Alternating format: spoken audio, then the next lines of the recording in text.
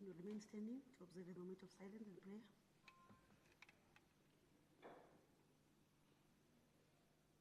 Thank you. May sit.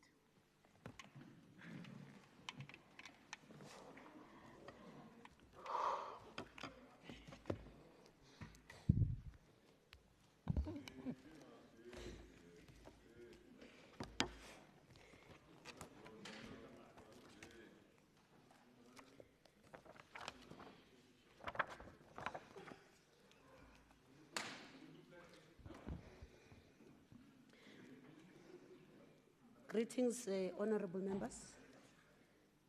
Order on my right. Bayek. Greetings, honorable members. Our day begins now. We'll go right to it.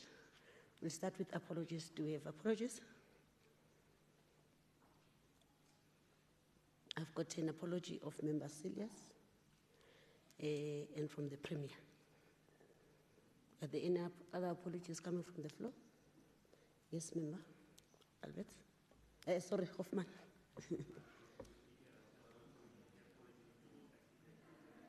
Your mic.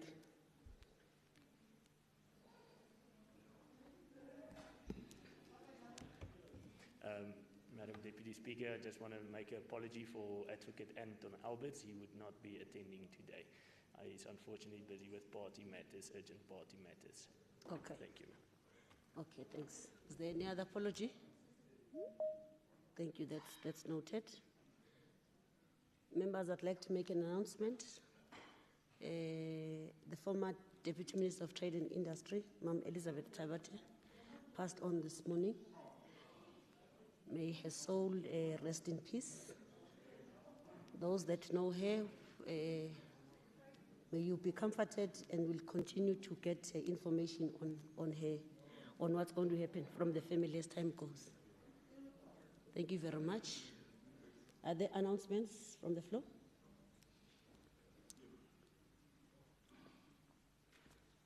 Nothing? Okay. Thank you very much. Do we have member statements? Honorable Malima? Honorable Mabunda, please be ready after that.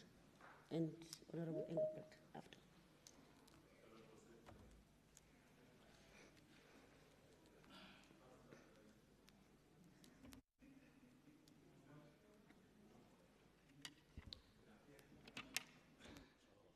Thank you so much, Madam Deputy Speaker. In accordance with the dictates of Rule 81, Sub-Rule 1, I, Honorable Paul Malima, wishes to table the following member statement on the passing of the President of Tanzania, Dr. John Pombe Magufuli. Madam Deputy Speaker, the people of Tanzania are mourning the passing of their President, Dr. John Pombe Magufuli, who passed away last week. I take this opportunity to pass our deepest heartfelt condolences to the bereaved family of Dr. Magufuli and the people of Tanzania at large. Dr. Magufuli was one of African leaders who put the interest of his people before his own. He was a selfless leader. As the ANC were deeply saddened by his passing. Yesterday, the ANC in Gauteng hosted a memorial service in honor of President Magufuli. The organization hailed him for his bravery and the role he played in the betterment of the lives of his people. President Magufuli will be remembered for his intolerant approach to corruption and effectively improving the infrastructure and reconstructing the economy of Tanzania. We mourn with the bereaved family of Dr. Magufuli and the people of Tanzania in this painful and difficult moment. Tanzania played a very significant role in our liberation struggle. The country served as a base for freedom fighters across the African continent. Tanzania was also a home to many refugees who had to forcefully leave their homes either due to war or colonial oppression. The ANC in particular found a shelter and support of Tanzania during the struggle against apartheid. May the harmless departed soul of President Magufuli rest in eternal peace. Thank you very much, Madam Deputy Speaker. Thank you, Honorable Member. Honorable Mabunda. Thank you, Honorable Deputy Speaker. In accordance with Rule 81.1, I, Petros Mabunda, tables the following member statement on the harassment of an African man wearing traditional attire. A video where an African man wearing a Ndebele traditional attire was harassed inside the Click store at Boulders Mall in Midrand surfaced online this week. In the video, the young man was accused of being inappropriately dressed in his traditional attire. The video further shows a center manager instructing the man to leave the mall. In a democratic and diverse country as South Africa, it is disgusting and infuriating that 27 years into democracy and during Human Rights Month, we have an African discriminated against for being African in Africa. The message in this discrimination is clear, and it is that Africans can only practice their culture as long as it... Honorable members, those who are attending virtually. We have 200,000 vehicles, 80% of that can be exported. Whose mic is on? Sorry. There's a private meeting going on. Members, those who are attending virtually, you are disturbing the session. I can still throw you out even if you are not here. Thank you.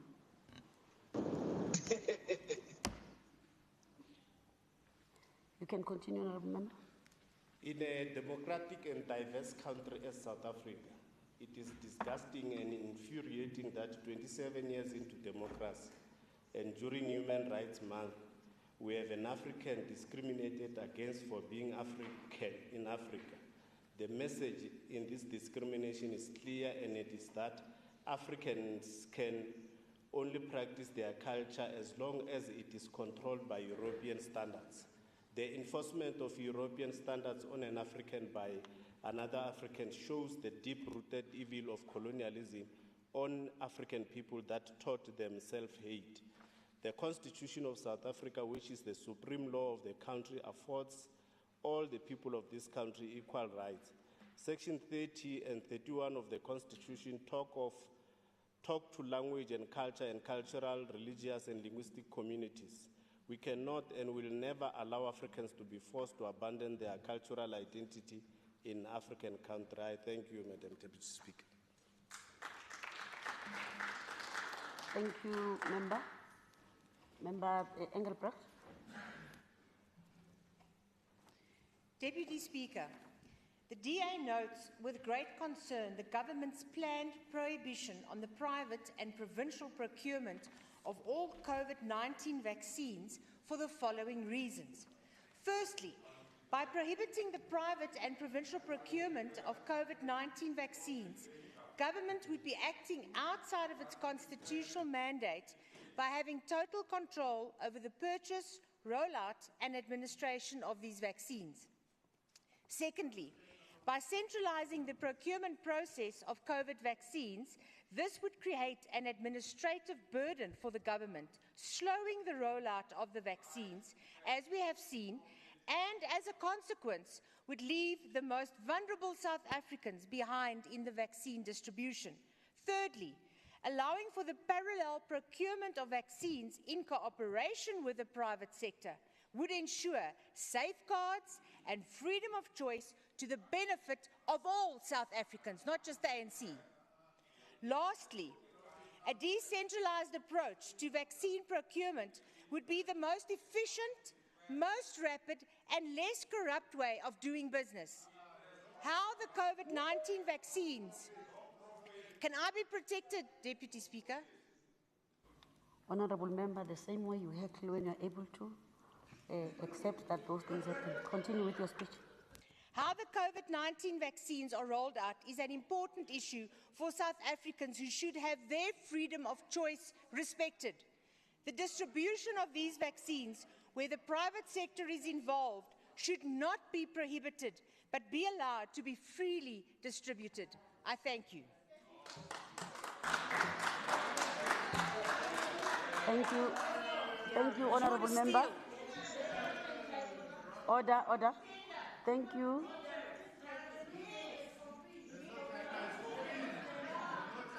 order, order, order. Order. Honorable Chief Whip, order. Honorable Chief Whip of the Majority Party, will you please present a motion without notice? That's you.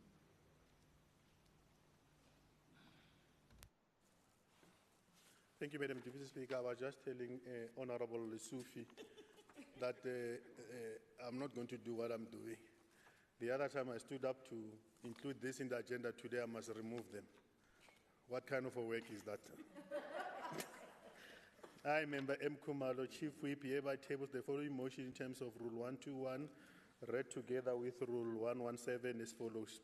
Noting that the Education Portfolio Committee report on FIS emanating from 2018-19 financial year on annual report process, named an assessment of support provided to public special schools in Gauteng province.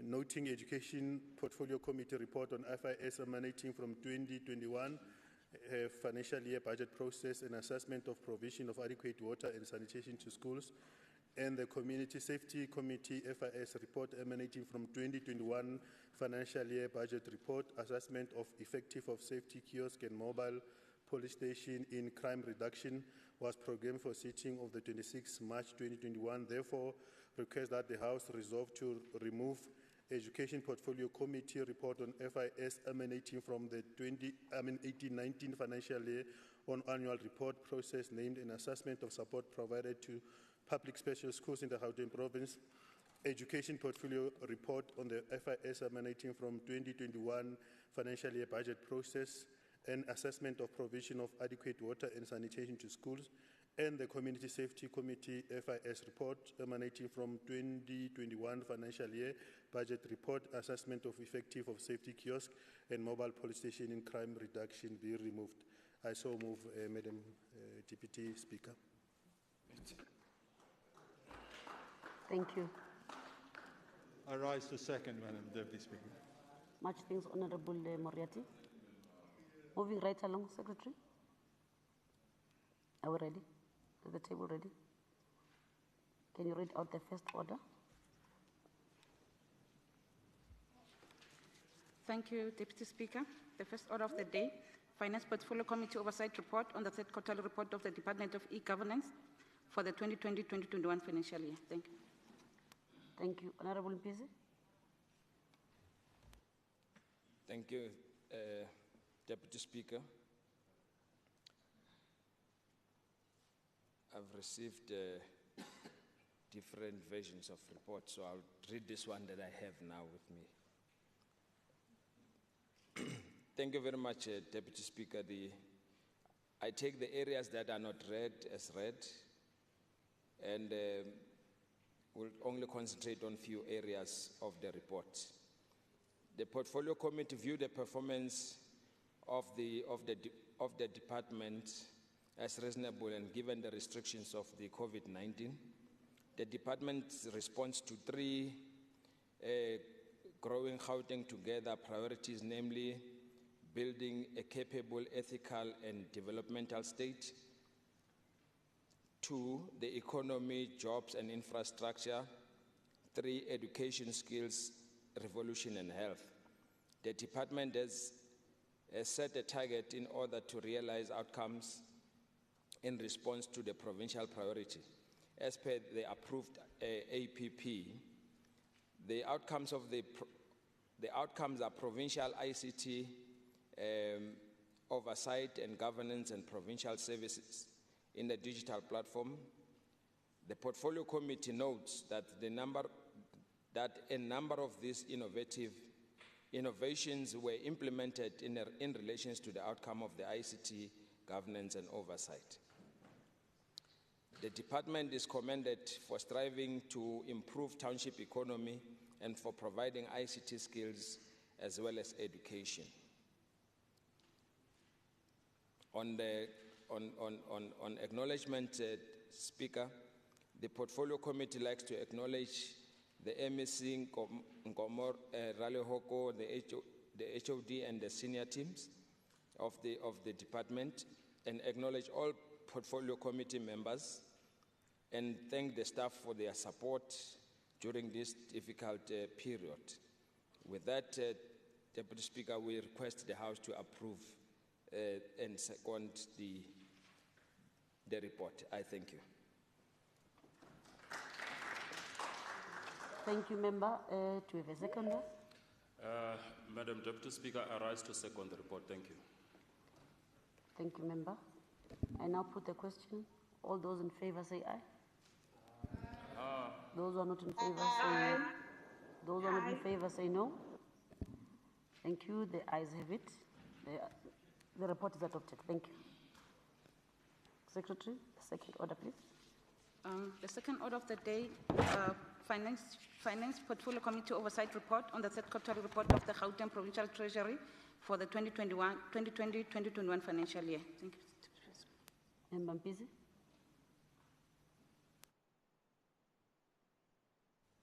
Thank you very much again, Deputy Speaker. I'll take the areas that I'm not going to read as read. I'll focus on the detail of the report. The Portfolio Committee noted with appreciation that the GPT paid all 231 of its suppliers within 30 days after receipt of correct invoice. Though not legislated, 98% of the 231 suppliers were paid within 15 days. On Program 2, the Sustainable Fiscal Resource Management, under this program, Madam Deputy Speaker, the Portfolio Committee noted with appreciation that all 5 performance indicators earmarked for this quarter were achieved. In order to enhance sound finance in the province, the Portfolio Committee commended the GPT for tabling a credible adjustment budget in line with the prescribed timeframes. Over and above, the Portfolio Committee commended the GPT for achieving unqualified audit outcomes for the PRF with no other matters, thereby ensuring liquidity within the province so that the province can meet its obligations of providing service delivery. On Program 1, Madam Deputy Speaker, of the 6 planned performance targets under this program, GIFA also achieved the performance target. The Portfolio Committee noted that in an effort by GIFA to meet the needs of their employees while promoting its goals, the following were achieved through human resource management and development strategy. The Portfolio Committee further noted with the implementation of the organization-wide communication and stakeholder relations strategy, stakeholder engagement and site visits were conducted to Bokamoso Barona Initiative Project and Silverton Automotive. On Project 2 of the Project Development and Compliance, of the 3 planned performance targets applicable to this program, for the period under review, GIFA did not achieve all the performance targets, albeit it achieved partially 1 performance target. The Portfolio Committee noted that the decision was awaited following engagement with the Western District Municipality and the City of Johannesburg Roads Agency. However, GIFA will continue to engage with all relevant stakeholders to finalize sourcing of projects by the end of the 4th quarter. However, the Portfolio Committee is concerned that Project Steering Committee is ineffective in view of the protracted decision-making process. The Portfolio Committee further notes that the RFQ forms part of the TVR 11A application, which enables the project to be released to the market. The Portfolio Committee looked at GIFA's underperformed on performance targeted relating to its core mandate, whose attainment is dependent on project owners. On the financial governance, the Portfolio Committee noted that all 2 performance targets under this program, pertains to compliance with legislation prescripts, all performance targets were met with some pockets of achievement.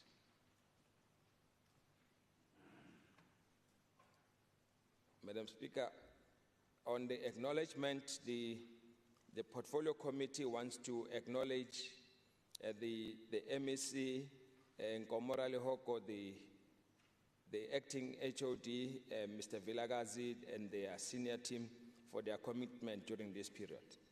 I want to commend all the Portfolio Committee members for their hard work during this difficult period. We also want to acknowledge and extend our gratitude to all our support staff for the job well done during this period. After due consideration, the Portfolio Committee unanimously adopted the third quarter performance report on the Gauteng Provincial Treasury for 2020-2021 financial year in terms of Rule 117(2)C, read with Rule 164. The Finance Portfolio Committee presents to this House and recommends the adoption of the Committee's oversight report on the third quarter performance report on the Gauteng Provincial Treasury for 2021. Thank you very much, Deputy Speaker. Thank you, member. Any seconder? Do you have a seconder? Dihamela stands to second the report. Thank you, member Dihamela. I now put the question. All those in favor say aye. Aye. Those who are not in favor say no. Aye. The ayes have it. Thank you. The report is adopted. Third order, please. Finance Portfolio Committee Oversight Report on the third quarterly report of the Gauteng Provincial Government for the 2020-2021 financial year. Thank you, Deputy Speaker. Member Mpisi. Thank you once again, Deputy Speaker. I'm earning my salary today. Madam Speaker, I take all the other areas that I'm not going to read as read. The Gauteng Provincial Government Quarterly Financial Performance Report, as tabled by the Gauteng Provincial Treasury, affords the Finance Portfolio Committee an opportunity to interrogate the financial position and monitor the financial performance of the GPG departments for the quarter under review. Furthermore, the tabling of the GPG's quarterly financial performance report ensures that the GPG departments are accountable to the Gauteng Provincial Legislature through the Finance Portfolio Committee. During the quarter under review, the overall GPG expenditure amounted to 101.7 billion, which is 70% of the adjusted appropriation of 146.3 billion. All GPG departments spent above 60%, except for the Department of Economic Development at 59%, COCTA at 58%, Road and Transport at 59%, e-government at 59%. And I must say this is quite disappointing, Speaker, that this department have spent that amount during this time of the period. Most of the departments spend above 70% of their budget. Of the adjusted infrastructure budget of 12.3 billion expenditure, of 8.3 billion, which is 68%, was realized at the end of the third quarter. Most departments performed equal and greater than 50%, apart from Department of Social Development, Sports, Arts and Culture, which reported an expenditure of 45% and 39% respectively, which is another concern, Deputy Speaker. Despite the GPG's department's legislature, financial performance, it is believed with easing of the lockdown restrictions brought about by the COVID-19 pandemic, the overall expenditure of the GPG department will improve in the next quarter. On committee's consent is about the following, Deputy Speaker. The Department of Social Development must present a high risk for underspending by the end of the financial year, given the number of months left before the end of the financial year. On the Department of Infrastructure, the DID might not be able to spend the remaining budget, especially if expenditure trends of 10% per month observed over the previous 3 months is not approved. On the committee recommendations, Deputy Speaker, after assessing the GPG state of finance, the Portfolio Committee recommends the following and requests for response by the 15th of April 2021. The Gauteng Treasury, the Department of Social Development, that the department should provide a report highlighting reasons for under expenditure under infrastructure and impact it has on service delivery. On the Department of Infrastructure,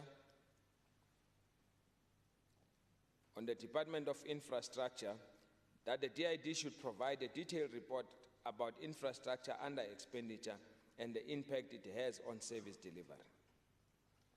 On acknowledgements, Deputy Speaker, the Portfolio Committee extends the gratitude to the Honorable MEC Nkomorale Hoko, the Acting HOD, Mr. Vilagazi, and the officials of the Gauteng Provincial Treasury for their cooperation during the consideration of the report. Appreciation for diligent dedication and commitment shown during the deliberations on the third quarter financial performance report process go to all members of the Finance Portfolio Committee, Mr. Malema, Honorable Malema, Honorable Dr. Dikhamela, Mr. Macheke, Mr. Moriarty, Ms. Randall, Honorable Dr. Masuku, Honorable Mazwi, Honorable Mukwebo. The committee's gratitude is extended to the following committee support staff: the Group Committee Coordinator, Mr. Budibe, Senior Committee Coordinator, Mr. Ntsane and Ms. Mujapilu, researchers, Mr. Settler and Ms. Chilwane, Senior Information Officer, Mr. Ntsibande, Media Officer, Mr. Dikola, Committee Administrators, Ms. Dibier and Mr. Mabuza, Service Officer, Ms. Msimang, Catering Assistant, Ms. Ntene, Hansard Recording, Ms. Singh. On the adoption, after due consideration, the Finance Portfolio Committee adopted the third quarter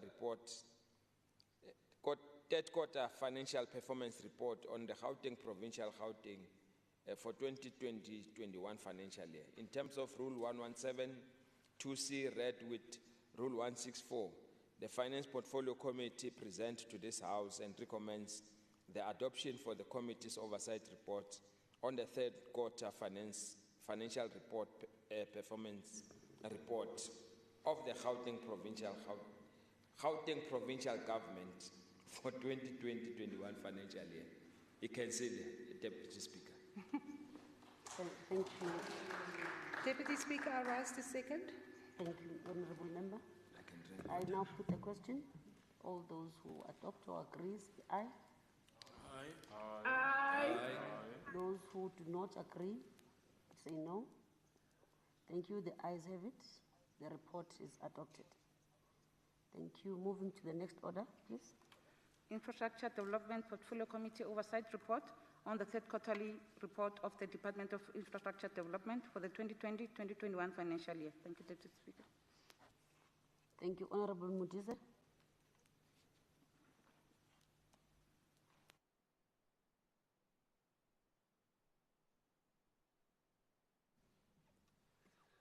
Thank you so much, Deputy Speaker. I request that parts of the report that are not going to be read be considered as read, and therefore will only concentrate on the few that I think are of importance. One is that this report has been developed in accordance with the sector oversight model, the GPL Committee Oversight and Accountability Framework, as part of the GPL project of standardization of oversight, accountability and reporting in the Gauteng Legislature. It further outlines the macro assessment, which looks at the overall performance of the department, the micro assessment, which focuses on program by program performance, This is done to determine if there's a balance between the department outputs, inputs, and outcomes. The committee approach this further focused on whether the department planned outputs have been achieved and whether the allocated funds have been effectively and efficiently utilized to ensure value for money. This assessment forms part of the oversight work that is continuously carried out by the committee to evaluate the implementation of programs against set target and expenditure for the period under review. And therefore, Deputy Speaker, I'll go to committee concerns.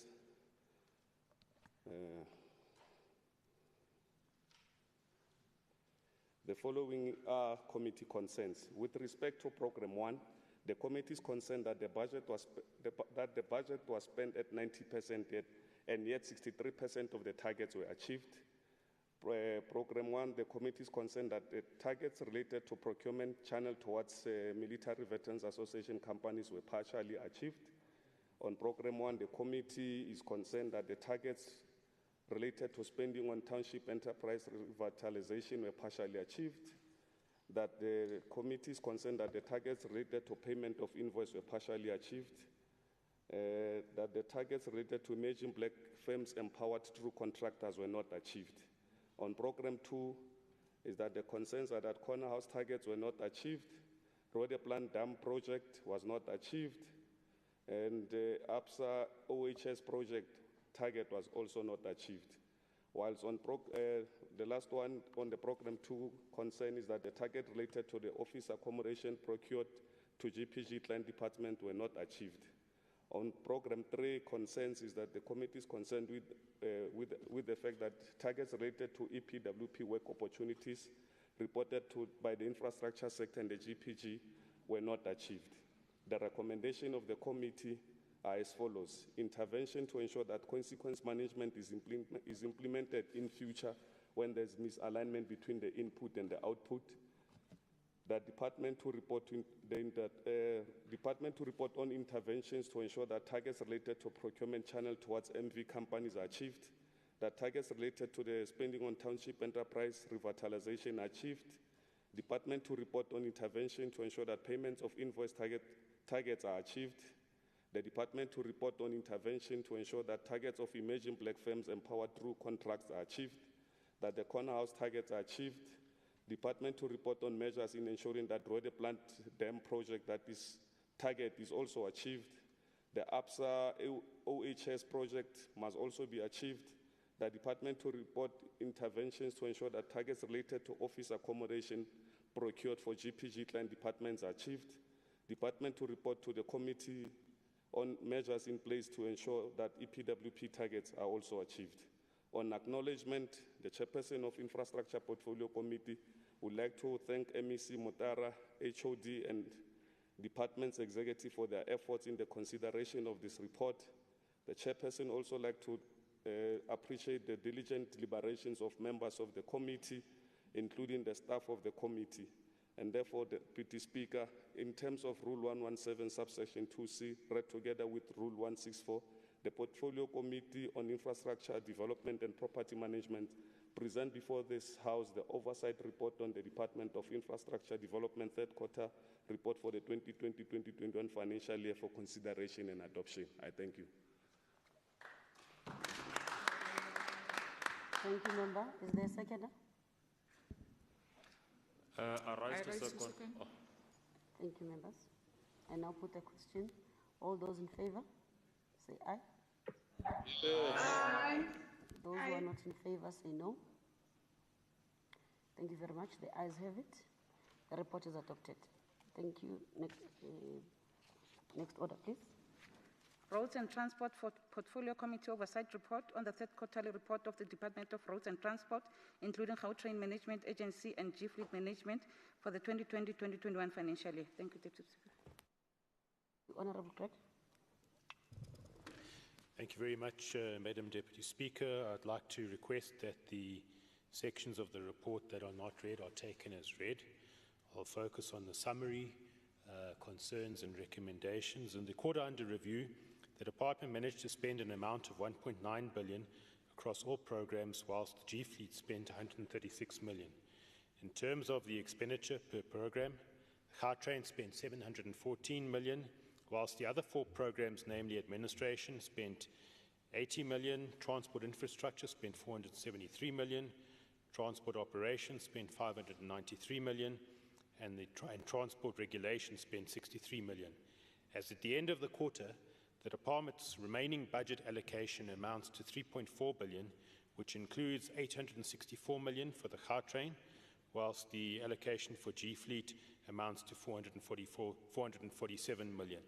Whilst the committee is concerned with the level of the remaining budget for the department and G-Fleet, the committee is of the view that the second adjustment budget has in one way assisted in resolving underspending in some of the programs. However, the committee noted underspending is unavoidable in the subsidised bus contracts, transport infrastructure projects and the administration program due to vacant posts not yet filled due to the organisational structure review processes underway. The committee noted that the department and entities were able to contribute to 2 strategic objectives, namely Priority 1, building a capable, ethical and developmental state, and Priority 2, economic transformation and job creation. The achievements noted included, amongst the others, the payment of 90% of SMMEs and township businesses within 15 days, 19% of the department's discretionary procurement spend directed towards township suppliers, practical completion of the road P175 in Vanderbijl Park, installation of 1,636 subsidised buses with electronic monitoring devices to improve the reliability of the subsidised bus services to commuters, and this was done through the small monitoring firms, introduction of the taxi cadet program, and conducting of interviews and shortlisting for experts for the Transport Authority Gauteng Board, which is underway and awaiting approval of the Executive Council the next quarter. On GOD and township economy procurement targets, the committee noted that the department and entities did spend on procurement targets related to HDRs, namely women, youth and people with disabilities. However, the department noted that the procurement spend on women and people with disabilities and township suppliers was underachieved. As an intervention measure, the department and entities have resolved to look at performing partnerships between small, medium and micro enterprises for subcontracting purposes in cases of bigger contracts. On the payment of suppliers within 15 to 30 days, the committee noted that the department and entities were able to pay almost all of their invoices within the quarter, and in support of township economy, 90% of township SMMEs and township businesses were paid within 15 days. With regards to the subsidised bus contracts program, the committee noted that the department was able to install 1,636 electronic monitoring units in various operators' buses. As in the previous quarter, on areas of underachievement, the committee noted that the department was supposed to advertise 3 bus contracts in the quarter under review, and none were advertised even though the Minister of Transport had approved the amendments made to the model tender contract document. The committee is concerned over this continuous failure by the department, as these contracts were supposed to have been advertised on open tender by March 2020. According to the MEC, these delays will be investigated internally and responsible officials will be subjected to necessary disciplinary processes. The committee will await an update on the investigation and disciplinary processes. In relation to the entities, G-Fleet was able to achieve most of its planned targets, except for 3 clients who defaulted on the invoices for October and November 2020, which affect the planned revenue targets. On Gautrain, the committee noted the major challenge is the reduction in rail and bus passenger trips, which leads to a higher than expected projected patronage guarantee costs to cover for these losses incurred by the concessionaire. The committee noted that the future projections on travel will continue to be below the 50% pre-COVID travel patterns, and patronage fees are projected to rise over the MTF period. The committee requests that the department and agency should consider alternative models of limiting the patronage fees in the coming financial years. In conclusion, the committee will continue to monitor the performance of the department, focusing on the recovery plans on service delivery programs, specifically planned infrastructure projects and the Gautrain that were negatively affected by the lockdown restrictions in the quarter under review. Based on the recommendations stated below, the committee would measure the developments in the performance of the department and entities over time to ensure achievement of planned service delivery targets in line with the allocated budget. I move now to the concerns and recommendations of the committee. In terms of the concerns,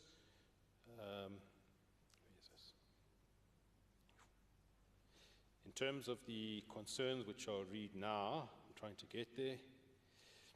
The concerns of the committee are as follows. With respect to expenditure allocated for HDRs, in particular women and people with disabilities, the committee is concerned that the department was not able to achieve its set targets on procurement expenditure to both women and people with disabilities. With respect to subsidised bus contracts, the committee is concerned that the department was not able to advertise on open tender the three subsidised bus contracts that were planned for the quarter under review. With respect to subsidised bus contracts, once again, the committee is concerned that the department was not able to advertise on open tender the new subsidised bus contracts that were planned for the quarter under review. With respect to rising patronage guarantee costs, the committee is concerned that the patronage guarantee costs continue to rise due to COVID-19 lockdown and current travel patterns. With respect to responding to House resolutions, the committee is concerned that the department and entities are not responding in time to adopted House resolutions. In relation to recommendations, the committee would request that the various recommendations are responded to in detail in a detailed report by the 30th of April 2021. The recommendations are as follows: that the department and Gauteng Management Agency should provide the committee with a progress report on the intervention measures in place to achieve planned HDR targets, in particular for women and people with disabilities. That the department should provide the committee with a detailed report on the appointment of the three subsidised bus contracts that were planned for the quarter under review. That the department should provide the committee with a detailed report on the advertisement of the new subsidised bus contracts that were planned for the quarter under review. That the Gauteng Management Agency should provide the committee with a detailed report on the outcomes of the measures in place to reduce the patronage guarantee costs in the current financial year and over the MTF period. That the department provide the committee with a detailed report on the backlog as a result of lockdown regulations, indicating the number of applications affected by the lockdown, classification of applications, those processed successfully and outstanding. The report should also indicate measures that have been put in place to address the outstanding applications in line with current regulations from the National Department of Transport. And finally, that the department and entities should respond to all outstanding House resolutions as adopted by the House in 2020-21. The committee would want to express its appreciation to MEC Mamabolo, the HOD, officials in the Department of Transport and Roads and its entities for their support and cooperation during this process. I would also like to express my sincere thanks and gratitude to the honourable members of the Portfolio Committee on Roads and Transport for their support and cooperation in this process. And lastly, to the committee support team for their support and hard work in ensuring that this process takes place successfully. In terms of Rule 1172C, read together with Rule 164, the committee presents to this House and recommends the adoption of the committee's oversight report on the Gauteng Department of Roads and Transport, Gauteng Management Agency and G-Fleet Management Third Quarterly Performance Report for 2020-21. I thank you. Thank you, Member Craig. Do we have a seconder? I second the report. A second, thank you. Now, I now put the question. All those who are in favour say aye. Aye. Aye. Those who are not in favour say no. Thank you. The ayes have it. The report is adopted. Thank you.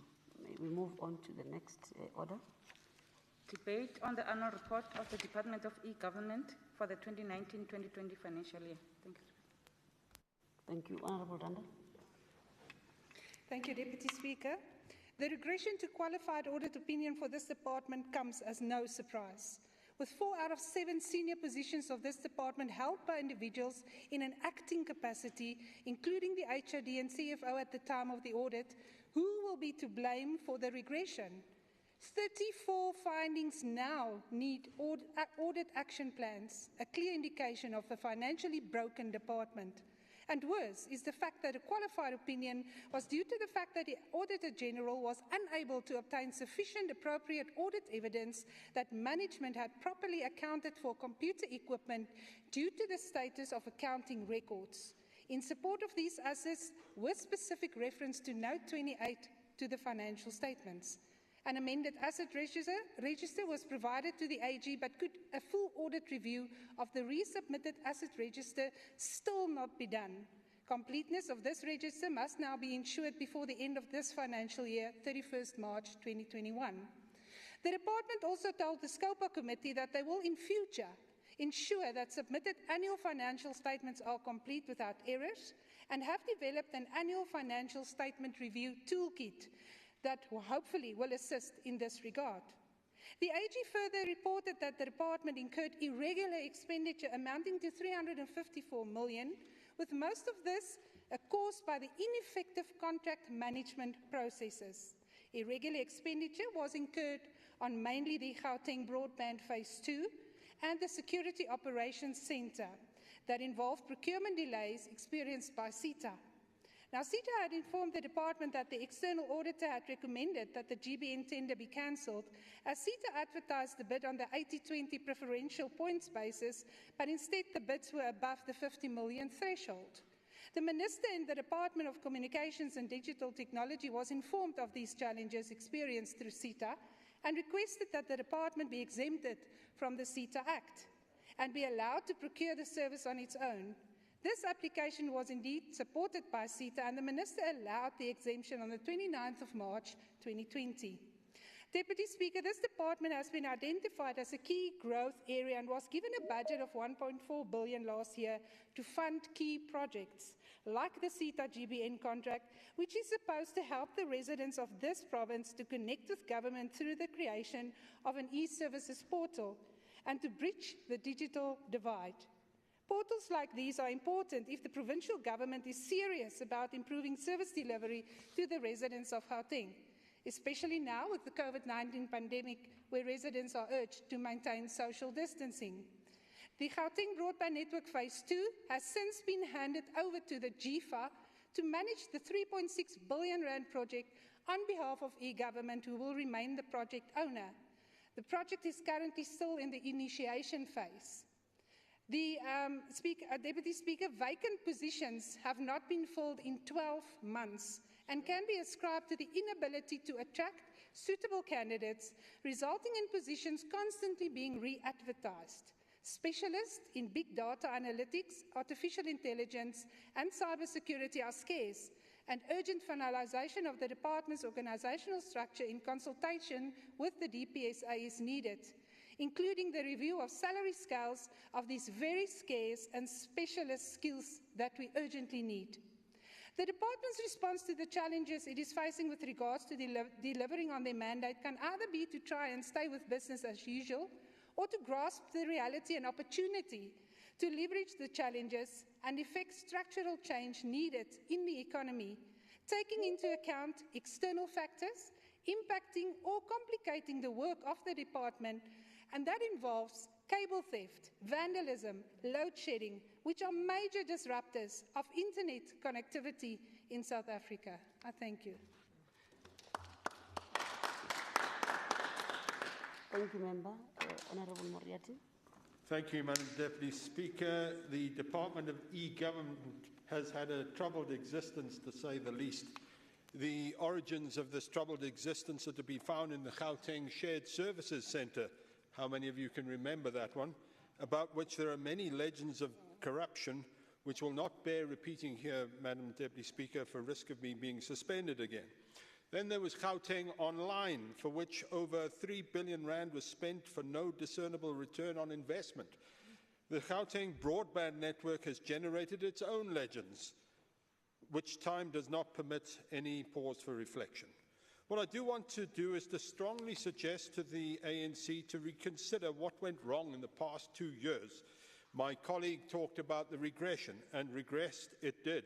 It wasn't long ago that e-government looked competent and received unqualified audits.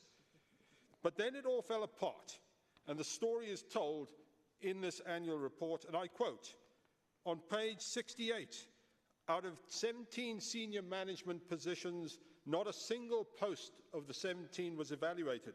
Out of 283 highly skilled positions, precisely 1 was evaluated. This tells me that there is virtually no human resource capacity, though doubtless these people exist, employed to do this kind of stuff, paid millions, and then seemingly doing nothing. On page 96, the Auditor General says she cannot confirm the existence of 847 million rands worth of computer equipment. So, colleagues, the core business of e-government is ICT, yet this core business of computers is something of which 847 million rands worth of assets could not be verified because of any the lack of any form of asset management. On page 97, the Auditor General says financial statements weren't presented in the prescribed format. Surely accountants know how to format financial statements. Yet it would appear that we have a failure of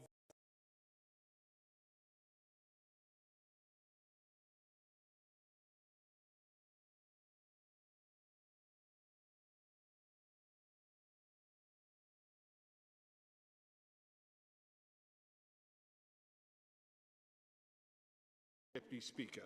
Well, for me, it's very simple. The former HOD of this department seemingly had a good reputation as HOD of education.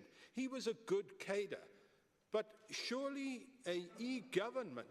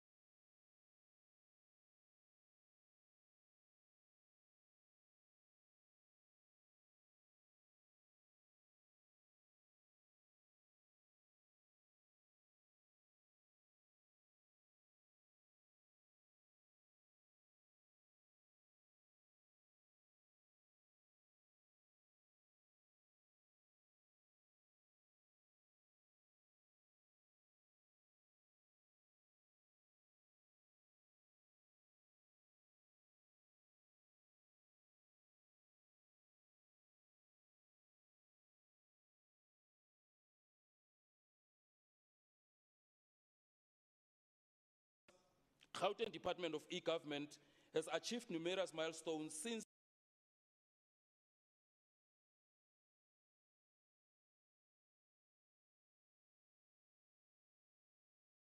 school online applications, SAP ESS, and the implementation of voice over internet protocol connection, which has reduced telephone communication costs between departments.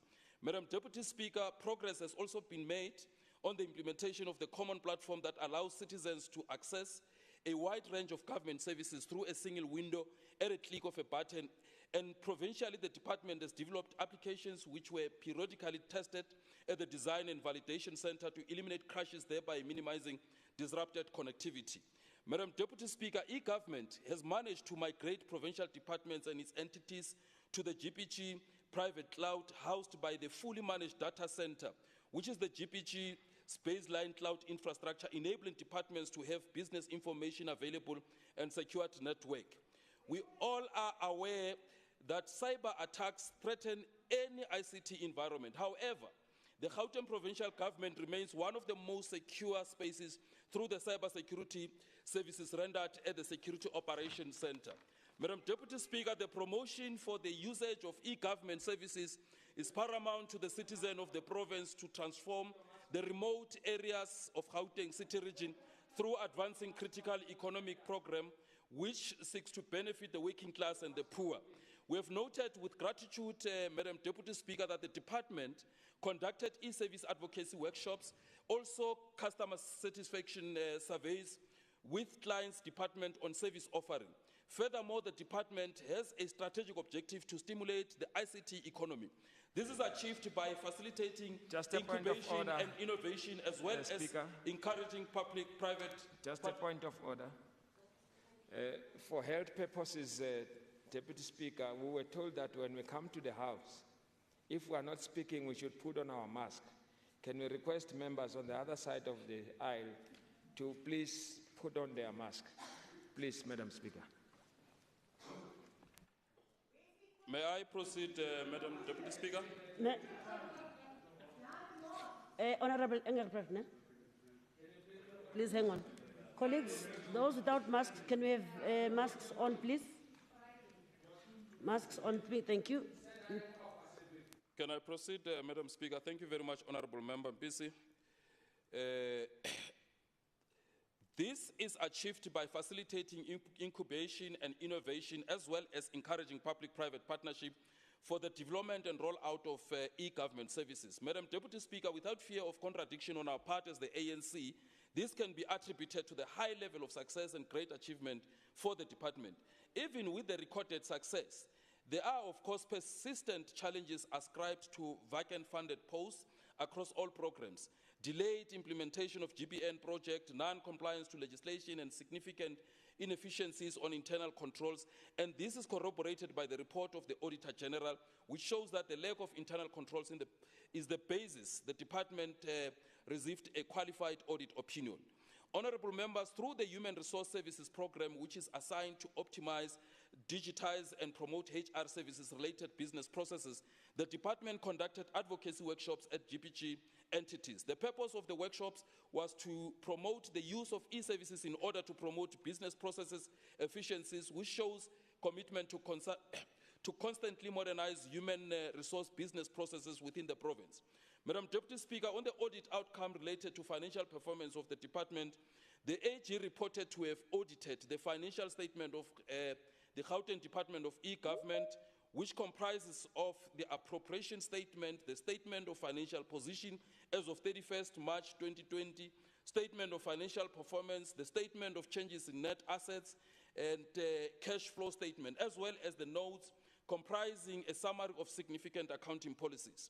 The AG indicated that the financial statement of Gauteng Department of E-Government present fairly in all material aspects the effective financial position of Gauteng Department of E-Government as of 31st March 2020, and its financial performance and cash flows for the year ended in accordance with the modified cash standards and the requirements of PFMA. Madam Deputy Speaker, the Sixth Administration has a duty to maintain and even surpass the track record of the previous administration. During the 5th administration, we improved clean audit outcomes from 54% to 65%, and the balance of the departments and entities obtained unqualified audit reports. We eliminated disclaimers and adverse findings completely from the audit outcomes of the province because we cracked the whip for better achievements, demystified by social and economic emancipation of Gauteng residents. Honorable Deputy Speaker, the ANC-led government acknowledged the challenges encountered by the department, and through oversight we will ensure that the department implements accountability measures and consequence management to avoid poor performance of Gauteng provincial departments during the year under review. The e-government is continuously supporting and capacitating the affected entities for them to comply with PFMA and other funding requirements model which related to minimum norms and standards for different fields of services. Despite the challenges, Madam Deputy Speaker, Gauteng Department of E-Government remain committed in its service delivery objectives to advance the struggle of human emancipation for economic empowerment, to alleviate poverty and improve socio-economic conditions of Gauteng city regions, to advance national democratic revolution and service delivery in general. Madam Deputy Speaker, the ANC-led governance believes in integrity, accountability, ethical leadership, and morality of leading transformational agenda under the auspices of e-government as a cornerstone to change lives of people for new system ICT and other key economic services, which was demonstrated on many occasions for historic legacy to pursue the 6th administration mandate given by the people of Gauteng effectively. As ANC, Madam Speaker, we do have confidence on our provincial government to lead Gauteng communities for the better life of our poor and working class. I want to thank you for this opportunity to address this August sitting. Thank you very much, Madam Deputy Speaker.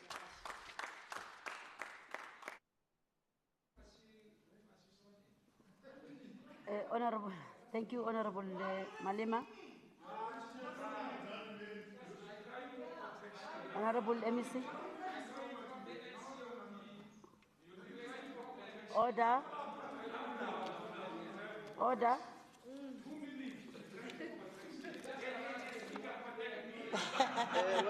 Well done, Mushabi. Thank well you, done, Madam Mushabi. Deputy Speaker. Madam Deputy Speaker, Speaker, Honorable Premier, Honorable members of the Executive, members of the House, Chief Whip, and leaders of political parties, the people of Gauteng, I have an honor to highlight some of the key achievements that we have made in 2019-20 financial year, as tabled in our annual report. Madam Deputy Speaker, the department has continued to implement the strategic plan aligned to provincial TMR pillars. In the financial year under review, the department continued to implement the rollout of Gauteng broadband network by providing connected sites with VoIP and telephone and maintenance of existing connected sites. At the end of 2019-20, VoIP was activated in 30 GBN sites, resulting in telephone cost savings. The department has supported again 20 township-based entrepreneurs to stimulate the township economy. In addition, we have 6 ICT services that were tested by Dev Center and implemented accordingly. ICT indeed is still our core of the existence of this department, and thus our primary focus is to ensure that ICT infrastructure and network required for connected is there for Gauteng City region and is being built. We are maintaining it and is available to our citizens and communities through GBN. In line with industry standards, the department has established a hybrid cloud solution with data and applications from Gauteng provincial government, and they are securely stored and hosted. The current Gauteng data digital platform operates on the hybrid cloud infrastructure, it's Gauteng digital platform that operates on the hybrid cloud infrastructure, which lays the foundation of all future ICT innovation in the province. The department will continue to maintain the existing GPN as well as provide voice over internet protocol and local area network. In addition, the department is busy upgrading the core network nodes to ensure that the necessary advanced future engineering binaries and patches are made available to GBN environment for modernization of the province. With the limited resources that we're having, the department is working with the Gauteng Infrastructure Financing Agency and the Economic Development, which is DD, to commercialize broadband connectivity. Commercializing Gauteng broadband will attract public-private partnerships and funding opportunities to roll out connectivity into poor, marginalized communities. And we will be presenting to the committee as soon as we've finalized everything, because it's at a final stage now. To ensure the confidentiality and integrity of the Gauteng provincial government ICT infrastructure, the department will implement again the provincial cybersecurity strategy and manage the Gauteng Security Operations Center on behalf of the province.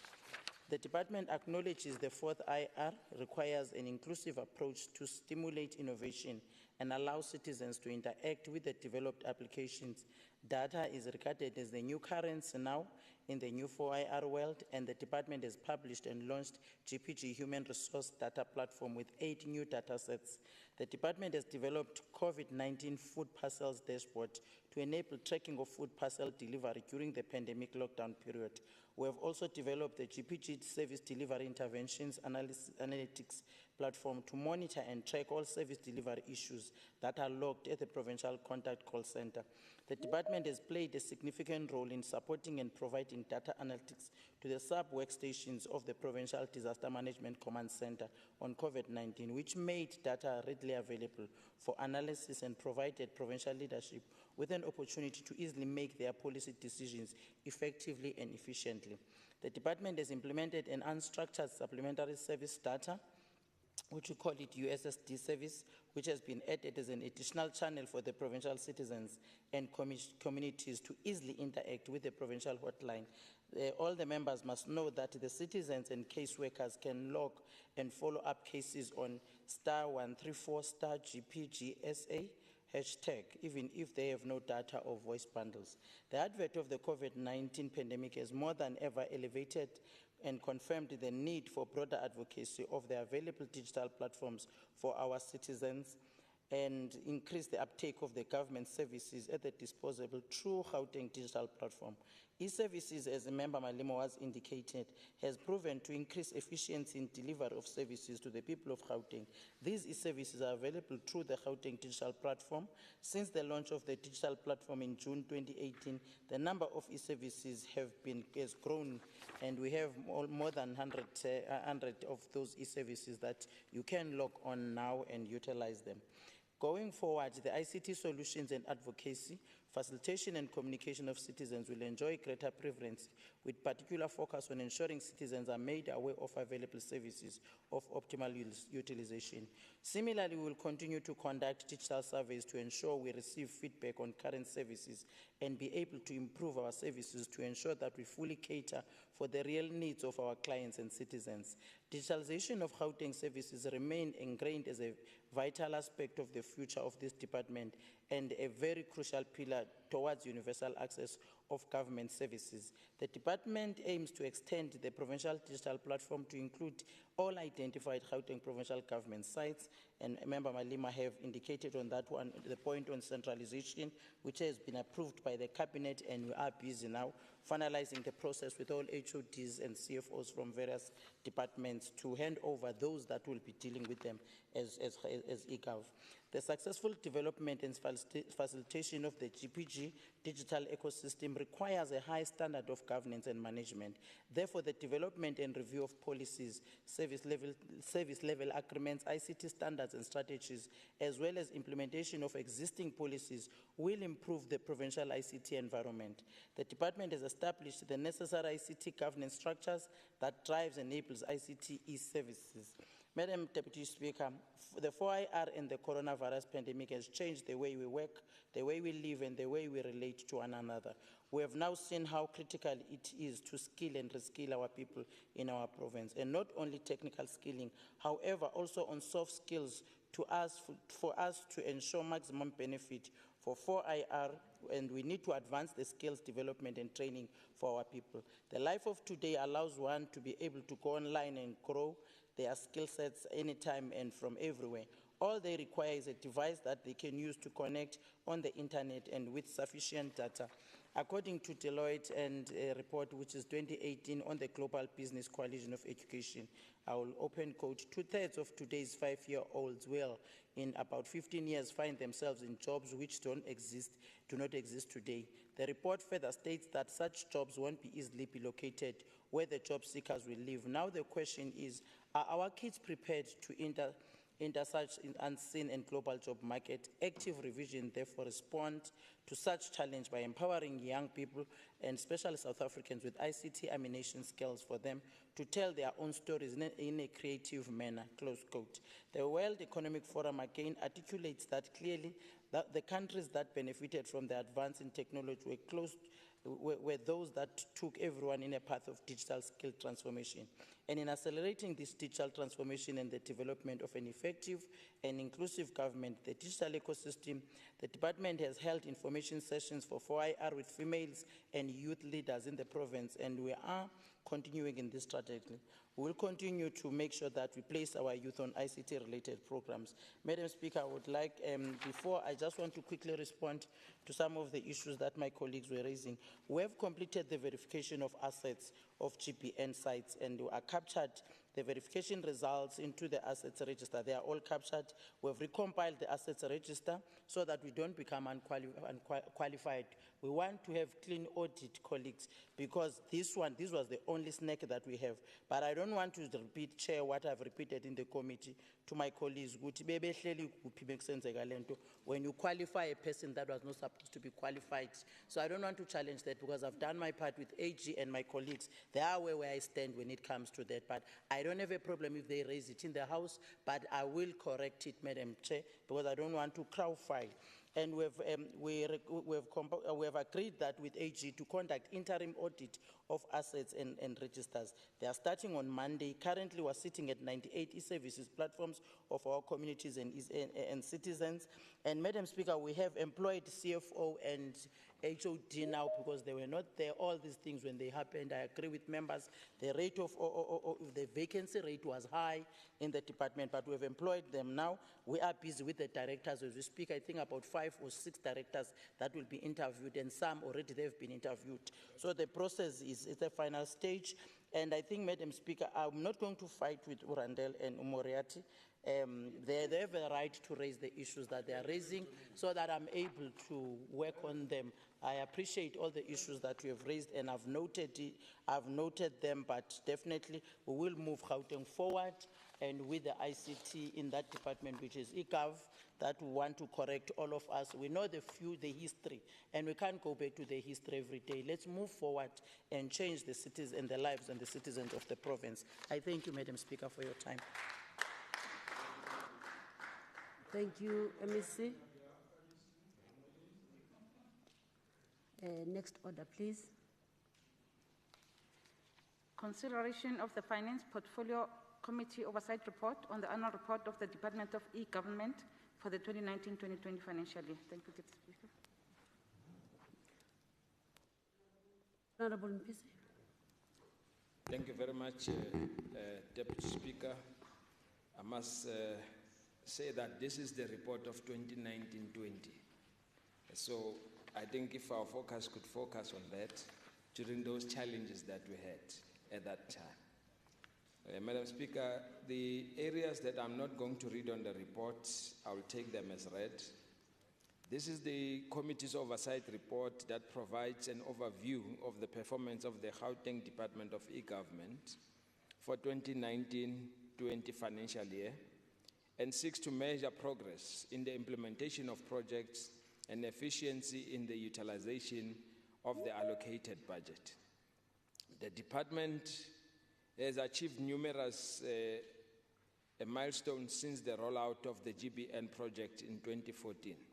This includes, amongst others, Deputy Speaker, a rollout of ICT infrastructure, e-services, and the implementation of voice-over internet protocol connection, which has reduced telephonic communication costs between the departments. Progress has been made on the implementation of the common platform that allows citizens to access a wide range of government services through a single window at the click of the button. provincially developed applications are periodically tested and at a design and validation center to eliminate crashes, thereby minimizing disruption connectivity.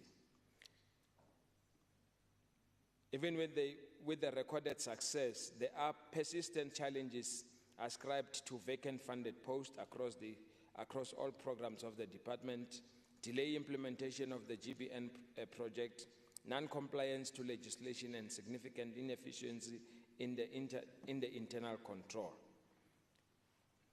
On the oversight performance verification, Madam Speaker, the Portfolio Committee mandated support staff to conduct a situational analysis at various sites on a rollout of the GBN project and impact it has on the citizens of Gauteng. The GBN is implemented within the ICT Shared Service Program. Site inspections were conducted in various sites around the Ekurhuleni Metropolitan and Sidibeng municipality. The Portfolio Committee is of the view that the department, through a rollout of GBN projects, improve the lives of the people around the province by providing connectivity to the government services and improves productivity by limiting inefficiency of clients or GPG departments. The Portfolio Committee, during the year under review, notes with concern that the department has regressed from the progress made with regard to assets management, in that the asset register for the Gauteng broadband asset computer equipment is not well maintained and adequately reconciled to the records. The Portfolio Committee is of the view that the department does not conduct regular verification of assets and does not also have procedure manual to implement the provisions of the asset management policy. As a result, the Portfolio Committee will engage the Auditor General and the Gauteng Auditor structure periodically. On the contract management, Madam Speaker, the Portfolio Committee urges the department to manage the center with diligence to avoid cyber attack on provincial network. The Portfolio Committee notes with concern that the commitment to investigate negligence are the same commitments made in the previous financial year. However, the findings of the investigations remain unknown to us. On the performance verification, the Portfolio Committee registers the same concerns with the department during the consideration of the third quarter reports, where evidence for service rendered could not be verified due to poor quality of data provided by partners. The department confirmed that the lack of accurate and complete records relates to the systems that was used to validate the number of users that accessed e-services and digital platform and experienced challenges with partners to submit required data to verify the performance.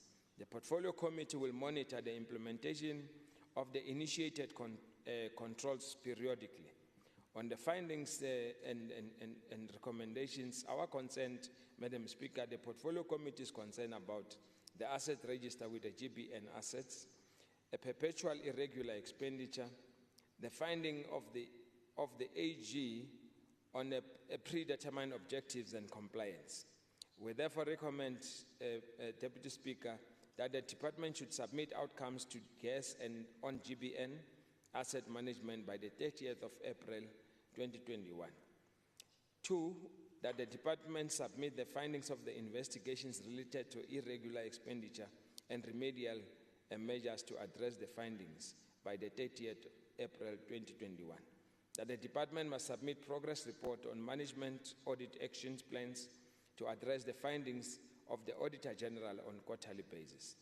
On acknowledgement, the Portfolio Committee extends the gratitude to Honorable MEC Nkomora Lihoko, the Head of Department, Mr. Cyril Baloyi, and officials of the department for their cooperation during the consideration of this report.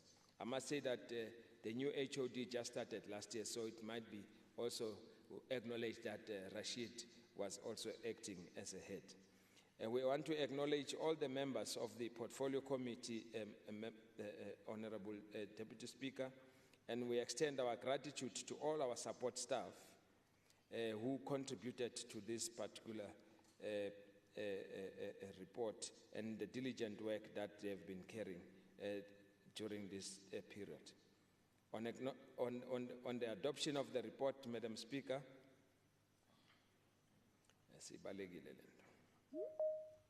technology.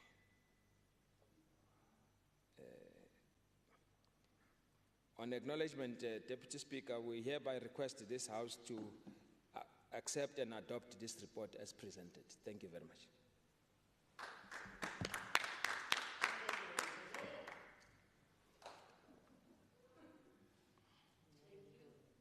Honourable Member, do we have a seconder? I rise to second the adoption of the report, Madam Deputy Speaker. Thank you. Okay, now put the question. All those in favour say aye. Aye. Aye. All those not in favour say Aye. no. Thank you. All those not in favour say no. Eh? Oh. Thank you. The ayes have it. The report is adopted. The next order, please. Debate on the annual report of the Gauteng Provincial Treasury for the 2019-2020 financial year. Thank you, Deputy Speaker. Thank you, Honourable Randa. Thank you, Deputy Speaker. Let me start by acknowledging the work done by the officials in this department under the capable leadership of the former HOD Nomfundo Chabalala, who has since resigned. The Gauteng Provincial Treasury sustained a financially unqualified opinion with no findings in performance information and compliance with laws and regulations audit outcome. But Speaker, back to present day and time, South Africa is at a crossroads, a perfect storm of bad governance, economic policy indecisiveness, COVID-19 corruption, and credit rating downgrades. Who will be left behind? The poor and vulnerable people in this province and the country. Deputy Speaker, the big C is defined as slang for cancer, as it's a growing health and socio-economic concern throughout the country and the world. But Deputy Speaker, in government, we also see how the big C's crushes hopes and dreams of so many in our province. These big C's include corruption, consequence management or the lack thereof, cadre deployment, constraints in terms of supply chain management and procurement planning. We see costs in terms of expenditure. Without corruption, we would be creating more sustainable jobs in our provinces. The financial resources would be spent effectively, efficiently, and economically. Less forensic investigations and disciplinary hearings would mean even more funds available to assist with economic transformation and job creation. But, Deputy Speaker, corruption is becoming a human rights issue. It deprives citizens of the rights and opportunities they need and deserve, and feed further injustice by eroding the institution meant to protect them. With consequence management and decisive leadership, officials would be effectively executing plans and achieving set goals. This is the only time when the plan of growing Gauteng Together 2030 will be achieved as a collective vision. Speaking of goals, the department met most of its performance targets with a final 87% achieved, slightly down from the previous year when they achieved 93%. The GPT has the responsibility to support all departments and public entities in tracking the implementation of audit recommendations, yet we have seen as members of SCOPA how the same recommendations are made year after year without any meaningful progress or implementation. They also have an advisory mandate to support municipalities and prevent under-expenditure on infrastructure projects, and in so doing contribute to sustainable local government, reducing youth unemployment and look for alternative sources of funding as municipalities are in a crisis when it comes to their finances worsened by the COVID-19 pandemic. Deputy Speaker, on Monday, November the 10th, 2014, the then MEC Barbara Creasy for Finance and MEC for Roads and Transport, Ishmael Wadi, officially unveiled the open tender pilot project to restore public confidence in the provincial government's tender process, improve transparency of the process and ensure compliance with SEM provisions of the Public Finance Management Act.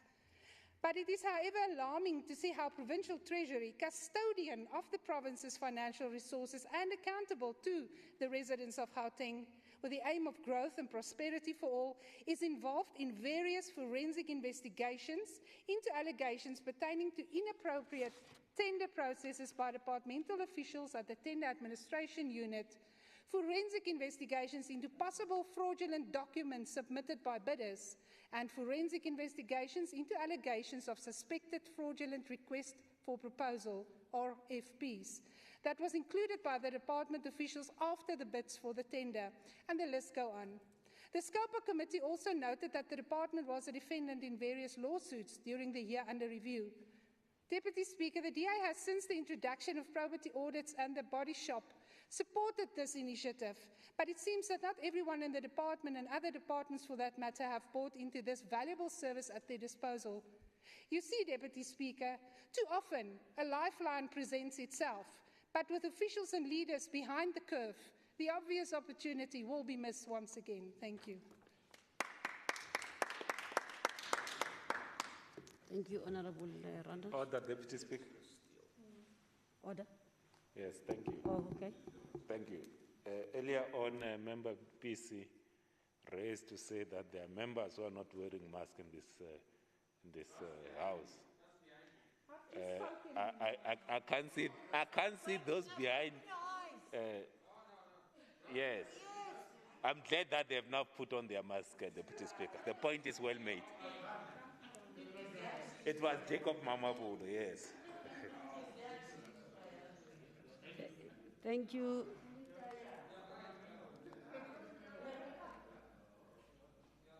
Honorable Pitch.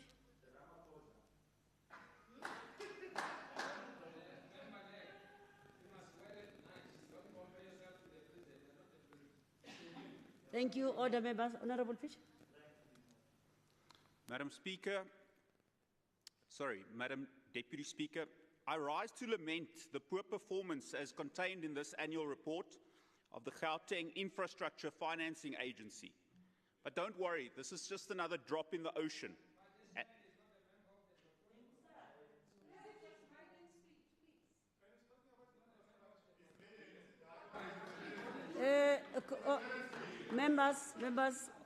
Members. Order. Honorable Pitch, you will not be interrupted. An endless ocean, Madam Speaker, of missed opportunities, mismanagement and incompetence. The DA's vision for an open opportunity society for all is a simple one. Invest heavily in infrastructure, which leads to improved service delivery, create jobs and grow the economy. Thus, institutions such as Westgrow in the Western Cape is central to this ideology. With more than 5 billion rand in foreign direct investment and 3,000 new jobs achieved, thus far exceeding its own targets, GIFA has been unable to meet these mandates. It could not ensure alternative funding for the Gauteng strategic infrastructure projects and has made no significant contribution in economic growth or job creation. GIFA has also been unable to assist the Gauteng province by not providing improved expertise on the rollout of major infrastructure projects. GIFA is not part of the solution, they are part of the problem. But don't worry, this is just another drop in the ocean. With targets not achieved, and it has only exacerbated Gauteng's lack of resources. The annual report of the Department of Economic Development has indicated fruitless and wasteful expenditure to the amount of 4,690,000 rand. 3.3 million rand was lost related to the jewelry manufacturing precinct, a GIFA project in the implementation phase due to rework, reallocation, and redoing of necessary planning and design activities that were supposed to be corrected by the very existence of a competent GIFA.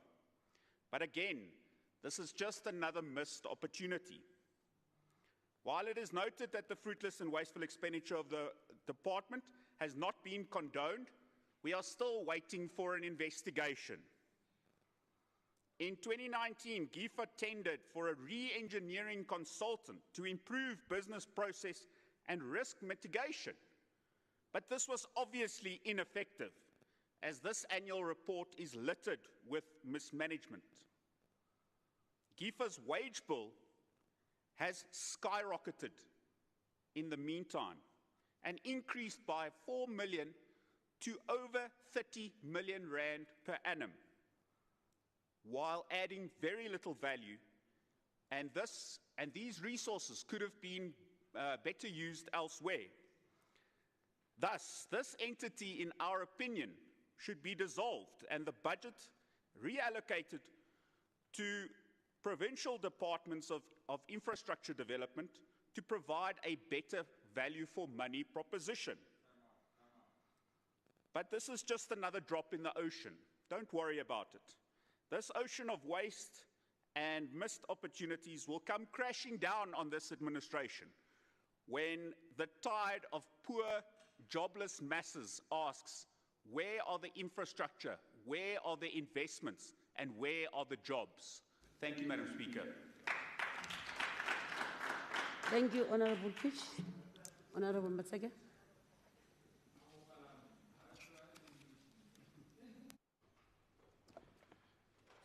Thank you very much, Deputy Speaker. I'm surprised that Honorable Pitch is debating and I hardly see him in our meetings. Anyway, let me focus on my prepared speech, Deputy Speaker. Honorable Speaker, we have joined virtually, Honorable Deputy Speaker, Honorable Premier. We have also joined virtually, Honorable Chief Whip of Majority Party, Honorable Deputy Chief Whip, Honorable MECs, Honorable Members, people of Gauteng who have joined us from different media platforms. Deputy Speaker, it is an honor to debate the annual report of the Gauteng Department of Provincial Treasury, the ANC-led department with a huge responsibility of managing the finances of the province on behalf of 15 million people who call Gauteng their home. I must indicate that it's not an easy task, but a task that MEC Nomantura Lohoko and her team of dedicated public servants have done with the utmost dedication and humility. Deputy Speaker, allow me to use the words of Julia Gillard when she said, and I quote, "Through hard work and education, we can deliver a strong economy and opportunity for all," close quote. I dedicate these words to the 706 women and men at Gauteng Provincial Treasury, majority of them being women, for their commitment in bettering the lives of the people of Gauteng. Charlotte Mateke is very proud of you. Deputy Speaker, the redress of the past economic imbalances and developing the economy for all to share its fruits is the ANC-led government imperative and priority. Economic freedom in our lifetime remains a cornerstone of our hard-fought democracy. Therefore, the ultimate priority of the ANC-led government is to urgently introduce programs that will stimulate economic growth. We are dealing with this annual report during a very difficult time in our lifetime, when most economies globally are facing hardships brought by the current pandemic, which has brought with itself economic hardships, especially for the poor of the poorest in developing countries. Our country and province was not spared.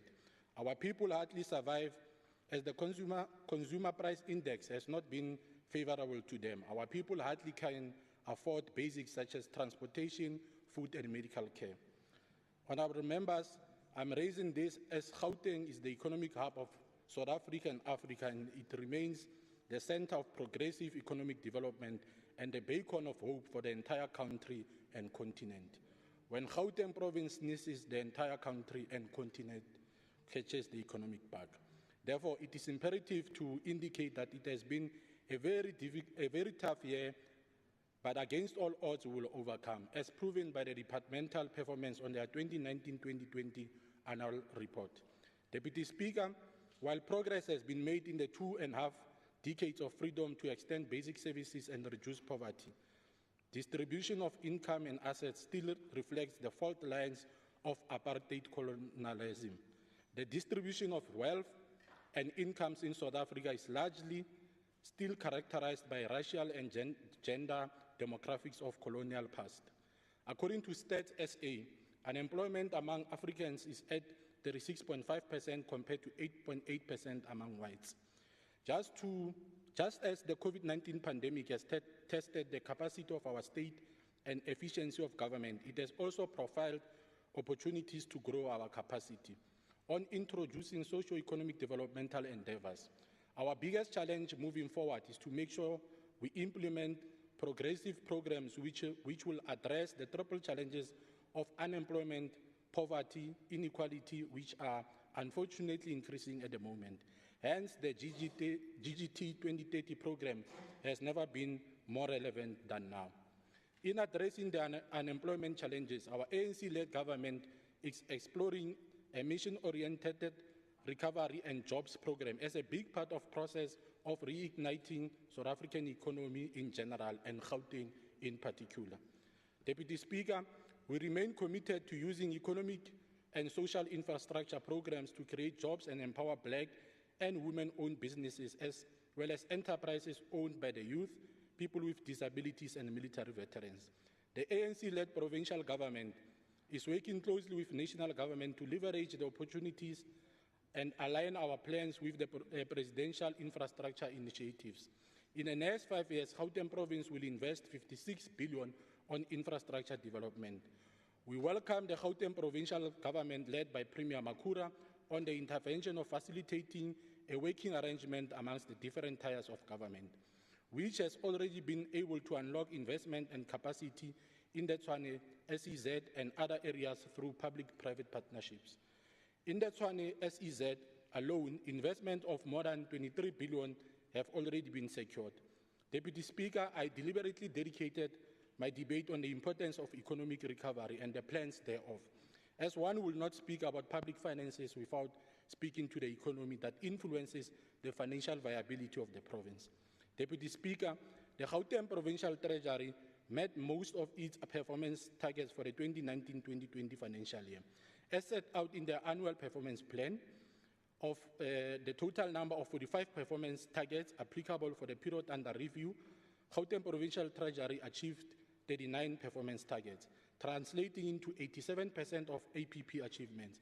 The 87% achievement compares favorably with the 93% of financial expenditure of the final appropriation.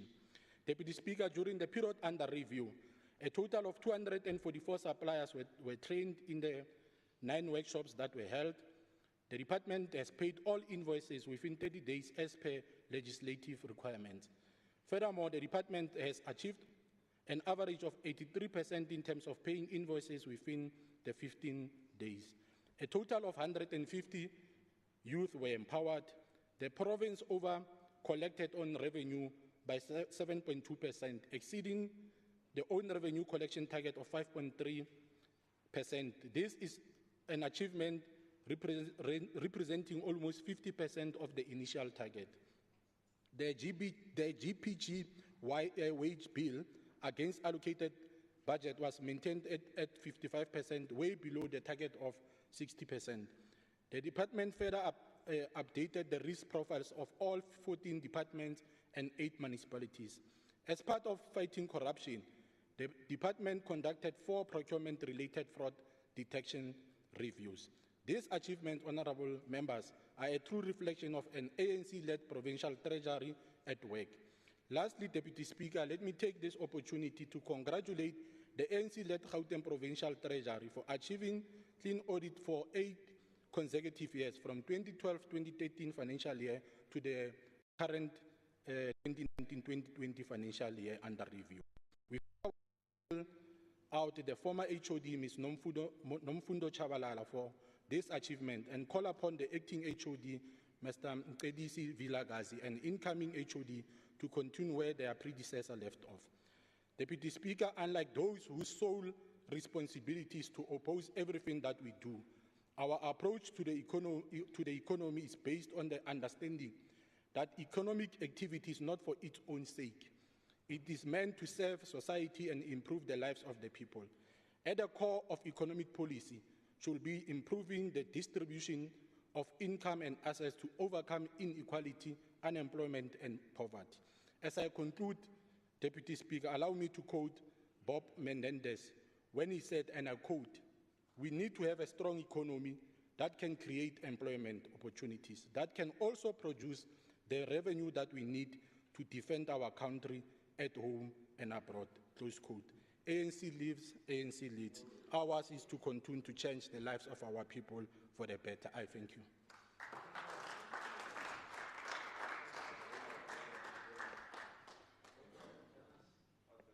Thank you, Honorable MEC. Thank you, Madam Deputy Speaker. Madam Deputy Speaker, let me thank the honorable members that have contributed to the debate. This one on finance and the other one on ICAP, especially Member Malima and Member Matseke, and acknowledge even the reports. Yes, and acknowledge even the reports that members have been raising. And members, I think, Honorable Deputy Speaker, let me briefly touch two key issues that I want the House to register. The first one is that under the government debt to municipalities, that COVID-19 has severely impacted the revenue collection in our municipalities. And maybe because Member Matseke is raising the issue that as provincial government, we have managed to reach the target, but on municipalities, we are still struggling. So it's something that I wanted to record, Honorable Deputy Speaker. And they've been severely impacted indeed by COVID-19, and this is a serious risk to service delivery in the province. And that is why, as Gauteng Provincial Government, we are committed to continue meeting our obligations to municipalities by paying our rates and taxes and assist the sphere of local government in this difficult time. And I can safely say that almost all the departments are paying, and now we are talking to national departments to do the same, because some of the government buildings or other services that they are getting they are doing from the national government. And in the period of April to December, the provincial government departments paid 1.5 billion to municipalities for rates and taxes. And this increased the amount paid to municipalities for these services since 2018-19 financial year, which is 5.4 billion. The outstanding provincial debt to municipalities during this period amounted again over 600 million. The outstanding balance, including disputes under Section 21 schools, and we were responsible for their own payments and not Department of Education, and unallocated and advance payments, which added up to a total of 300 million. Taking all this into account, the provincial debt to municipalities was effectively at 296 million as of the end of December last year, but we want to close that completely. And the Gauteng Provincial Treasury will continue again to work through the debt management that will assist both the departments and the municipalities in managing the overall outstanding debt, which is 296. I want to raise it again so that colleagues can see that it's completely down as it was before. And lastly, on this point, let me say we'll again provide a quarterly report to the legislature to demonstrate the progress that departments are making in paying rates and taxes to municipalities, because I know, Chair, it has been the issue that the members have been raising even in the committee during our debates and when we're presenting our reports. And under audit outcomes, as the custodian of provincial resources, we remain committed to improve financial management, promote transparency and public accountability. And with regards to human settlement, the department has received a qualified audit in 2019-20 financial year. This was after it obtained a disclaimer in 2018-19 financial year, which we believe that it's an improvement, and definitely in the next financial year it will improve to unqualified. Then the audit status, and the Gauteng Provincial Government again will continue to work very closely with with MEC Maile and the HOD, and same as the one that Moriarty rubbed it, which is the Department of eGov. So the MEC for eGov and the MEC for Human Settlement very close with the HODs, with the MEC and the HOD to deal with this issue of the qualification that both departments they received. Honored members, to effectively implement infrastructure service delivery, we use the following minimum criteria to demonstrate readiness to implement infrastructure projects in the province that are mostly funded from the provincial equitable share portion of the budget. Firstly, the criteria that we're using now, it's planning and budgeting. It's a 10-year plan, business case, and approved 3-year, which is IPMP and IPPI. And secondly, the criteria for planning and design to proceed with construction, We are busy with procurement of PSPs, we required land, and studies and social permission and bulk services. Accepted strategic briefs and concept reports, designs, including tender documentation and approved site development plans. Thirdly, the area that we are focusing on, working very closely with those departments that are related to this area, procurement strategy and plan, tender advertised, tender evaluated, tender awarded, issue of construction permit and site and handover, including contractual commitments that respond to the contractual terms that are in valid contracts. In addition, Gauteng Provincial Treasury is engaging the national departments to adopt the institutionalization of funding projects that are shovel-ready to prevent the surrender of funds to National Revenue Fund, which I know Chairperson was raising this issue sharply again. And the last issue, which is the thorny issue that everyone is so jumpy about it, is the Gauteng Infrastructure Finding Agency, Deputy Speaker, that we have been clarifying to the members the role of GIFA and which are the other partners that GIFA works with, because GIFA doesn't work alone. And I think colleagues don't talk about it when they talk about GIFA. And we've been telling them the history of GIFA before it became GIFA. It's a long agency that has been there, but changing names until now we found it right to be GIFA. And in 2020, GIFA undertook a business process re-engineering process to improve operations during the project development cycle. This includes developing a multi-criteria toolkit of screening, selection, and prioritizing projects. This will assist GIFA to work on projects that have a greater chance of reaching final closure quicker frame, which is the problem that members have been fighting us with. The business process re-engineering process also provided standard operation procedures to strengthen the project planning, management, and execution. The SOPs also provide the decision of gates to assist in addressing delays in approvals. Finally, GIFA will work closely again with the Gauteng Provincial Treasury and project sponsors, particularly on matters relating to capital budget confirmations for the purpose of addressing the affordability. Then members were raising the issue. I'm not going to entertain anyway, Deputy Speaker, the issue of cadre deployment, because I'm not subscribing to that notion of cadre deployment. We employ people because they are capable for those positions. You can go and check everyone in every department. If they don't qualify, indicate which department is just grabbing everyone on the street because that person is wearing a T-shirt. We don't take people that are wearing T-shirts because there's yellow or green and gold departments. They qualify. Tell us if there are any, because I don't know those people in my department, and I really don't like it. I don't take it into Kyola. If there is anyone that is involved in the corruption memorandum, please tell us or report that person. Report the person so that we can deal the person. Don't just speak, come with a blanket approach. Definitely, if you know a person, report the person. Then we'll take action to the person. We want the person that you know that is corrupt, reporter, because there is nobody that we know that is. Bring the person on board. Then umember pitch uyafika nokufika umember pesika, and I want you, Member Moriarty and Member Randall, to induct member pitch to understand exactly which jewelry print under which department, because now he's accusing us of the jewelry print that we've finalized and closed the project and handed over to the department. If the project collapses, it's not the department or GIFA that is collapsing the project. Go and check that process that has been done because it's not us that are responsible. Once we close the project and hand it over to the department, they will deal with that project, and we don't monitor now. Please, member pitch ncede. Uyafika no figure and because bakwenzeka ntoni nangawe. Uyafika and Honorable Speaker, before I sit down, I think GIFA is meeting, but they are saying GIFA is not meeting their target. GIFA is meeting its target.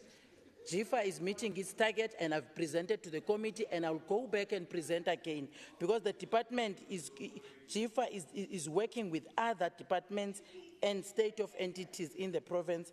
And Honorable Members, I want to brief to your attention that we have established a turnaround strategy on GIFA, which we said to the committee will come and present that turnaround strategy based on the issues that they raised. And part of our key priorities, Mamela Sisi, part of our key priorities is unlocking the pipeline projects that GIFA is responsible with. And we have business sessions with municipalities. 2 weeks back, we had meetings with municipalities. Tshwane and Ekurhuleni, I'm having one-on-ones with them to present now the projects that have been there in the municipalities not approved. So hence, I am surprised that you are saying all these things. So I think really we are working, and we know the mistakes that you have raised with GIFA. We are addressing them because we are currently working with the various departments now on one-on-one basis in each and every project that have been submitted. You come and see the results. I am going to show you the results. Member Randall, you will talk about them. Thank you. And thank you so much, Madam Speaker. You will see them. Thank you.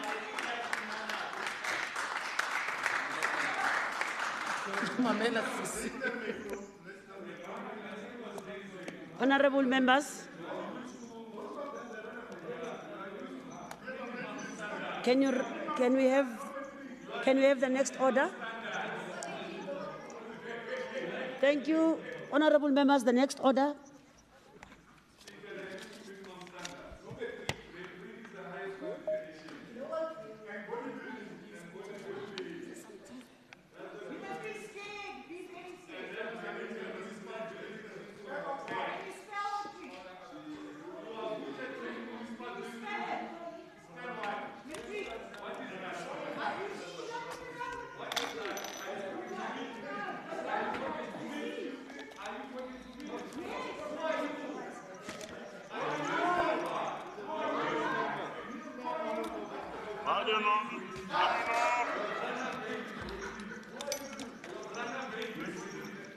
Thank you very much, honorable members. Secretary, please read the next order. Consideration of the Finance Portfolio Committee Oversight Report on the annual report of the Gauteng Provincial Treasury for the 2019-2020 financial year. Thank you, Chair of Chairs. Thank you very much. Honorable Mbisi, hlala phansi baba ngizokubisa. Angbizi. Okay. Kwatisa ilo mama. Honorable Mbisi, you can present the report. Thank you, Chair of Chairs. I remember, just on a lighter note, that when we visited in the last term the NCOP, the honorable member was the most howler in the NCOP. So, Member Moriarty, you and I and Member Randall and committee members, we know how our committee functions. And I think she needs a good orientation on how to behave and conduct herself. And put on your mask, please. You see, I'm afraid of you, Member Moriarty, because you're going to be infected very soon. Corona. Very soon. Now I'm saying, thank you very much. Thank you very much, Member Moriarty. Thank you very much, Madam Speaker. Madam Speaker, I'll take the areas that I'm not going to read as read. This is the annual report for 2019. This for 2019,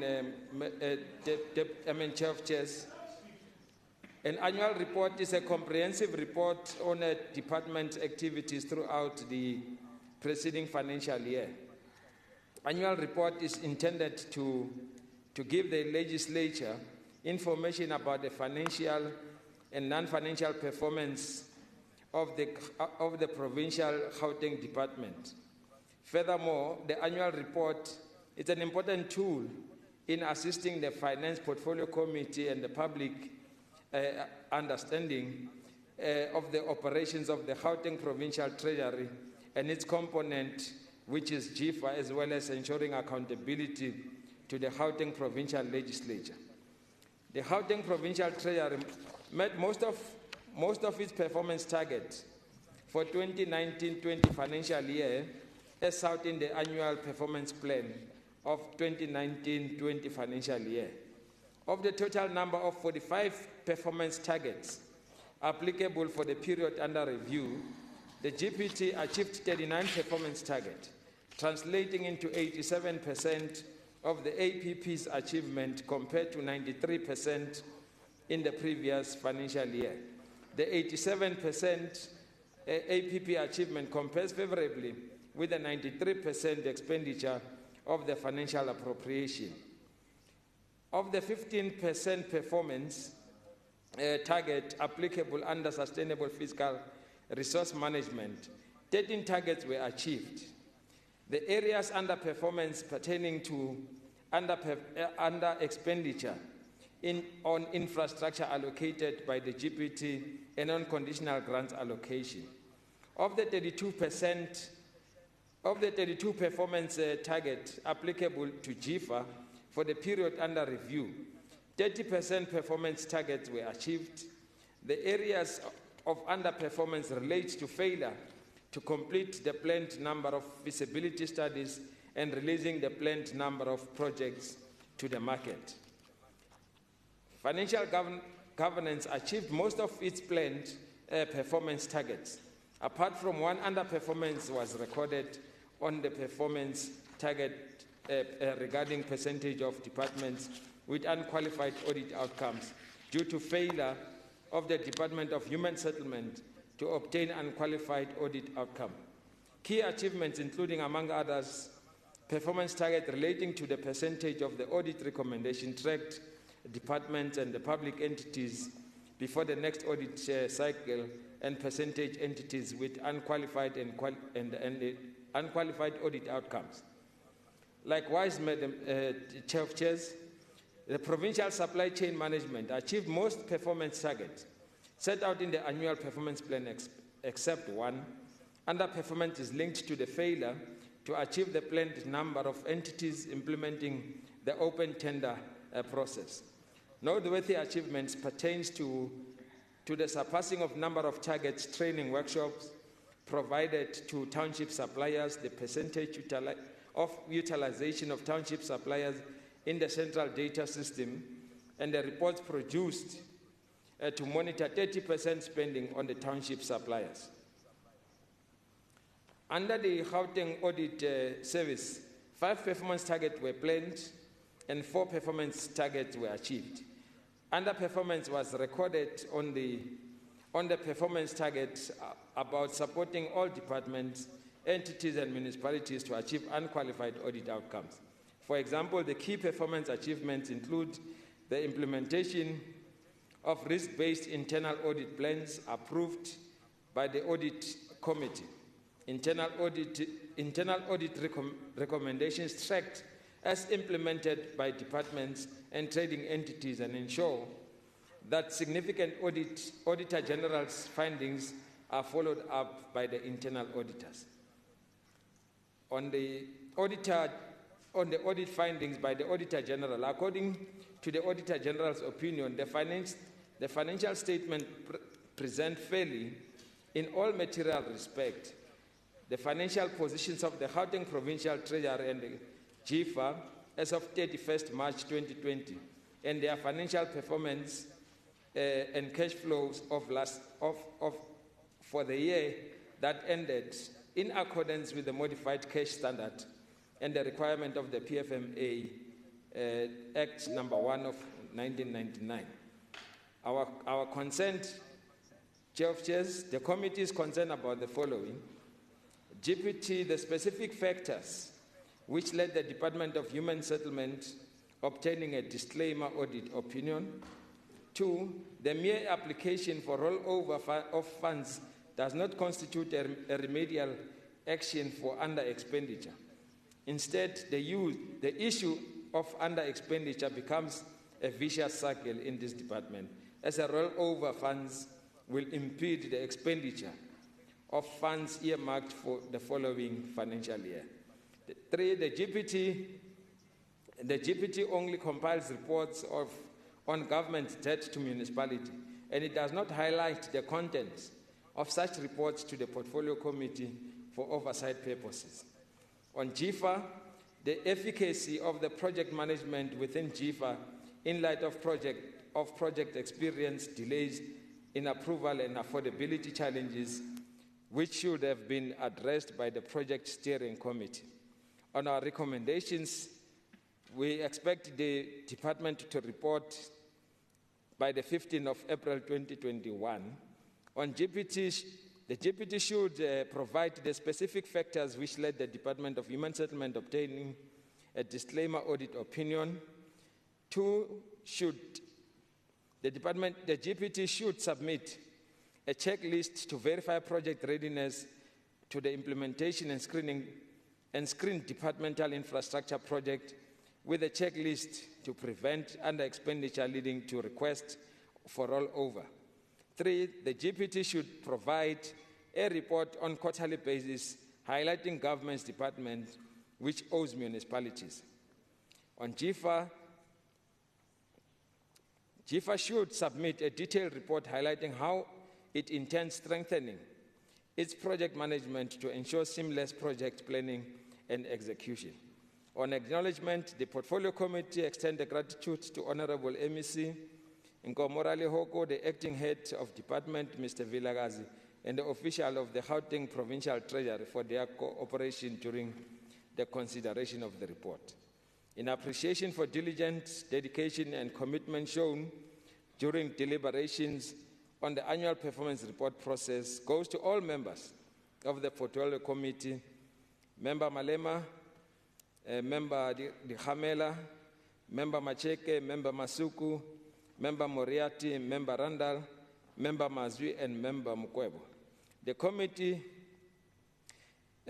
gratitude is extended to all the support staff for their due diligence and hard work in this Portfolio Committee. On the adoption, after due consideration, the Finance Portfolio Committee unanimously adopted the Gauteng Provincial Treasury Annual Performance Report for 2019-20 financial year. In terms of Rule 1172C, read with Rule 164, the Finance Portfolio Committee presents to this House and recommends for the adoption of the Committee's Oversight Report, the Gauteng Provincial Treasury, inclusive of GIFA's Annual Performance Report for 2019-20 financial year. Ndole Bwanga Manda.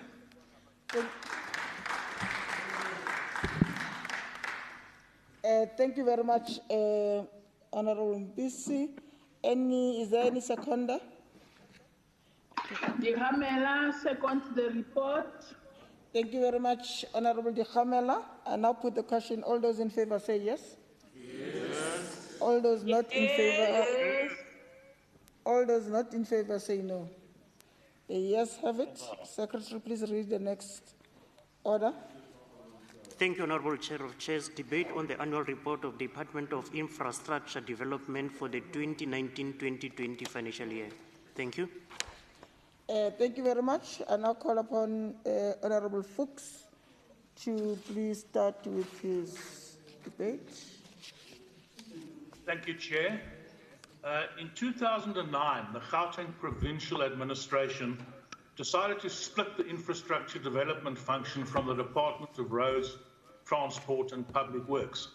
The objective was to create a skilled, ring-fenced department that would focus on project managing the creation of social infrastructure. This is a decision that this administration has come to rue, because the Department of Infrastructure Development has been exposed since its inception as one of the most dysfunctional departments within the Gauteng administration. I have for years been raising issues of poor planning, lack of skill and expertise, inefficiency and wastage, poor quality outcomes, a lack of value for money, as well as the inability to manage and maintain assets.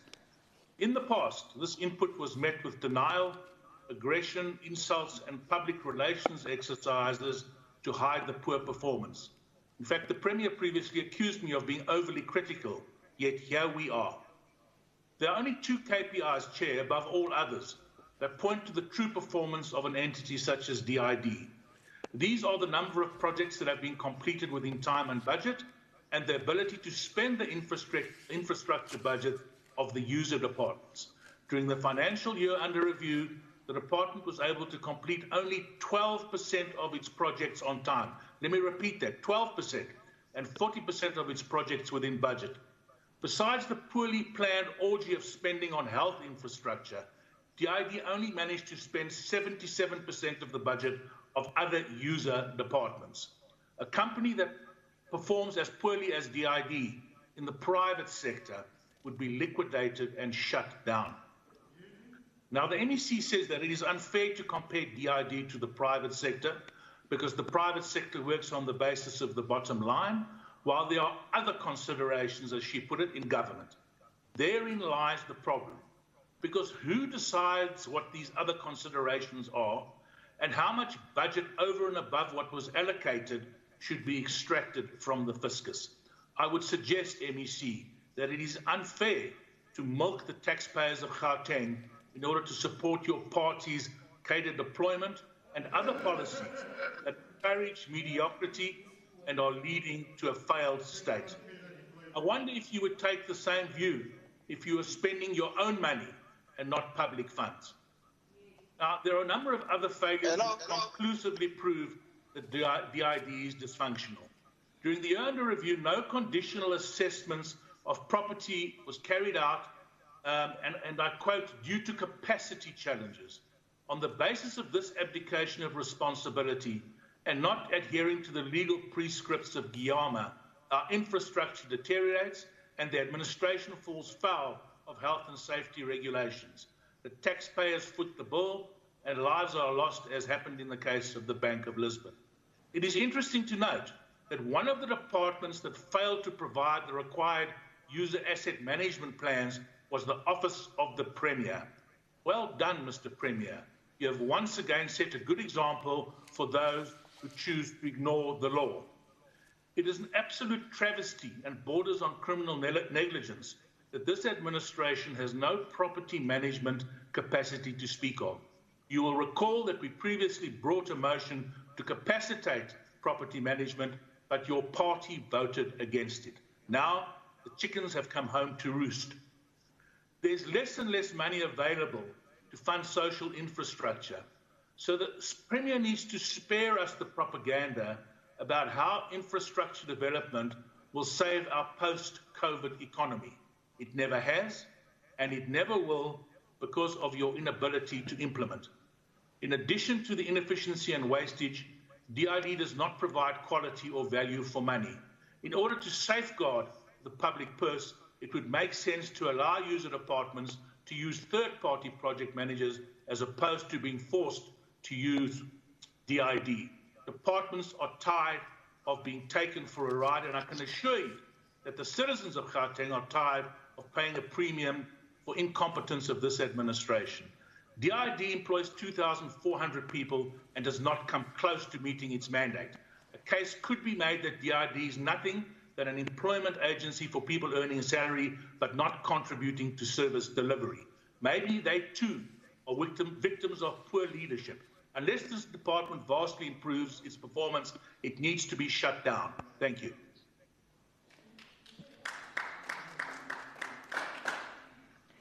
Thank you very much, Honorable Fuchs. I now call Honorable Dijagar to please join the debate. Thank you, Madam Chair. I wish to highlight some areas of concern in the annual report, starting with employment equity. As a driver of development and job creation in our province, I note with concern that the department has hidden behind the requirements of employment equity legislation where minority groups are marginalized, in order to continue the devastating economic killing project of cadre deployment and patronage. The current system of cadre deployment is an indictment on the inability of this government to provide training and skills development to all South Africans in more competitive jobs market. Failure to do so just proves that you are not fit to govern. EPWP, with its objectives, should aim to assist in the development and empowerment of all communities, contractors and smaller enterprises through sustainable development. It is concerning that EPWP has missed its targets because their poor performance contributes towards poverty and inequality. The department was unable to cope with the administration of EPWP, resulting in complaints of nepotism, corruption, and participants not being paid on time. In fact, that this responsibility has been passed to the user department is no guarantee that the performance will improve. In fact, it's just more proof that you are not fit to govern. This now brings me to the important issue of payment of invoices within 30 days. Surely the government must understand what the impact of paying only 64% of invoices within 30 days has on the survival of small businesses. It is the responsibility of the government to ensure that contractors play their role in invoicing processes. The department should use tools and technology at its disposal to develop and train SMMEs in the invoicing requirements and best business practices without just chasing tick box requirements to meet BE targets. I wonder how many, I dare say, of these unpaid invoices are those of municipalities. Having just previously served in a big metropolitan municipality, I can tell you that one of the biggest defaulters must be the Gauteng government. Again, you are not fit to govern. Yet another failure in simple accounting practices that the Auditor General alluded to in the annual report is the failing to prepare statements in accordance to Section 41A of the Public Finance Management Act. It is unacceptable, and MMC, this ultimately reflects on you. The general maintenance of provincial properties remains problematic. Page 43 of the annual report, the AG commented on the sale of properties which did not receive a single bid to purchase. The question I beg to ask is why? Might the reason be that many of these properties are just beyond repair because they were never maintained? The Bank of Lisbon is a good example of how not to maintain assets because you are not fit to govern.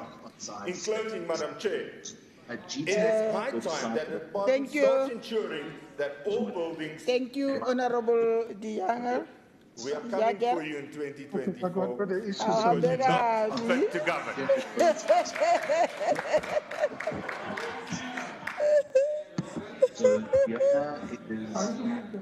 Thank you very much.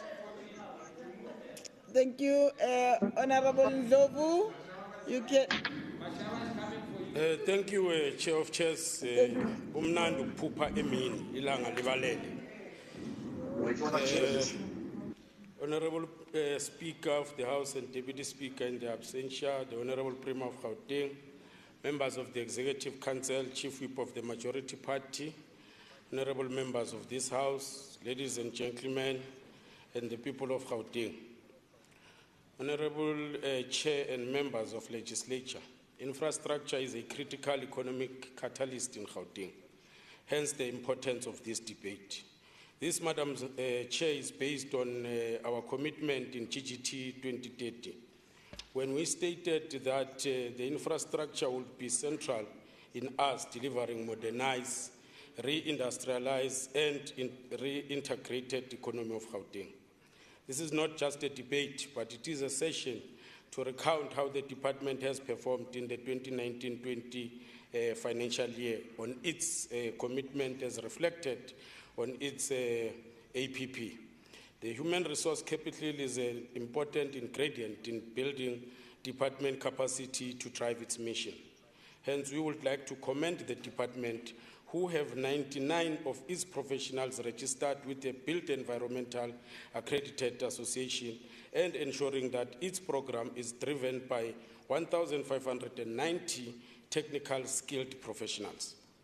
The ANC, in its resolve to build a capable state, it promised on the employment of skilled professionals within the public service. Hence, MEC, your efforts to professionalize the department not only talks to ANC resolution, but it is about having a cadreship of professionals who will effectively and efficiently discharge the commitment we have made with the citizens of this province. In the last ANC Lekgotla, we have mandated all employees to ensure that they work to direct and eliminate waste practices linked to corruption and others, by building robust systems for detection. Hence, as this House, we welcome the efforts being made by the department to this end by ensuring the strengthening of controls of the financial management within the department. These measures will ensure that every rand from the department is directed to important task of building infrastructure in this province of Gauteng. Madam Chair of Chairs, we have gathered here today to assess how far the department has gone to address the commitments it has made to this House in delivering infrastructure in Gauteng. In its Program 2, the department had the following highlights on delivering infrastructure in Gauteng. 13 infrastructure projects were delivered in the period under review to the Department of Education, the construction of a new school in North Geseg Primary. Madam Speaker, debunking the notion that the ANC-led government is neglecting Kala Township infrastructure deployment. We further renovated the following schools: Westbury Secondary School, Amos Mapaha Secondary School, Aurora High School, Springs Secondary School, Lyre School, Fal Refir, and George Milase Primary School. 3 projects were delivered to the Department of Health in the period under review. The department delivered a new Devagens Drift Clinic in Kalinin. The ANC-led government has taken the issue of mental health very seriously.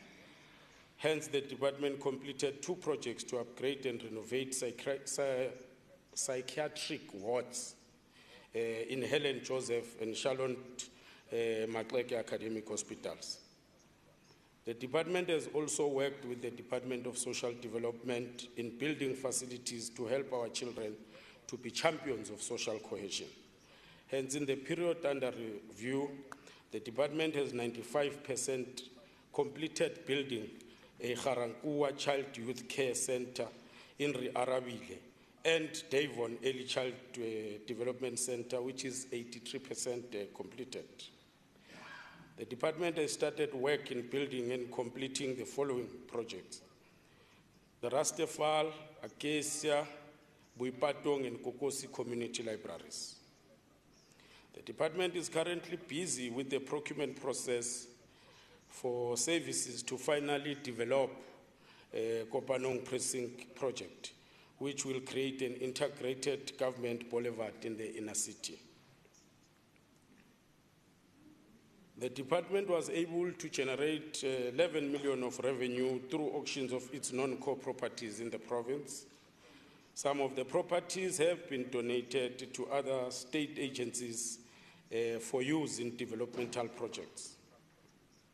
Maybe just to give a little breakdown of the performance under Program 2 so that labantu abahleli ngasesandleni sokudla bangakhona ukukhuluma amanga. Number of projects taken to tender per department. In the Department of Education, we had planned 16, and 14 of them have been taken to tender. That is 88% achievement.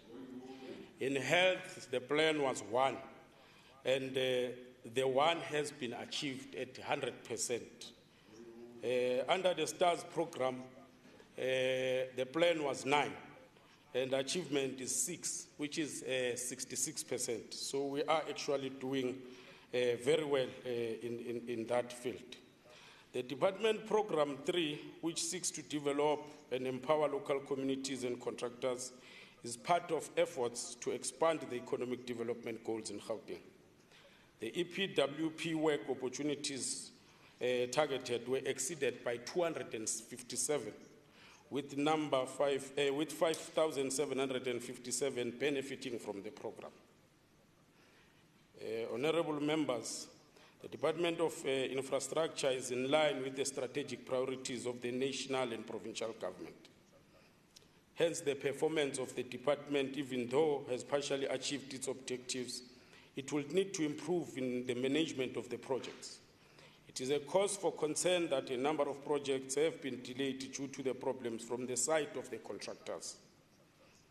Hence, the department must play its part as part of its economic development strategy to also empower local contractors through programs like Sivuse,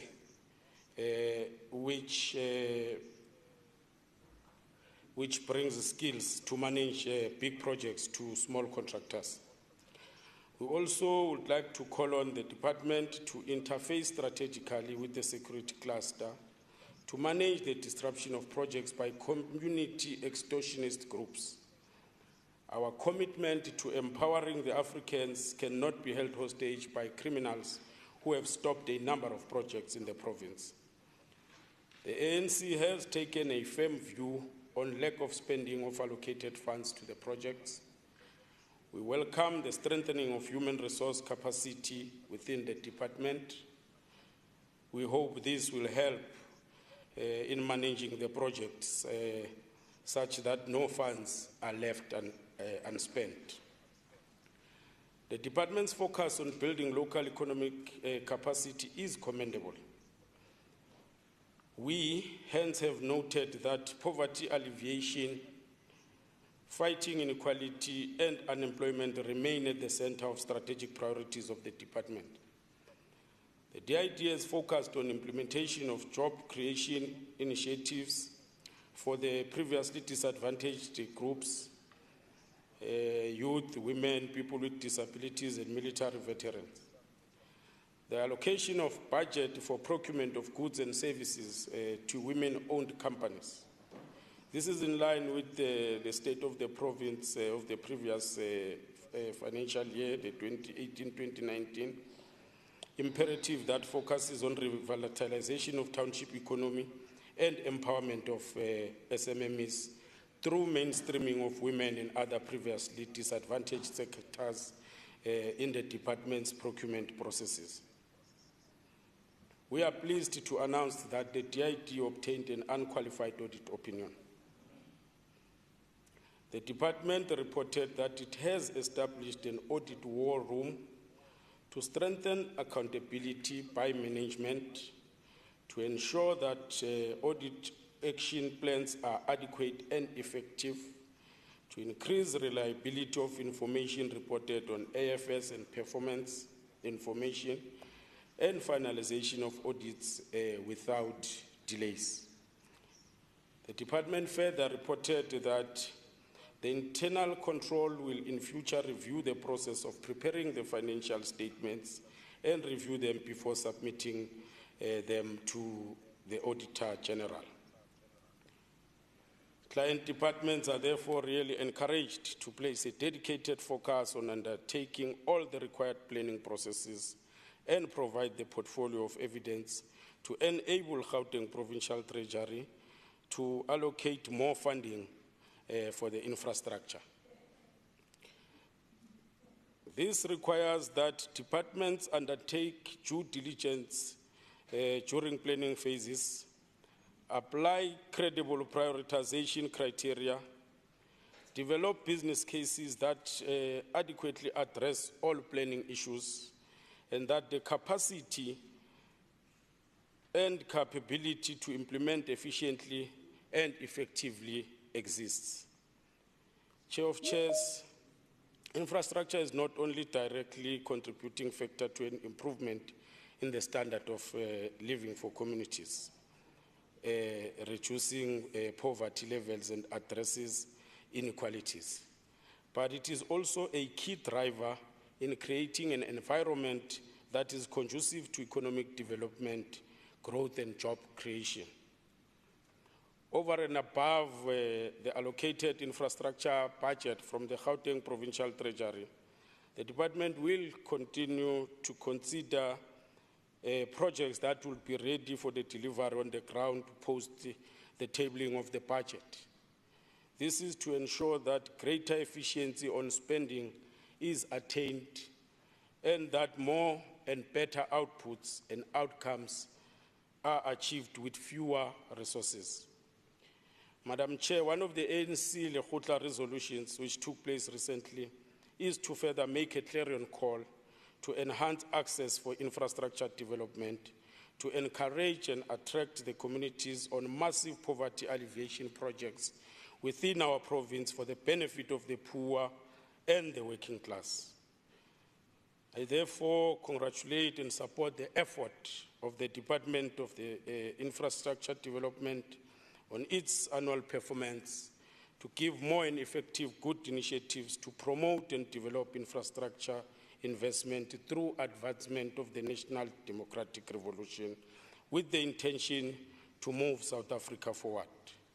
As I conclude, Madam Chair, amid the COVID-19 pandemic, which has disproportionately impacted on our communities, we must invest in infrastructure in order to advance economic recovery and create much more needed jobs. I thank you, Chair of Chairs.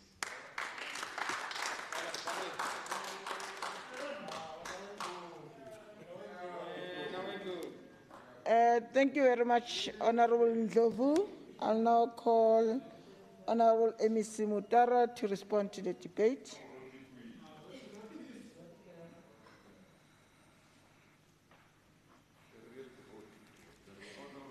Thank you very much, Chair of Chairs, Honorable Speaker and Deputy Speaker, House Chairpersons, Honorable Premier in absentia, members of the Executive Council, leaders of political parties represented in the Gauteng Legislature, members of the Legislature, heads of Chapter 9 institutions, stakeholders of the department, guests from the media, and our beloved citizens of Gauteng.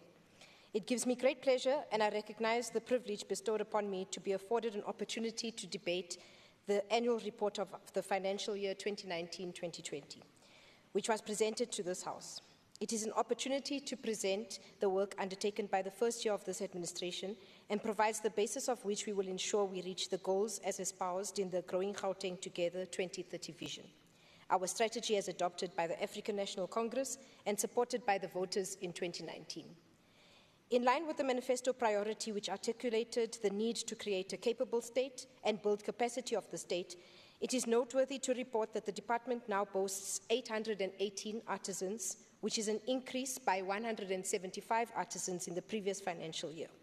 Many of these artisans have been internally trained and accredited by various institutions, absorbed by the department, and is a clear demonstration of the commitment we made towards increasing internal state capacity, as well as building a capable state.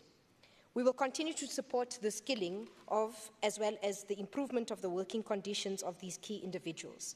We want to position the department in such a way that can and will compete with some of the best facilities management companies in the province, so that we are able to further attract as well as retain this much needed skill. In relation to our performance on procurement, the period under review saw us meeting and exceeding our targets on SMME procurement by 40.26%, and we also exceeded our target on black ownership procurement by 93.97%. Honorable Dayach made a point that when we exceed our targets on either black procurement or even black employees in the department, it is because we are not meeting other targets of other population groups, almost as if we are some sort of a racist department and don't look at capacity of other race groups. And I think that's extremely dangerous. I explained in the portfolio committee that we have a target on black population groups. We don't have other targets, and our aim is to not only meet those targets but also exceed. And when we exceed those targets, it means that we are reversing the fundamental and structural deficits that we found as a result of the apartheid system.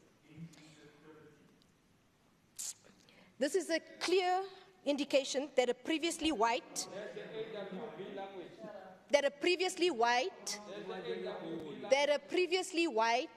male-dominated industry, and I'm not surprised that you would make these comments because you represent those, which is the built environment as well as the construction industry has changed considerably. And it's uncomfortable for you. It irritates you because a sector which you dominated for many, many, many years, even used that sector, and that you used that sector prior apartheid, even post-apartheid, to milk the state. to milk the state, it now irritates you. It now irritates you that that industry, its color and face has changed. It is no longer white. It is no longer black, male-dominated. This change can be attributed to the commitment of the state to direct its spending power to previously disadvantaged race groups in our country. Black men and women, and I think you must listen to this, black men and women are no longer reduced to mere Daga boys, but are now engineers, architects, quantity surveyors, project managers, and they can deliver high-value projects, notwithstanding all the challenges that comes with them. It irritates you, that's the problem. EPWP work opportunities that were created in the period under review exceeded our target. So I don't know which annual report, or maybe you are looking at the quarterly report. You must look at the annual report, 2019-2020, because we exceeded the EPWP target. And Honorable Ndlovu explained the figures. I'm not going to go through them.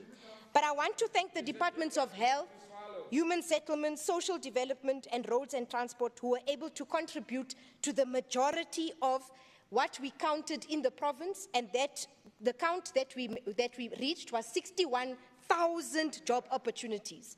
And these 4 departments contributed the majority of those. We had a target of 96,000 and we did fall short. And what we need to do is to work with all other sector departments as well, because I believe that we are actually underreporting that these job opportunities do exist, and what we need to do is to just get our reporting accurate. Our sore point as a department remains our asset register, and Member Fuchs, true to form, you didn't disappoint. I knew you were going to raise the issue of the asset register and the fact that yes, because you want us to give our properties to the private sector to manage them for us. We can't do that. It is irresponsible. What we do need to do is to address the fact that we must do condition assessments of our asset register. Also, you read the wrong annual report. We did do condition assessments of 32 of our hospitals, which is why we are now addressing the findings of the conditional assessments in the same year, and we are doing that currently. But we will not just dispose of our assets to a private entity who is going to so-called manage them on behalf of the state. We can't do that.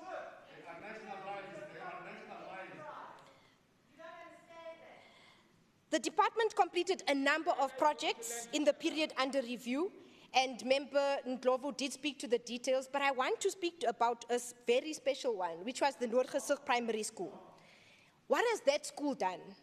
It has restored the dignity of that community, which was stripped from them by the apartheid government. A school we built that replaced a structure which you could hardly refer to as a school. Learners and educators, majority of them colored, Member Dayaga. Teachers, educators, the SGB, the students in the school, majority of them are colored, now have a facility that allows them to flourish, meet their true potential, and inculcate in them a sense of dignity, responsibility, confidence, and self-pride, something their forebears had little to none of. And that's because the apartheid system didn't recognize coloreds. We do. You are a beneficiary. We handed over to the Department of Sports and Recreation. We completed and handed over to the Department of Sports, Recreation, Arts and Culture, who are now responsible for their operationalization, the Kokosi Community Library and the Attridgeville Community Library. Not only is the Kokosi Library out in the outskirts of the province, and that facility is going to make sure that we also give dignity, self-respect, confidence to communities that were not recognized 27 years ago. For the Department of Health, we completed, as Member Ndlovu spoke about, the clinic, as well as the upgrades and the refurbishment of the psychiatric wards. And I think importantly is that what we need to acknowledge is that the needs of psychiatric patients is not really focused on, and there can be many reasons for that. They range from cultural misunderstandings and misnomers around psychiatric and mental health conditions, not enough financial and pharmacological support to these patients, as well as, of course, competing priorities. With the outbreak of the pandemic, I believe that we are yet to realize and adequately deal with the psychological impact that the pandemic has had on all of us. We were ridiculed, Chairperson, that the department reported that we had successfully demolished the Bank of Lisbon building. We claimed this, yes, as a success, because in the history of government, such a demolition has never taken place. The first of its kind. The building was reduced to rubble within seconds, with not a single incident to report on, not a single injury, not a single particle of debris, large or small, landed in a place it shouldn't have been. Notwithstanding the very sad and unfortunate events that preceded the demolition, a lot could have gone wrong with the demolition, but nothing did. I'm sure the DA, and in particular Honorable Fuchs, as he was the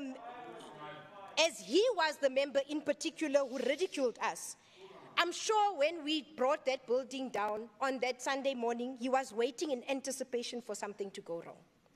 Had that happened, he would have beaten his chest, made a song and dance out of any mishap. We are often told that the DA wants what's best for South Africa, wants what's best for Gauteng, but quietly they hope and wish for failures to happen. I don't understand how you can want the best, but you wish and hope for the worst. You are so hypocritical. If you want the best, wish for the best. Wish for success. Wish for things to go right. So what does he now say? Thank you, Madam Chair.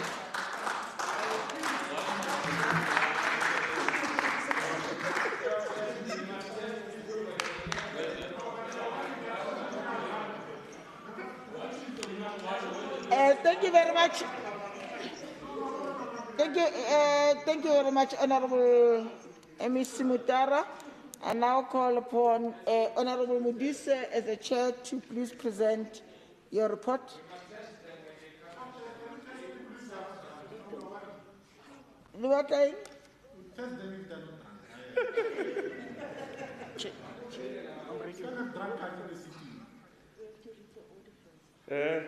Thank you, Chair of Chairs. Honorable Modise, please sit down. Thank you, Chair of Chairs. Please sit down. Oh, sorry. Thank you, sir. Secretary, please read the next order. Thank you, Honorable Chair of Chairs. Consideration of the Infrastructure Development Portfolio Committee Oversight Report on the annual report of the Department of Infrastructure Development for the year 2020-20 financial year. Thank you. Honorable Modise, please present the annual report of infrastructure 2019-2020 financial year. Thank you, Chair of Chairs. Before I start, Chair of Chairs, I just want to highlight the following. When the ANC caucus exposed the split of the DA caucus, many of us thought that the ANC caucus is just playing politics. When the ANC caucus indicated that the DA caucus is split between both black and white members, we thought that the ANC Tshwane caucus is playing more politics. Madam Speaker, yesterday in this August House, during the debate on education report, the split that the ANC Tshwane caucus has long alluded to became clear and glaring for everyone to see. Member Dos Santos, a DA member, stood up and praised the education department led by MEC Pinyi Ponyo Lisuf. Subsequent to that, Member Kumo, a DA member, stood up and lambasted the same report that a member Dos Santos had just praised. These contradictions, Member Muriati, from the same political party, attest what ANC Tshwane caucus has been advocating for. Madam Chair, the reason we witness both black and white contradictions from the same political party is simply because the center is not holding and the golden boy is naked. The DA caucus is not functioning, hence they contradict each other in the House on the same subject matter.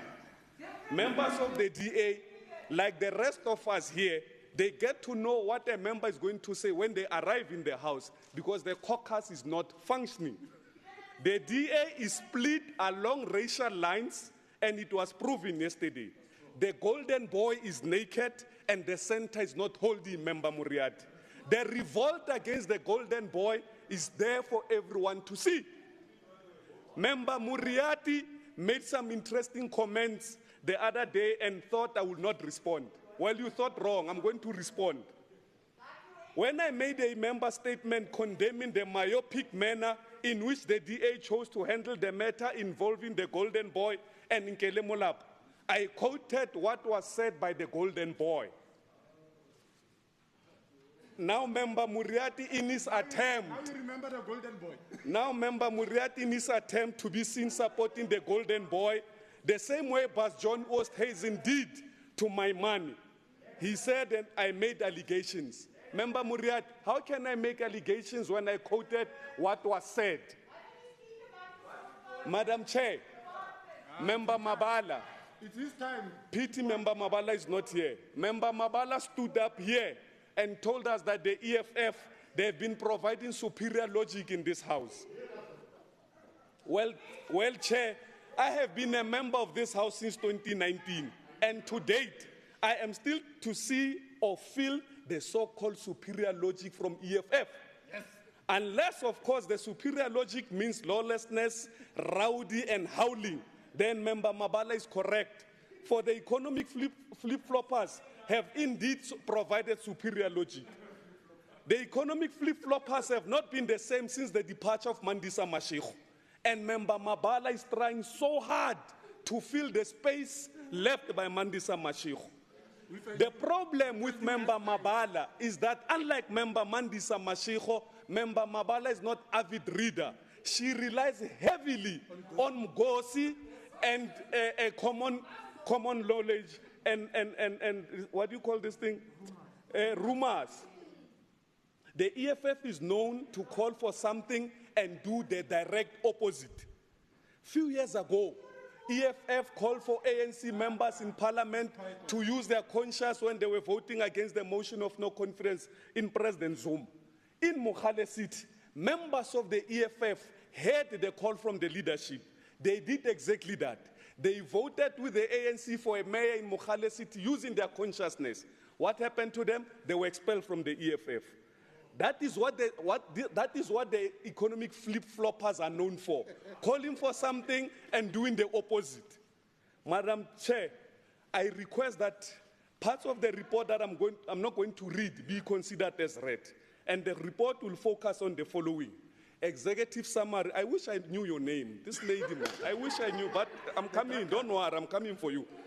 Executive summary, findings and implications on lawmaking, recommendations, acknowledgement, and adoption. You don't want to take me toe for toe. You'll regret. Very weak.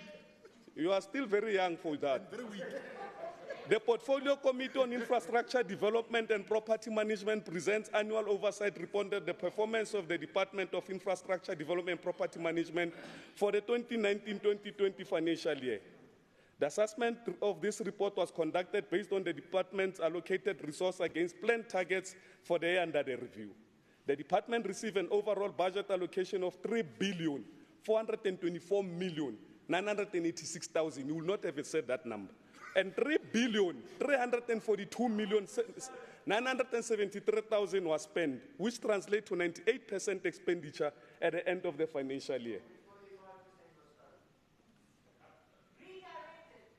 Madam Speaker, the committee welcomed the unqualified audit opinion received by the department responding to the committee on irregular expenditure of 108 million due to the non-compliance with procurement process. The department reported that it has established an audit war room to strengthen accountability by management, ensure that audit action plans are adequate and effective, increased reliability of information reported on AFS and performance information and finalization of audits without delays.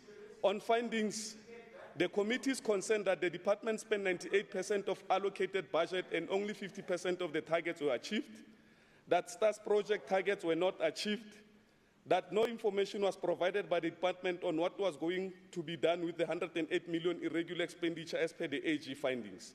The following are the recommendations. After assessing the annual performance report of the department, the Portfolio Committee recommends the following and requests the department to report to the Legislature by the 30th April 2021. 1. The department should provide the committee with a consolidated report on interventions to ensure that the consequence management is implemented in future where there is misalignment between input and output.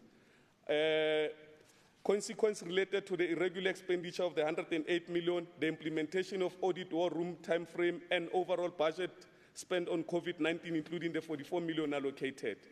On acknowledgements, the chairperson of the Portfolio Committee on Infrastructure Development and Property Management would like to thank MEC Mutara, HOD, and the entire department executive for their efforts in consideration of this report. The chairperson further appreciates the deliberation from honorable members who are part of the committee, including the support staff to the committee. In adoption, in accordance with Rule 117(2)(c), read together with 164, the Portfolio Committee on Infrastructure Development and Property Management present before the House the oversight report on the Department of Infrastructure Development and Property Management annual report for the 2019-2020 financial year for consideration and adoption. Thank you.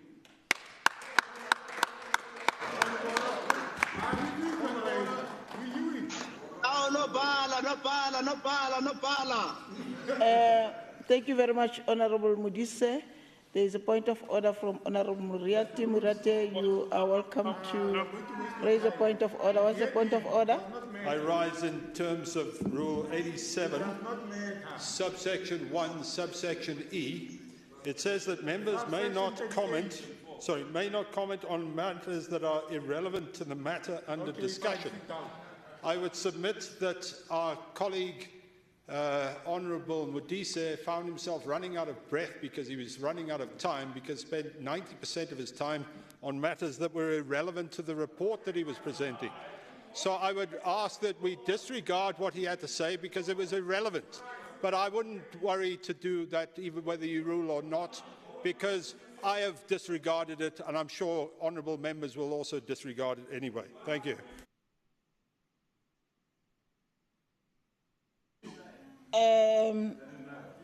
Thank you. Thank you very much. Is there any seconder to the adoption of the report? I rise to second. Thank you very much, Honourable. Thank you very much. I now put the question. All those in favour say yes. Yes.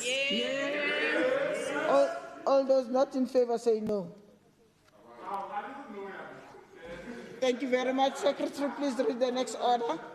Thank you, Honourable Chair of Chairs. Debate on the annual report of the Department of Roads and Transport, including its entities for the 2019-2020 financial year. Thank you. Okay, thank you very much, Honourable Nell. You can now start the debate. Thank you, Madam Chair of Chairs. The annual report of the department is its performance assessment, and the Gauteng Department of Roads and Transport will definitely not qualify for a performance bonus this year, and may even have to be sent for incapacity procedures because of its bad performance assessment.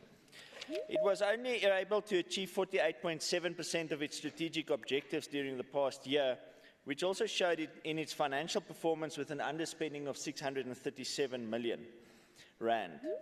Worse, only 14% of road construction tenders were awarded. That comes to only 2 tenders for road construction.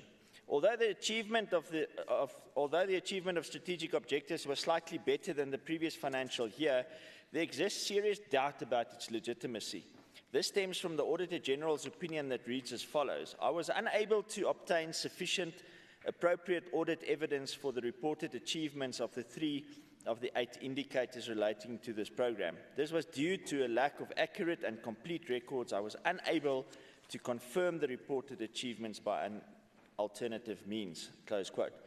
The other problem is that core roads and transport responsibilities of the department failed. This can be attributed to the management of the department. One can easily mistake the department for a drama department or a drama company because so many of its key positions are filled with acting managers and directors. We're almost 2 years into our term and this department still does not have a head. Failure by the top management of this department is one of the key contributors to its bad performance.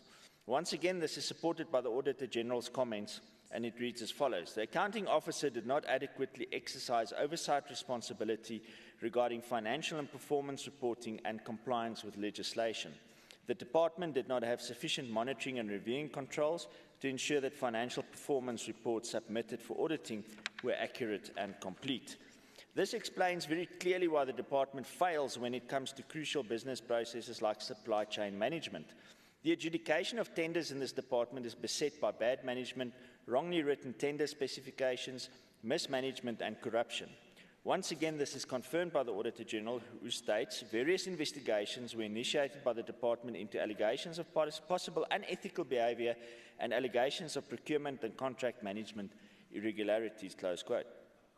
The department's annual report states wonderful policies related to corruption and fraud prevention, risk management, code of conduct, and minimising conflicts of interest, but seems unable to implement them in practice. Despite these policies and the Auditor General's comments, the department was unable to address any cases of misconduct at disciplinary hearings and was unable to finalise any disciplinary hearings.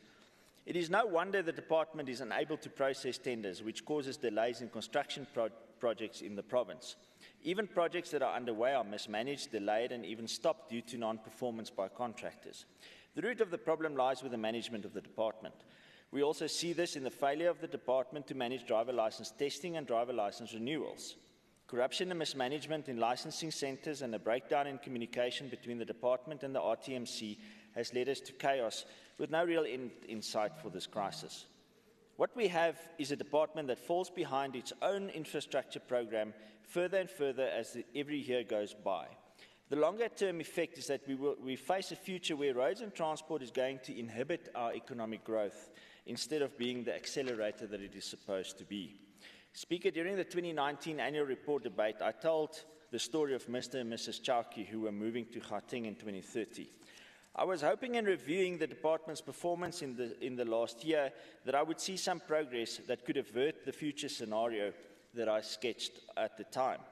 Alas, this is not the case. This report confirms the horrors I depicted for the province in 2030.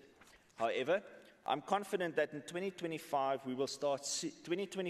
we will actually start seeing a turnaround in this department when the DA takes over government because of the current ANC government's continuous failure. Thank you very much.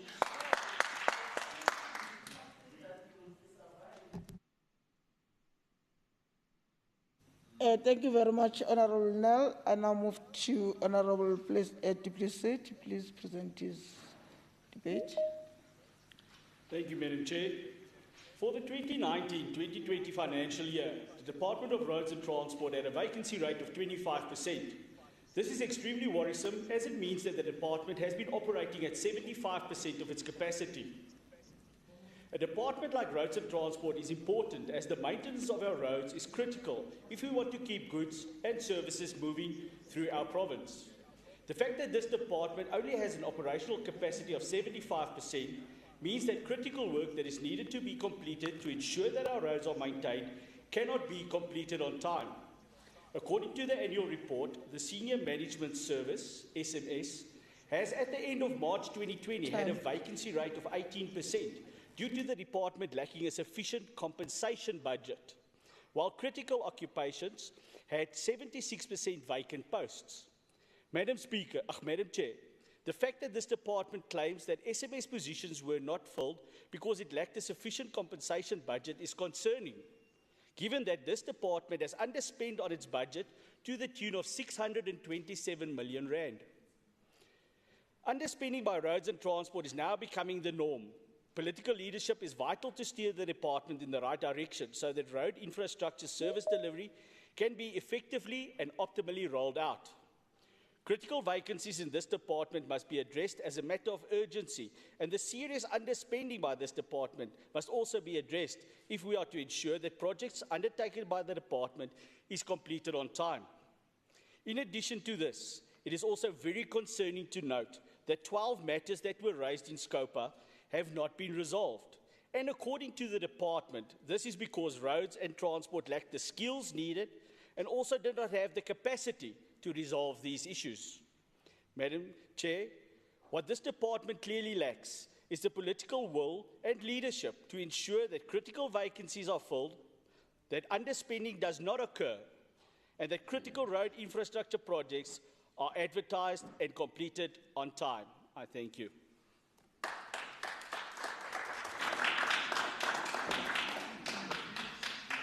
Thank you very much. Was it maiden? Was it his maiden speech? Huh? Can you all, was it maiden? Can you all clap hands, irrespective of political parties? Thank you very much. Thank you very much. We will now have Honorable Mabunda. Are you leaving now, my friend? Thank you, Honorable Chair of Chairs. The Roads and Transport Department is one of the departments flagged by the AG's report on performance and financial spending burden, noting that this department has a clear mandate of providing comprehensive roads infrastructure and roads operational work to create a conducive environment for road users across the boundaries of the province. To achieve the National Development Plan Vision 2030 of reigniting the economy and take a lead in South Africa's economic reconstruction and recovery plan, as well as Africa's industrialization agenda. Our roadmap 2030, with intention to address provincial growth and development strategy of the province, is intact and is at an advanced stage for socio-economic transformation to improve road infrastructure and proper management of G-fleet, as well as road maintenance. Honorable members, our goal has always been to provide decent roads and transport infrastructure and thrive to transform transportation sector for all the people of Gauteng to have dignified transport model, as transport remain and is one of the backbone of economic development. The annual performance report of the Roads and Transport Department makes mention of achievements in the last financial period, despite the challenges that had confronted the department and the people of Gauteng as a whole due to COVID-19 pandemic. As we all understand that infrastructure suffered the most during lockdown. Madam Deputy Chair of Chairs, the recent state of the province addressed by the Premier made a commitment that to build, maintain efficient road network, providing affordable and reliable public transport, which is and should be crucial for the people and the economy for our province. Thus, the ANC-led government has responded by aligning the building of all the new roads to our economic reconstruction and recovery plan so that it can unlock the investment in various corridors and districts in order to address the unacceptable and costly delays in road construction. The department has recently established a dedicated technical capacity in the infrastructure house, which will be responsible to plan, monitor, and execute roads and transport-related infrastructure projects to quality and cost. The department has made a commitment to construct and rehabilitate 18 arterial roads to integrate and improve the movement of goods and services in the province. We are also pleased that the construction of phase 2 of the N14 has been completed, as well as the R28 that connects the West Rand and Sedibeng districts.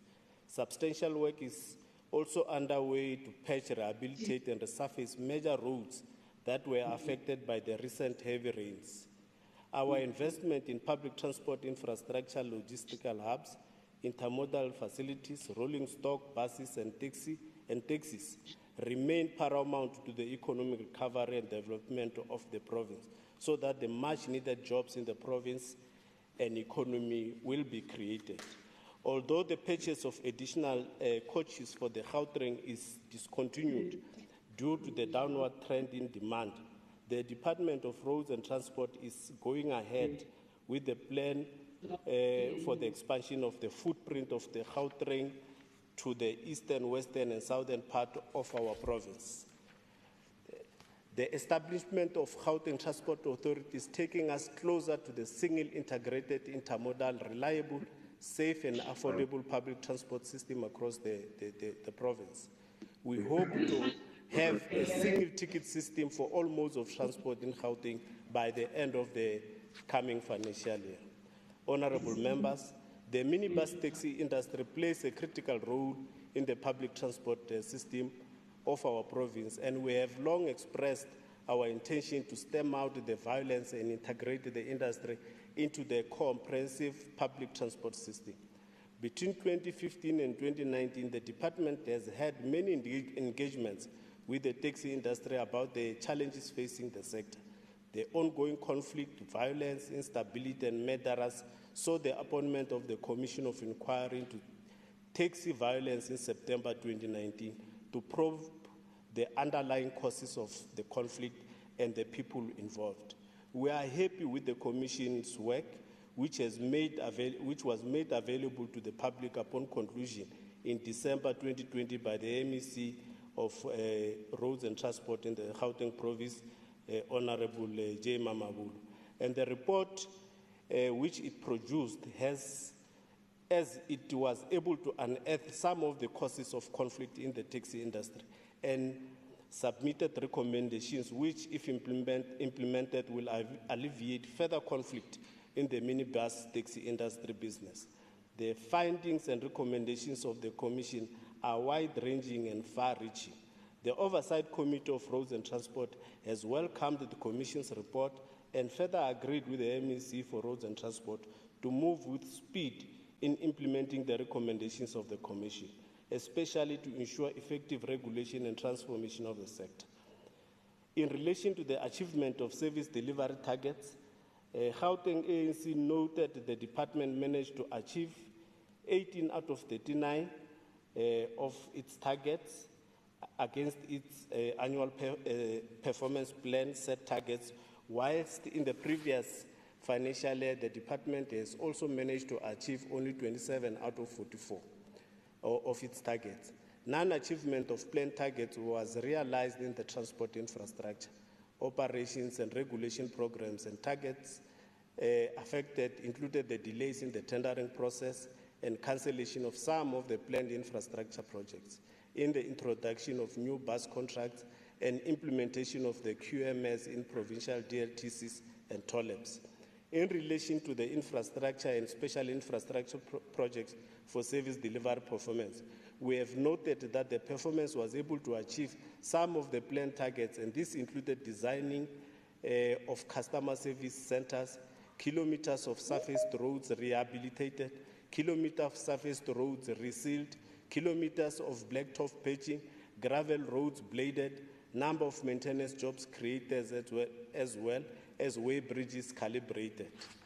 We further noted that the department experienced challenges which included, amongst others, the delay in the tendering process, the cancellation and termination of some of the planned projects, and this included, amongst others, development of 11 designs for bridges in Benoni and Vereeniging areas. The department and the Roads Oversight Committee remain in agreement with the with the MEC, that the construction of K46, Vereeniging intermodal facilities, booking DLTC, and TOLEP, that the projects must remain a priority of the department because of their significance in and relevance in providing services to the communities. Thus, any further delay in the implementation of these projects is of great concern for development. We urge the executive, particularly the MEC, to consistently monitor the progress of these aforementioned projects in the department in implementing these projects in line with the projected budget and estimated timelines. In relation to entities under the department, we have noted that both entities were able to achieve most of their planned targets for the financial year. GMA experienced challenges with achieving the rail passenger targets for the financial year under review, and this led to the rise in projected patronage guarantee cost, and this is expected to prevail over the MTEF period. G-Fleet experienced challenges in relation to delays in the installation of tracking systems in service vehicles, turnaround time for vehicle repairs, and the implementation of the sustainability model. Therefore, constant monitoring will remain imperative to ensure that the achievement of targets in the current financial year. Madam Chair of Chairs, the ANC-led government commends the continued level of performance by the GMA in the current and previous financial years.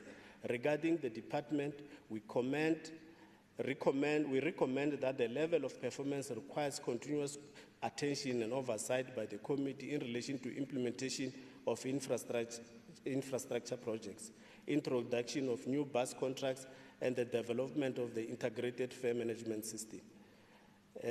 Madam Chair of Chairs, Transport Infrastructure Program provides a balanced and equitable road network that is sustainable, integrated, environmentally sensitive, and supportive of economic growth and social empowerment.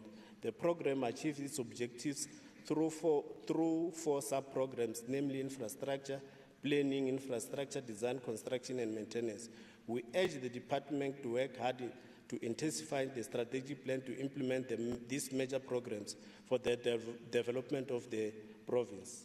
We are concerned about the emphasis of matters raised by the Auditor General in the audit opinion and urge the accounting officer to act on the issues raised as part of accountability measures to hold the executive to account on every matter that concerns a public purse.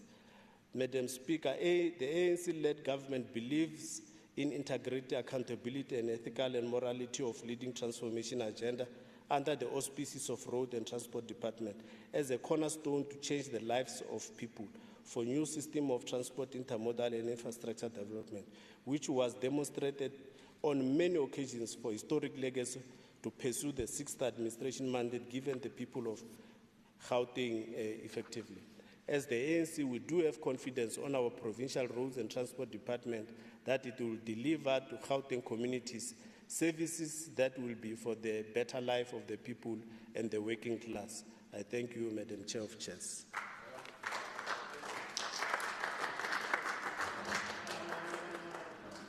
Thank you very much, Honorable Mabunda. I now call upon Honorable MEC Mamabulo to respond to the debate. Thank you very much. Thank you very much, Chair of Chairs. Let me greet Honorable Speaker, Deputy Speaker, the Premier of the province, our excellent Chief Whip, the best in the House, incomparable. You know, ma'am, you are going to be remembered as the noisemaker toy of the DA in this house. That's your legacy. Yeah, it's a noisemaker toy. It's a vuvuzela of the DA, just making noise. Let me also greet the Honorable Chair of our Portfolio Committee, honorable members of the committee, honorable members of the House, the people of Gauteng Province. Honorable members, allow me first to congratulate Honorable Schneemann and welcome his appointment as the new chairperson of the Portfolio Committee. And of course, in so doing, acknowledge the contribution and by placing it on record, that of Tumisani Taikile, who was the chair. In welcoming Honorable Schneemann, I would like to say to him that we're already feeling the impact of your good leadership, and we are looking forward to a better and much more improved working relationship with the Portfolio Committee under your leadership and stewardship. Honorable members, also allow me to welcome the new member who has joined the committee, Honorable Duplessis. He just gave a maiden speech. You are most welcome, Honorable member. And I would like to wish you all the best and good luck. And of course, as you know, in my interaction with you, I've already cautioned you from being briefed by Honorable Nell. But I think you have raised genuine issues, and I will not respond to your maiden speech. It's a very important speech, and in the ANC, we respect maiden speeches. And that's why the Chair of Chairs directed the House to basically welcome your speech. So for that, it's okay. It's okay.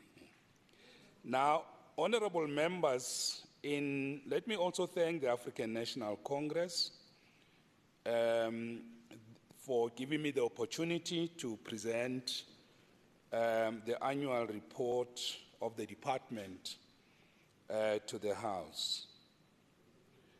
Let me also say that because today it's a Friday and we're looking to a Good Friday, I think I'll be very brief and not engage members of the opposition so that I don't spoil their Good Friday. So for that, I'll be very brief. Now, as the sixth administration, of course, recognized the important role played by transport and, of course, transport infrastructure in supporting the vision of the province of growing Gauteng together towards 2030, which is the vision and roadmap of the province. Now, as you know, one of the directives that was given to us as a department in the year under review was to come with a clear delivery plan of how we are going to grow the province. And to that extent, we have already launched our contribution to Growing Gauteng Together, which is the Growing Gauteng Together through Smart Mobility Plan 2030. And this has been tabled and presented to the Portfolio Committee and to honorable members, and copies were clearly distributed. Now, let me also just thank Honorable Mabunda, as always, for his very diligent, eloquent, and real good articulation, comprehensively detailing the achievements of the department in a very difficult period, and of course, for his appreciation of the challenges that the department faces, and for his firm call on the department to improve. And for that, I'd like to thank Honorable Mabunda. He has really gone at length. Let me give honorable members the opportunity to appreciate a very, very comprehensive articulation by Honorable Mabunda. I think you deserve a round of applause. Now, you have taken us through the period of the lockdown. You have clearly indicated, that we have just improved our capacity with the launch of the Transport Infrastructure House. So I'll not go into detail about the different programs that you have really alluded to and the work that has been done. The taxi environment with the Commission of Inquiry, you have spoken to that. And of course, the road network improvements and the transport infrastructure. You have spoken to the improvement relating to the Gauteng Transport Authority and all the entities of the department. I think, Honorable Mabunda, you have done an excellent job. What I would just like to conclude by raising is just to clarify a few points. One is just to assure honorable members that the under-expenditure that we have experienced in the department was mainly due to, and I'm quite sure 90% of that under-expenditure was due to the challenges that we have with respect to the grant for the bus contracts that we have in the department. This is because, honorable members, as I reported to this House, the department runs the current contracts of buses on tenders that were last advertised in 1997 and have been renewed every year up to today on a very short-term basis, which I've clearly said have had a negative impact on the capacity of the transport of the buses companies to renew their fleet and borrow money from financial institutions because of this. And this has led to the bus companies over the years. Every year they underperform because the routes are no longer lucrative, the costs are too high. And what we are doing about this issue is that since we have made a decision to advertise the tenders 1997 to date, we had to wait for the Minister of Transport, Honorable Mbalula, to give support and concurrence, or basically to give us a go-ahead on this matter. I'm pleased to announce to you that in the last 2 weeks, we finally received the letter from the Minister giving us support to proceed to advertise these tenders. Without that letter, we couldn't have moved one step further. So that is a very important milestone in our processes to advertise the tenders. We have already completed the specifications, good research done by the, we had commissioned a study by the CSIR to baseline all the roads and assist us to be able to do tender specifications. That work has been completed. We have set up the tender committees, so we are ready to go to the market. We were just waiting for Minister to give a green light, which would have rendered the whole thing completely irregular. So we are now a bit stable. I have given this report to the Portfolio Committee. I am surprised that the honourable members, the already extremely tired and exhausted Honourable Nell, whose contributions are daily decaying, has not had the opportunity to reflect on this point when it was raised very clear in the House. So I just wanted to clarify, honourable members, that that is the cost of the underspending that we have experienced, but also with the COVID-19 transport not moving. This money, how it gets spent is that the bus companies must claim it. If they don't claim it, we can't pay it. And with the COVID-19 lockdown, public transport, as you know, was grounded. So that's why the expenses went high, although it has been increasing every year. I just needed to clarify that matter. The other clarity that I need to provide to honourable members is with regard to the structure of the department and the filling of vacant posts. Just next week, in the last 6-7 years, this department has been without DDGs in critical posts. Next week, we are filling on the 1st of April, and this is not April's full. It's on the 1st of April, we are filling the post of DDG Transport Services. And then the week after that, we are filling the position of the CFO. And this weekend, we are advertising the post of the DDG for roads. So as I have said to the Portfolio Committee, by the end of the first quarter in the next financial year, we will have stabilized the top layer of the leadership of the department. So the top layer will be stable, as I have committed in the Portfolio Committee and to the Audit Committee. So to that extent, honourable members, the issues of capacity to drive and deliver transport infrastructure house, Honourable Mabunda has spoken to that, but the introduction of the transport infrastructure house is an important watershed and milestone in the work that we are doing.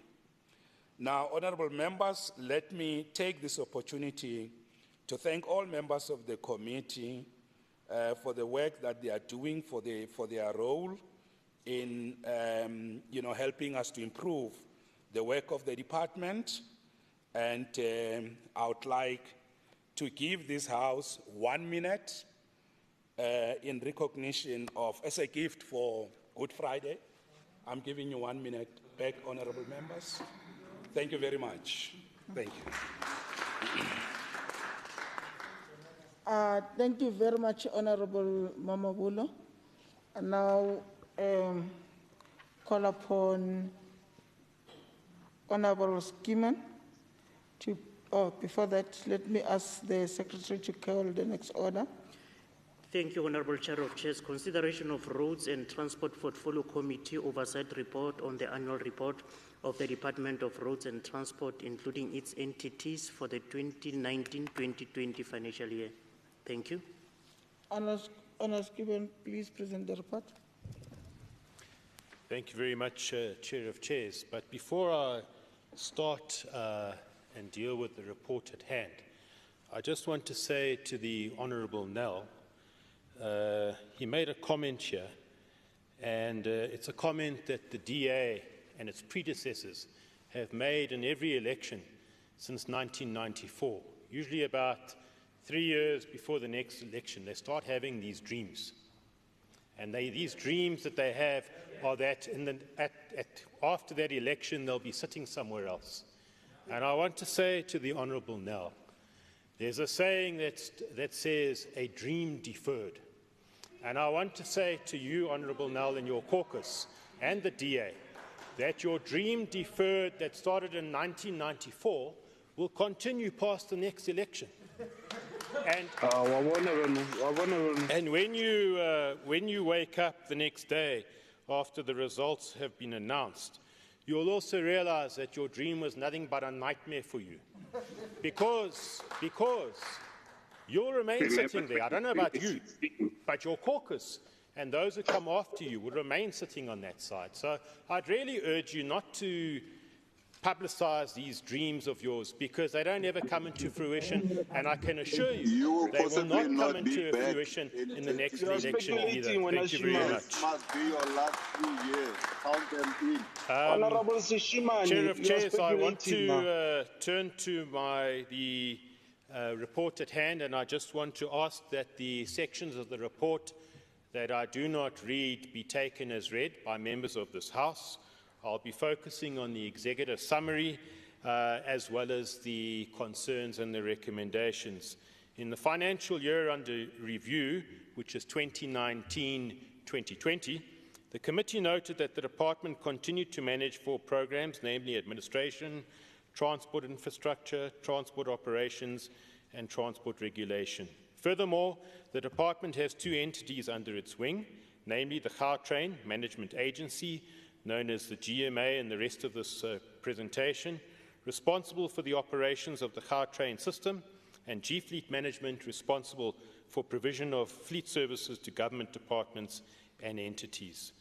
The committee noted that the department received an allocation of 7.8 billion and spent 7.1 billion, resulting in an underspending of 637 million rand, or 8.17%.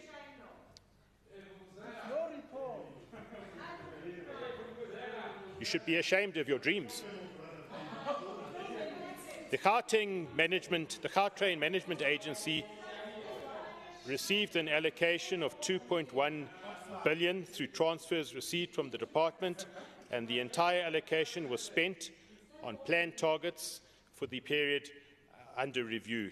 With regards to G-Fleet Management, the committee noticed that the entity's allocated budget for the financial year amounted to 789 million and spent 710 million, resulting in underspending of 79 million, marking an increase in underspending compared to the previous financial year. In relation to the achievement of service delivery targets, the committee noted that the department managed to achieve 18 out of 39 of its targets against its annual performance plan set targets. Perhaps you should have listened to the MEC. Perhaps you should have listened to the plans, and some of the things that the MEC outlined are happening at the moment. We here in this House don't believe in dreams like you do. Non-achievement of planned targets was realised in the transport infrastructure operations and regulation programs, and targets affected included the delays in the tendering processes and cancellation of some of the planned infrastructure projects. In the introduction of new bus contracts and the implementation of queue management system in provincial driver licence testing centres. In relation to the infrastructure and special infrastructure projects, in terms of Ma'am, we understand you have the right to interject, but please, not on every sentence. Yeah. Can you please try and control yourself, please? Thank you. Honourable Skiman. Thank you very much, Chair of Chairs. It comes with experience. I'm sure she'll learn in time. In relation to the infrastructure and special infrastructure projects, in terms of service delivery performance, the committee noted that the programme was able to achieve some of the planned targets, and these included designing of customer service centres, kilometres of serviced roads rehabilitated, kilometres of serviced roads resealed, kilometres of blacktop patching, gravel roads bladed, number of maintenance jobs created, as well as weighbridges calibrated. The committee further noted that the department experienced challenges which included, amongst others, delays in the tendering processes, cancellation and termination of some of the planned infrastructure projects, and these included, amongst others, development of 11 designs for bridges in Benoni and the Vereeniging areas, the construction of the K46, the Vereeniging Intermodal Facility, Sebokeng DLTC. Taking into consideration the delays in the infrastructure projects, the committee noted that the department has now established a transport infrastructure house which serves as an overarching project management office within the department.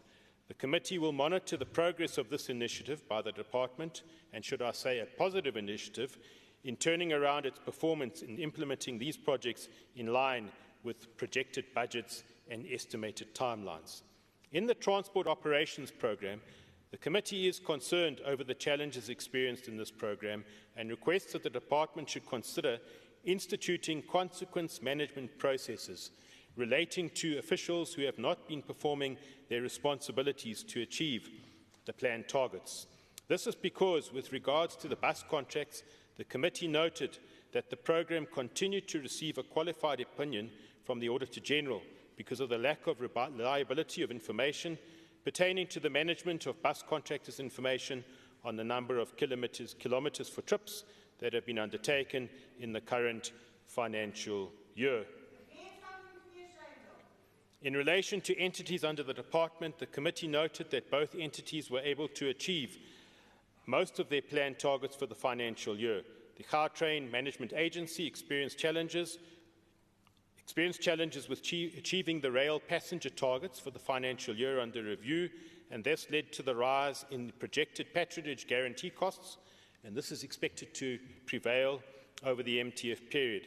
G-Fleet experienced challenges in relation to delays in the installation of tracking systems and service vehicles, turnaround times for vehicle repairs, and the implementation of the sustainability model. The committee noted that the department and G-Fleet management received an unqualified audit opinion from the Auditor General with emphasis on matters, while the Gautrain Management Agency received a clean audit. The committee commends the GMA for its consistent performance and delivering of services as planned. With regards to the department and G-Fleet, the committee noted that the AG raised similar issues of concern as raised in the previous financial years, and these include irregular, fruitless and wasteful expenditure and the absence of prevalence of preventative measures by management, the lack of oversight by the accounting officer, contract and procurement management, reliability of information for bus contracts and others. The committee is of the view that the department and G-Fleet should prioritise resolving the matters identified above. As I move to concerns and recommendations, the committee is concerned about the repeated emphasis of matter raised by the Auditor General on the performance of the department and G-Fleet management. The committee is concerned over the low level of attainment of planned service delivery targets in the transport infrastructure, operations and regulation programs, taking into consideration that most of these targets not achieved have a long history of delayed implementation with the department. The challenges experienced in the transport operations program, in particular the failure to advertise new subsidised bus contracts, which the MEC has explained today, the delays in the construction of infrastructure projects and the negative impact on the intended outcomes of the projects and allocated budget. In terms of recommendations, the Department would request that a detailed report be submitted to the committee by the 30th of April, covering the recommendations that I'm going to raise now. On the implementation plan and progress thereof, to address the emphasis of matter as raised by the Auditor General on the audit opinion on the performance of the Department and G-Fleet Management, to address the implementation of service delivery targets that were not achieved in the transport infrastructure operations and regulation programs, to address the challenges in the transport operations, in particular public transport services, on the progress in the implementation of infrastructure projects through the Transport Infrastructure House. We would like to express our appreciation to the MEC, to MEC Mamabolo, the HOD, officials from the department and its entities for their support during this process. Also to members of the Portfolio Committee for their support and hard work. And the same goes to members of the committee support team. In terms of Rule 1172C, read together with Rule 164, the committee presents to this House and recommends the adoption of the committee's oversight report on the Gauteng Department of Roads and Transport, Gautrain Management Agency, and G-Fleet Management Annual Performance Report for 2019-2020. I thank you.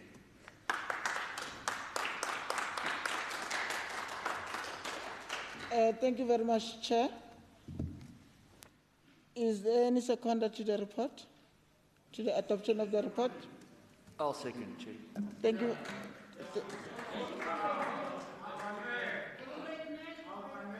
Thank you very much, Honourable Mel. I now put the question. All those in favour say yes. Yes. All those not in favour say no. The yes have it. Secretary, please read the next order. Thank you, Honourable Chair of Chairs. Public Accounts Standing Committee report on the annual report, including the Auditor General report on the financial statement and performance information of Economic Transformation Cluster reports as follows. Department of E-Government, Gauteng Provincial Treasury, Gauteng Infrastructure Finance Agency, Department of Infrastructure Development, Department of Roads and Transport, Gautrain Management Agency, and G-Fleet Management Trading Entity for the year ended 31st March 2020. Thank you. Thank you very much. Honourable Kanyile.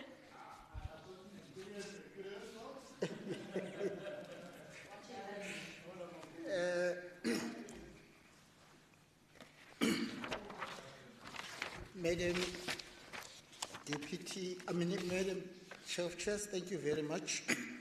I, Sokaile Kanyile, Chairperson of the Standing Committee on Public Accounts, table the committee's oversight reports on the report of the Auditor General of South Africa on the annual financial statements of the following departments and entities for the year ended 31 March 2020. Gauteng Department of E-Government, Gauteng Provincial Treasury, Gauteng Infrastructure Finance Agency, Gauteng Department of Infrastructure Development, Gauteng Department of Roads and Transport, Gautrain Management Agency, G-Fleet. I table these reports collectively and thus request that their contents be taken as read. Just to give a summary of the audit outcomes, today SCOPA reports that Gauteng Provincial Treasury, Gauteng Infrastructure Funding Agency, and Gautrain Management Agency have received clean audits. This brings to the total of 3 departments and 8 entities which have retained clean audits, and 3 departments and 1 entity which have improved their audit outcomes to clean audit. This includes GPL. This is collective since we presented the report from Tuesday. On unqualified with findings, today's SCOPA reports that Gauteng Department of Infrastructure Development, Gauteng Department of Roads and Transport, and G-Fleet Management have received unqualified audits with findings. This brings to the total of 7 departments and 4 entities which have retained the unqualified audit with findings, and 3 entities which have regressed to unqualified audit with findings. Today, SCOPA oversight report on Gauteng Department of E-Government is being tabled, indicating that this department has received a qualified audit opinion, which is a regression from the past financial year. In total, this brings to 2 departments which have received a qualified audit opinion, with one of them having improved from previous year's audit and one entity also having regressed as per all the reports we have tabled in the past 2 sittings in this August House. Members remember that you also reported one retained disclaimer at the sitting on Tuesday. I, however, would like to highlight the following additional areas with regard to the reports of SCOPA tabled since Tuesday. There's been a concern raised by the Auditor General about submission of annual financial statements, but there's been improvement in the past, although there's still some concerns, and we are working together with the MEC for Finance and Gauteng Provincial Treasury to see what interventions can be made. On the treatment of what we call UIF&W, that is unauthorized, irregular, fruitless and wasteful expenditure, the committee has had an investigation, Madam Chair of Chairs, where we have investigated how the departments are able to deal with this. And we will present that report at some stage when it's finalized. However, I'm not going to spend a lot of time on unauthorized expenditure because there wasn't in the past financial year. Also on fruitless and wasteful expenditure, I won't say something because there was a decrease. However, I want to say something on irregular expenditure with regard to the financial year under review. There has been an increase by 600 million rand. When I say increase by 600 million, I'm not giving you the total amount for now because there's a reason. However, what you have experienced is the reason why this increase from the previous financial year, or what results in irregular expenditure are the following: extensions of expired contracts in contravention of the procurement regulations and ineffective contract management, goods and services over 500,000 rand procured through deviations, reasons for deviations not justified, no approval from Treasury, expenditure paid for goods or services without following SCM processes, procedure without a competitive bidding process, procurement without a competitive bidding process, participation in a contract of organ of state that has expired and not procured in a competitive bidding process, extension of contracts without acquired approval, problems with no legacy contracts, problems to legacy contracts, no compliance due to non-obtaining of 3 codes, awarding of service providers whose tax matters were not in order at date of award. I've raised these things, Chair, and I'll come back to the reason why I've raised them. Just to summarize is that on the irregular expenditure, we've seen the increase by the following 4: human settlement, e-government, social development, sports, arts, culture and recreation. However, there's been decrease by infrastructure development, health, roads and transport, education, community safety, provincial legislature, economic development and office of the Premier. We're raising these matters, Chair, because we have agreed as SCOPA that we need to work with the executive authorities, which is the Premier, the Speaker, the MECs, to deal with these matters. One of the ways in which we want to deal with it is through the oversight on preventative measures, which we have discussed with the Auditor General, who has indicated that unless we deal with those matters, it's going to be difficult to really deal with what the consequence thereafter, or what result after that. So it is important that we ensure that there's oversight on preventative measures which are implemented by accounting officers and the accounting authorities. We also have to, working with the executive authorities, ensure compliance with requirements for reporting, ensure that accounting officers investigate UIF&W expenditures, and implement consequence management. When we say consequence management, sometimes it's always misunderstood to mean that punitive measures. However, what we mean is that there's a need for intervention on systems and building of capacity where it's needed, but also where there's been proof that there's been loss of financial losses, there must be recovery of funds that have been lost. Chair, I would like to thank members of the committee, Kanyane, Chilwane, Kekane, Dilange, Peach, Silias, Randall, Chitangano, Badenhorst, for their diligent deliberations during this process. I would also like to express my appreciation to Honorable Nkomora Luhuko, to MEC Nkomora Luhuko, MEC Mutara, MEC Mamabulo. Also to their senior officials for their the senior officials of their respective department for assisting us to analyze their reports. Honorable Chairperson, also I would like to thank Honorable Chairpersons Mpisi Modise Schneeman. I think I've pronounced it correct. Okay, whatever, yeah. Because how do you pronounce your surname? Okay, thank you. And their committee support staff. The Gauteng Business Executive from the Office of the Auditor General, Mr. Dumisani Cebekulu and his team. Like I have done in the last two sittings, I once again acknowledge the committee support staff without whom this process would not have been successfully completed. In terms of Standing Rule 117 2C, read together with 164, the committee presents to this House the above-mentioned reports for consideration and adoption. Thank you.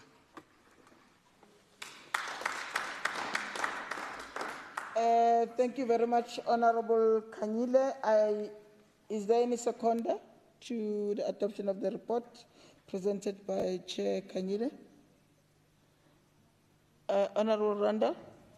Yes, thank you. I rise to second the reports. Thank you very much. I now put the question. All those in favor say yes. Yes. Yes. Yes, yes, yes. All those not in favor say no.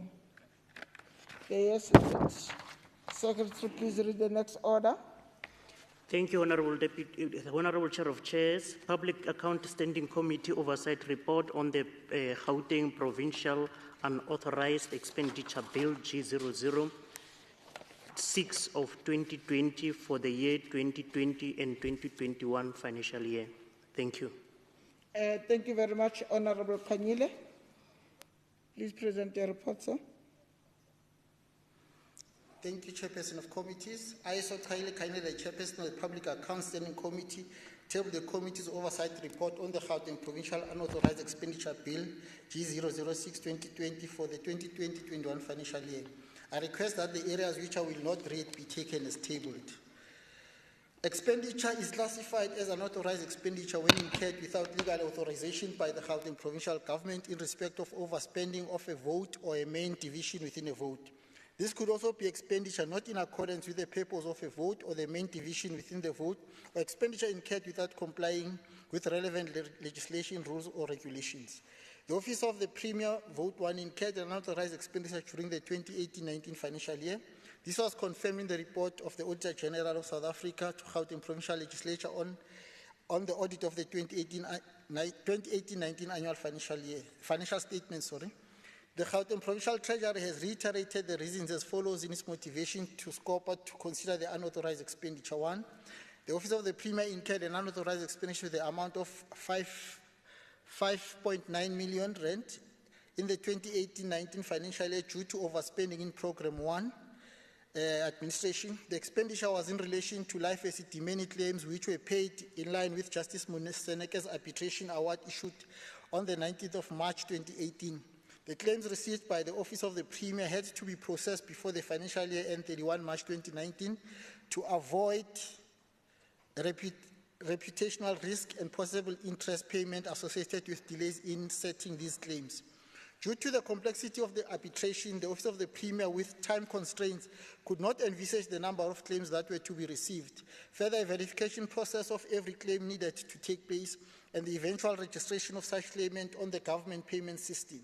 At the time of finalization of the verification, the second adjustment budget had already been tabled and the Office of the Premier did not have sufficient funds to defray the payment. The committee knows that the Gauteng Provincial Treasury has reported that no disciplinary steps were taken as the unauthorized expenditure incurred did not result from any form of negligence or misconduct in the part of the Office of the Premier and its employees. No written submissions were received from members of the public.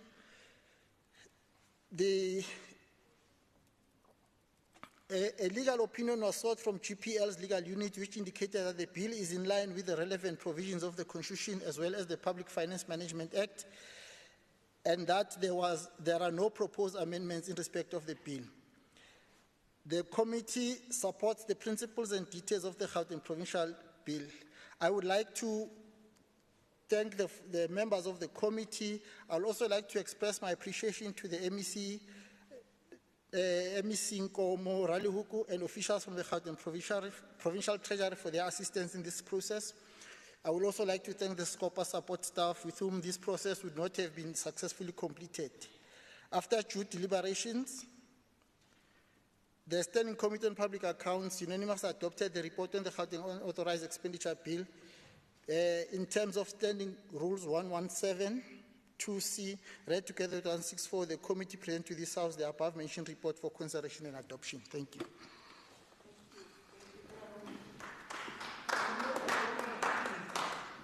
Thank you. Do we have any seconder? Yes, thank you. I second the report. Thank you, Deputy. Yes, I now put a question. All those in favor say yes. Yes. And those who are not in favor say no. The yes have it. Read the next order. Thank you, Honourable Deputy Chair of Chairs. Consideration of the separate votes in the schedule of the Gauteng Provincial Unauthorized Expenditure Bill G0026 of 2020 for the year 2020 and 2021 financial year. Thank you. Honourable Kanyile. Maybe I should thank Honourable Randall for explaining to the member next to him that the reports we're presenting are from the committee, so members of all parties have agreed to them. Thank you very much. The purpose of the bill is to provide for the purpose of the bill is to provide for the authorization of the unauthorized expenditure incurred by the Office of the Premier during 2018-19 financial year.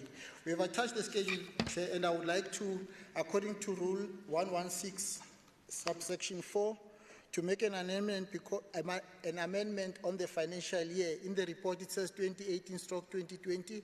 It must be 2018/2019. So we table that schedule also as attached in the report. I thank you, Chair. Thank you. Can I get any seconder? Thank you, Deputy. I second the report. And then, if it is seconded, I'm now posing a question. All those in favor say yes. Yes. And those who are not in favor say no. Then the yes have it. Can you read the next order? Thank you, Honourable Deputy Chair of Chairs. Decision on the separate votes in the schedule to the Gauteng Provincial Unauthorized Expenditure Bill G00. Decision on the schedule to the Gauteng Provincial Unauthorized Expenditure Bill G006 of 2020 for the year 2020-2021 financial year. Thank you.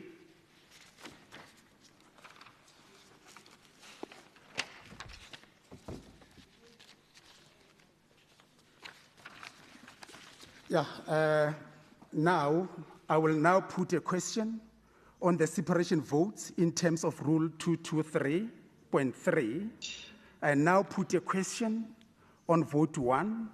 All those in favor say yes. Yes. And all those who are not in favor say no. The yes have it. You can read the next order. Thank you, Honourable Deputy Chair of Chairs. Decision on the schedule to the Gauteng Provincial Unauthorized Expenditure Bill G006 of 2020 for the year 2020-2021 financial year. Thank you. Yes, I now put a question in terms of Rule 223.6 on the schedule of the Gauteng Unauthorized Expenditure Bill. And all those who are in favor say yes. Yes. And those who are not in favor say no. The yes have it. We can read the next order. Thank you, Honourable Deputy Chair of Chairs. Motion in terms of Rule 117, Sub-Rule 2, Paragraph A, read with section Rule 223 and Rule 224 on the adoption of the Gauteng Provincial Unauthorized Expenditure Bill G006 of 2020 for the year 2020-2021 financial year. Thank you. I'll now call the MEC, Honourable Nkomo Ralihuku, to move for the adoption of the Gauteng Unauthorized Expenditure Bill G006, 2020. Thank you, Deputy Chair of Committees. I, the member of the Executive Council for Finance, Nkomo Ralihuku, table the following motion in terms of Rule 117, Subsection 2A, read with Rule 223 and Rule 224 on the adoption of Gauteng Unauthorized Expenditure Appropriation Bill G006/2020 financial year for 2020-2021 financial year. That this House adopts the Gauteng Unauthorized Expenditure Appropriation Bill G006/2020 for the 2020-2021 financial year. Thank you. Thank you. Let me call a seconder. Thank you, Deputy Chair. I second. Thank you. Thank you very much. Now we are moving to a very important stage of this House where we get to the roll call. So wherever you are, make sure that you are in the right position. We'll be getting to the vote. And the Sergeant of Arms, you will ring the bell for about 3 minutes. And thereafter, we're going to close the doors. And then we'll be starting with the roll call. Let's make sure that everybody is here. You can ring the bell, and then we pause.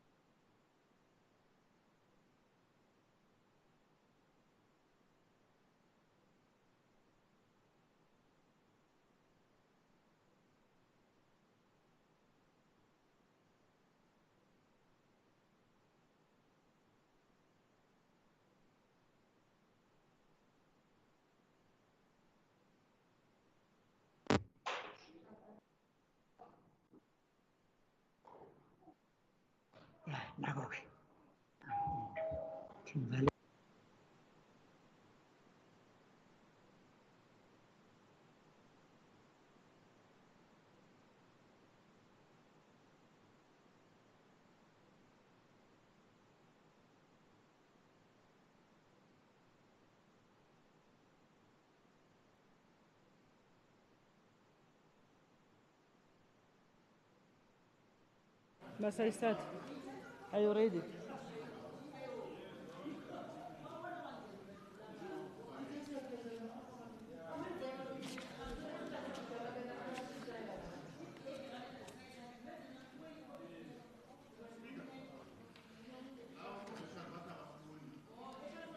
Abasiboni. I could hear, I was virtual and I could hear. Abakuthumele sayishaya njengayizolo. Sayishaya njengayizolo. I see them here.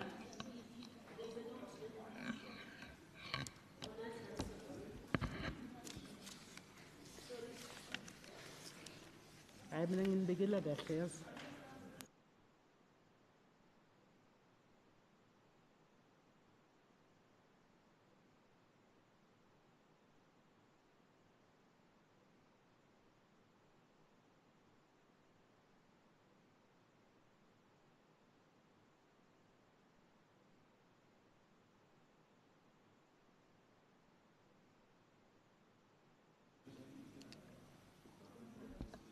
Colleagues, thank you.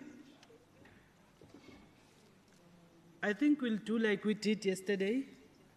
I'm informed that there are members that are struggling to connect or they can't even hear us or see us. I'm sure the whips will help me when we do the voting.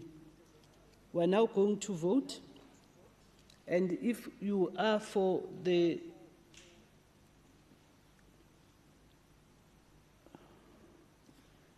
yeah, the people that were helping me today, they just make things dear maker here. Yeah, for an unauthorized bill, you will say, if you are for, you say yes. If you are against, you say no. We will be starting to call the names, but please, leaders of parties, you will help me with the names. You will communicate with your people to bring me, to send a communication. Yeah. Thank you. Let's call the names, Secretary. Thank you, Honorable Speaker. We'll start with MD Makura. Yes. A. Lesufi. Yes. Yes. M.E. Kumalo. Yes. Dr. N.E. Mukheti. Yes. N. Nkomorala Huku. Yes. L.I. Maile. Yes. Yes. P.J. Mamawolo. Yes. N.M. Mhlagaza Manamela. Yes. A.W.M.K. Musupse.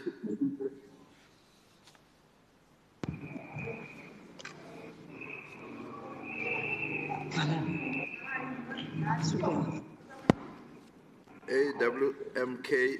Musupse. Yes. M.D. Klope.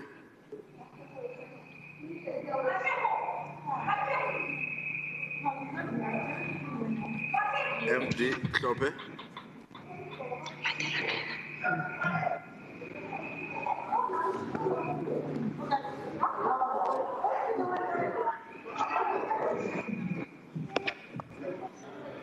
MD Klope.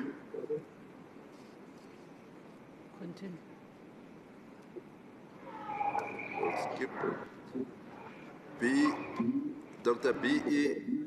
W. Masuku. Yes. N.F. Mazeugo.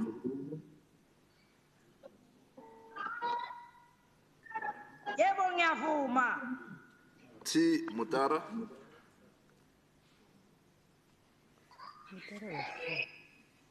T. T. Mutara,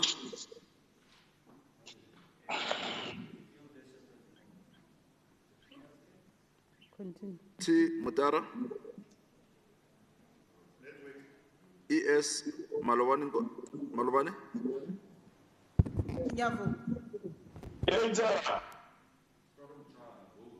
M.J. Kanyane, Yes. T.E. Magagula, P.B. Ngove, Yes. M.G. Mudise,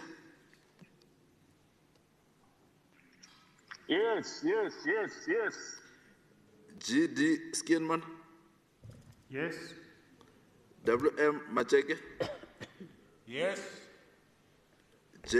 Mpisi, Yes. MPF Tau,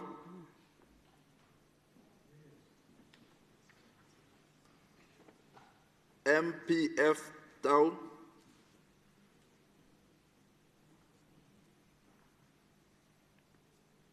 MPF Tau,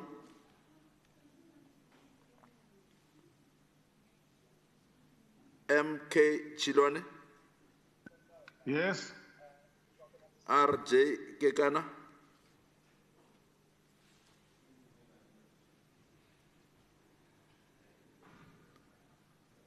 RJ Kekana,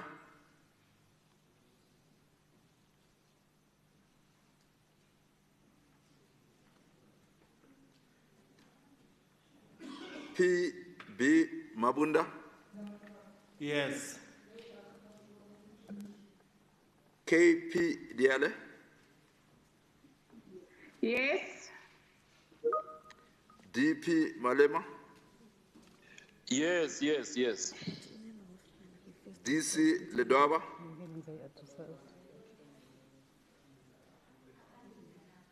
DC Ledwaba,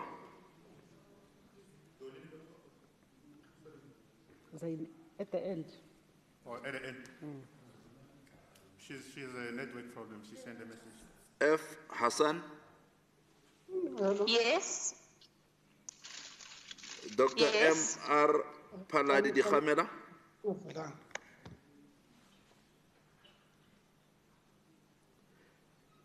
Dr. M.R. Paladi Di Khamela,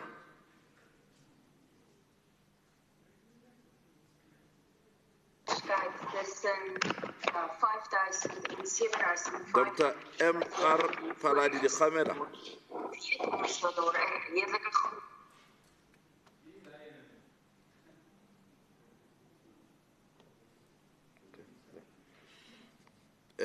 T. Ndlovu, Yes. B.E. Letswalo, Yes. S. Kanyile, Yes. L.J. Lasindwa, Yes. L.E. Makuvela, Yes. A.A. Ndlovana, Yes. S.T. Msimanga, Yes. M.S. Moredi, Yes. J.B. Bloom, Yes. I.E. Mkwebo,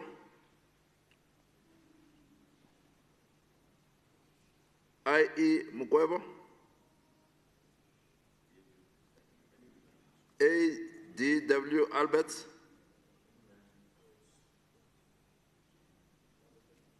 A.D.W. Alberts,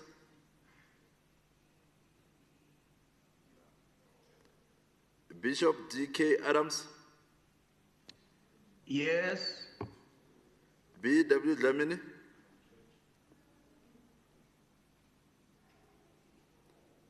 B.W. Dlamini,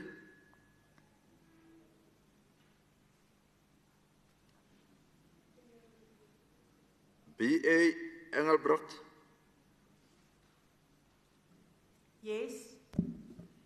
A.J. Fuchs, Yes.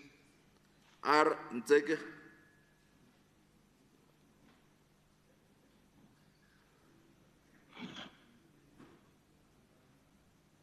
R. Ntseke,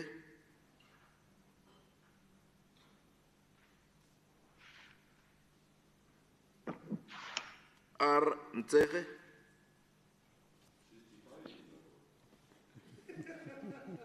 L. More, Yes. N. Ramulifo, Yes. BF Badenost, BF Badenost, K. Tong, K. Tong, RB Masemola Mnisi,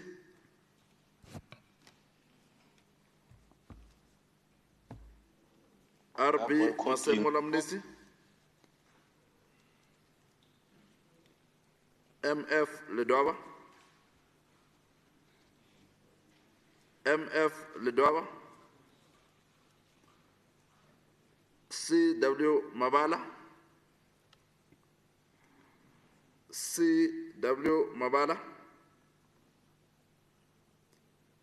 DW Pitch, Yes. AM Randall, Yes. SM Ghana, Yes. E Duplessis, Yes. AW Silius,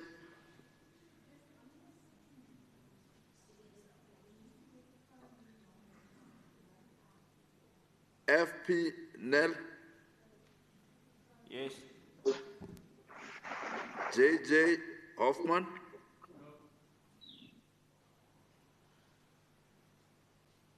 A Dilanga,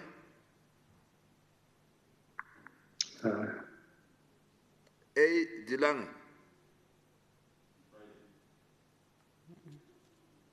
KC Mazui, KC Mazui, MR Mufama, MR Mufama, AG Chitangano, AG Chitangano, ND Khadeve, ND Khadeve, MS Goma, MS Goma, MH Chirota, Yes. MS Shabalala, Yes. MS Shackleton, Yes. C Boch, Yes. SJP Dos Santos, Yes. NM Dijakhar,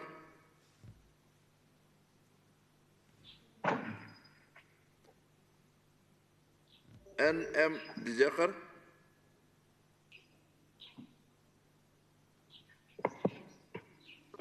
Voorzitter, baie dankie. Nee, ek dink Jan het basies nou gesê wat ek net wou. NM Dijakhar,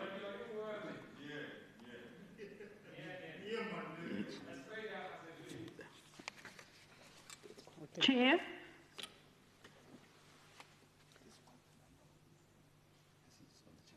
Yeah, colleagues, first let me start with my own gadget. I see Honorable Kekane voted, had a problem. She's voting yes. Kekane. Then there's the Khamela.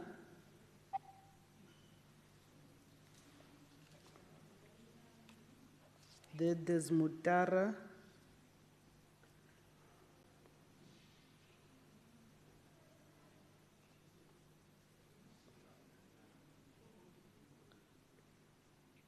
Then can I, okay. Dilange, you said no.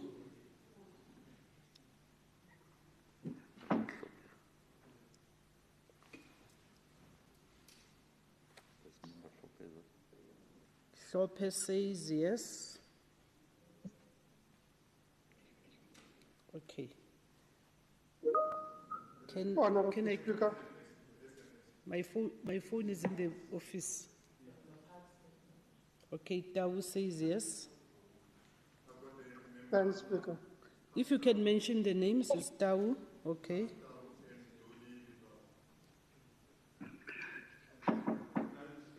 From the TA, yes. Honorable. Yeah, the Hamela, whoa. There are two members that asked for early absence. The notice should have been sent to your office. I don't know why it's Diaga. Can you mention the names? Diaga and Sire, it means they are not connected. We do have that. And Celia is absent. Tolili Dwawa, yes. No, Lidwaba, we do have you. Yeah.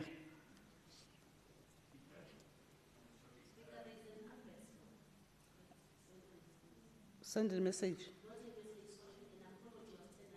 Yeah, I have an apology.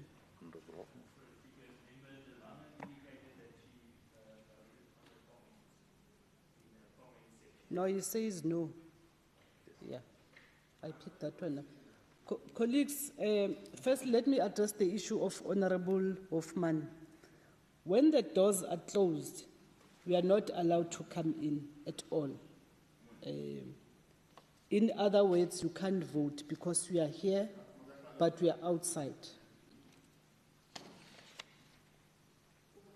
We only allow those members, because even yesterday we agreed with those that are having a problem with their gadgets, because we can monitor if a member is in and gets disturbed. We will be able to pick up, especially from the party whips, to say this member is voting. Others are even sending information from the main group. Others are sending to their parties, so that one we will take. But you can't be in when the doors are closed, because disrespecting the service officers is also not legal. It's uncalled for. So in future, let it not happen, Honorable Hoffman. Okay. Let's count.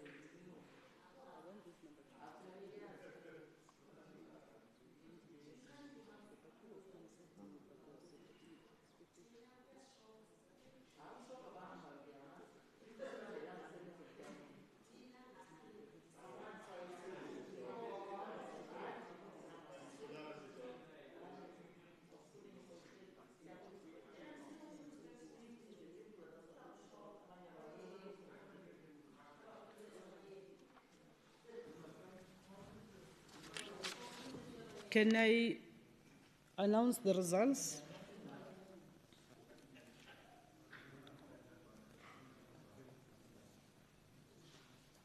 Not voted but present 1. Spoiled 1. I will explain the spoiled 1. The yes 54.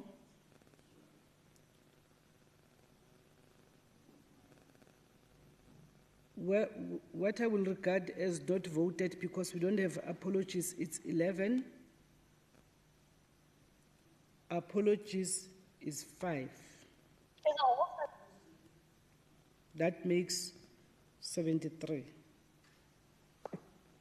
So it means the yes, which are 54, have actually passed an unauthorized expenditure bill. And I'll request that the whips that are here or leaders of parties must come and sign.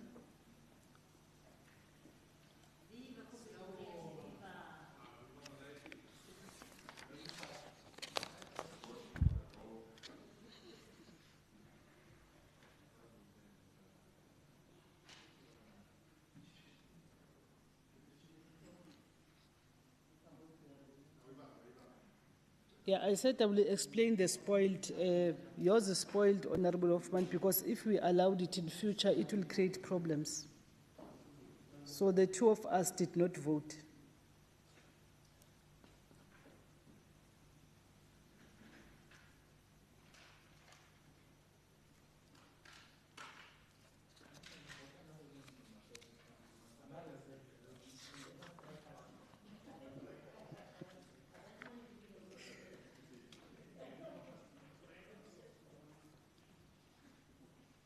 Thank you. Can we therefore go to the next order? Thank you, Honourable Speaker. Finance Portfolio Committee Oversight Report on the principle of Gauteng Provincial Third Adjustment Appropriation Bill G002 of 2021 for the year 2020-2021 financial year. Thank you. Honourable Mpusi.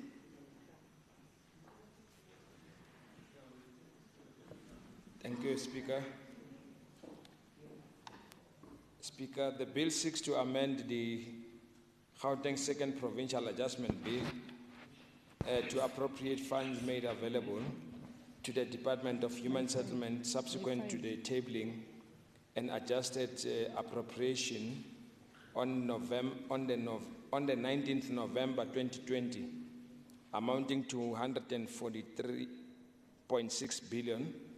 The National Department of Human Settlement, in consultation with the National Treasury and the affected provincial department, increased conditional grants to the Gauteng province by 100 million. The conditional grant for which the allocation to the Gauteng province was increased is the Human Settlement Development Grant. The provincial owned receipts, the Gauteng Provincial Treasury tabled an adjusted appropriation on the 19th of November 2020.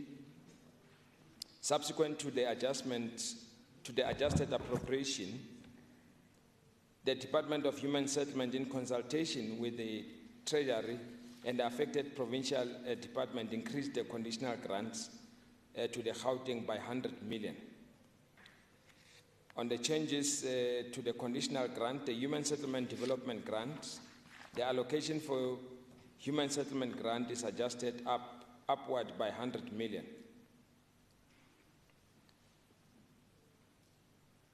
On Human Settlement, Vote 8, the budget is increased by 100 million from 5.377 billion to 5.477 billion. On the financial implications, the adjustment to the 2020-21 appropriation increases the provincial expenditure by 100 million from 143.6 billion to 143.7 billion due to the increase in the allocation of the Gauteng Department of Human Settlement. The adjustment budgets for most departments remain unchanged. On the recommendations, in view of the funds being appropriated close to the end of the financial year, GPT should ensure that there are plans in place to ensure that the money is spent and not surrendered to the National Revenue Fund.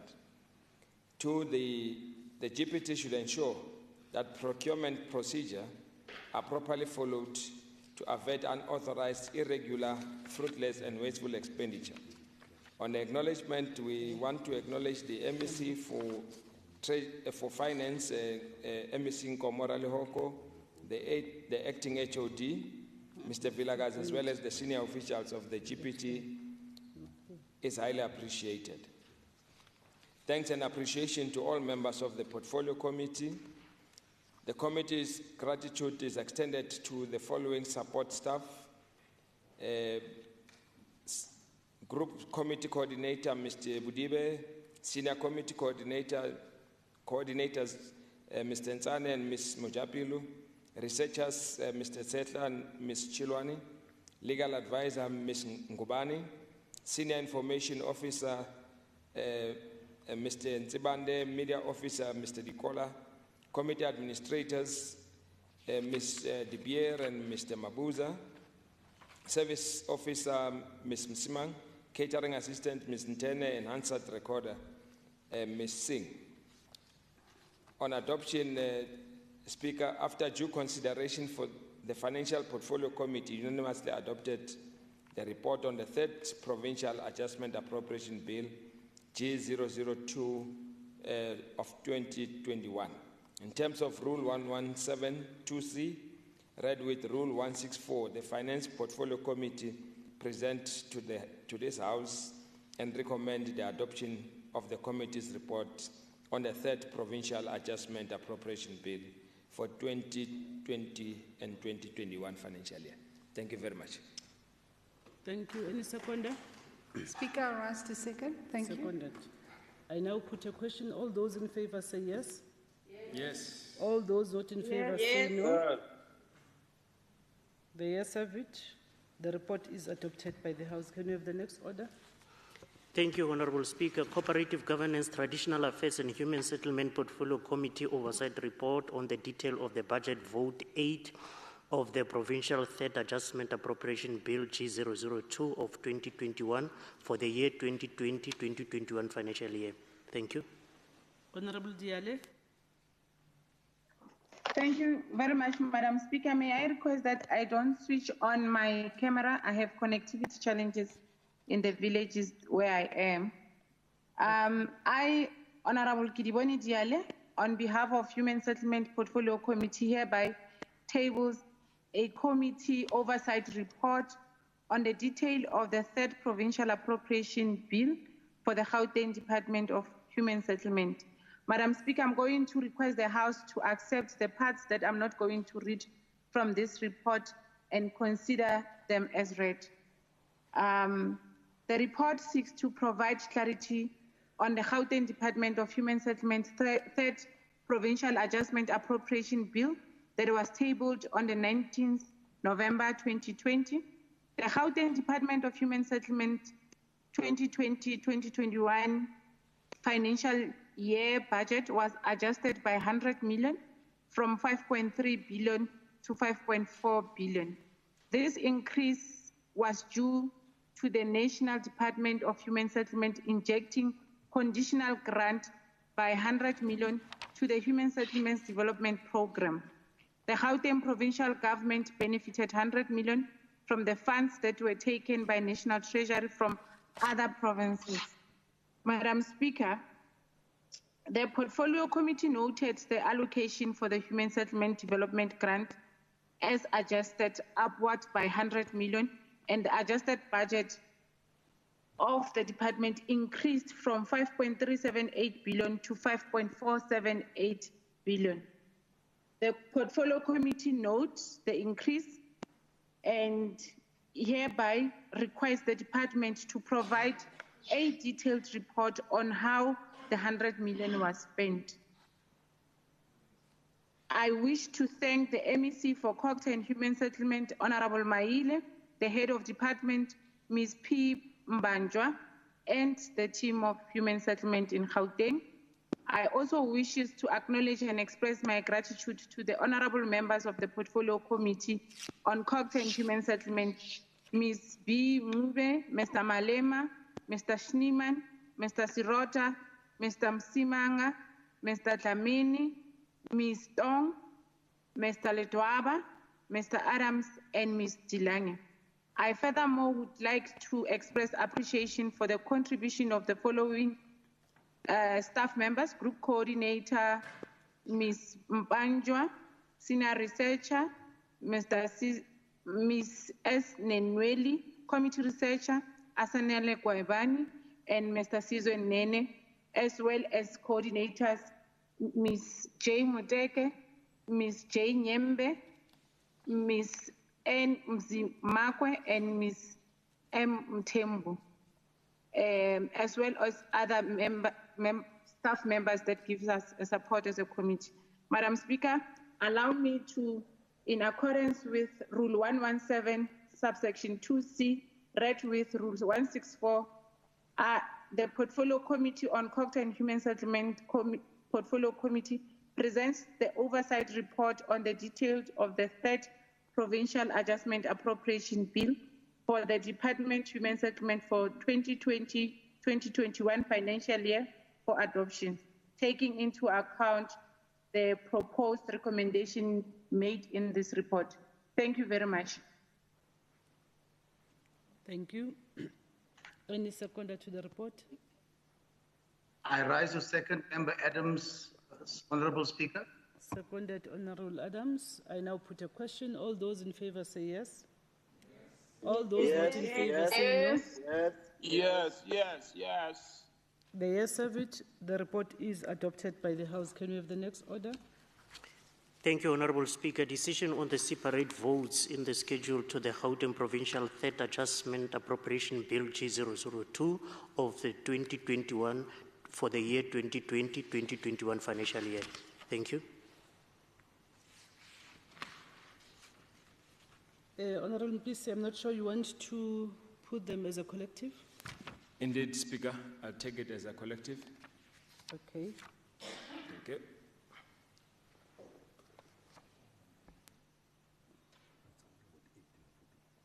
Okay.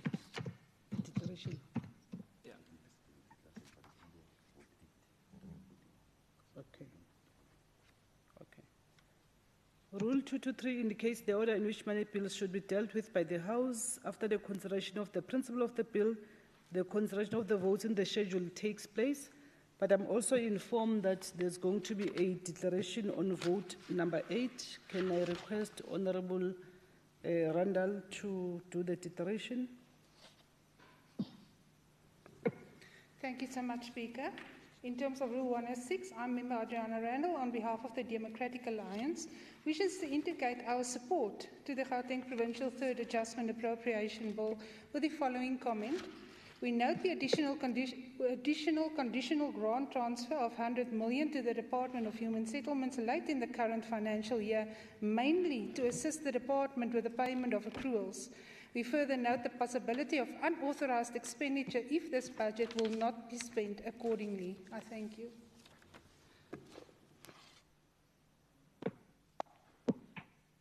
Okay, that's a declaration. Thank you. In terms of rule,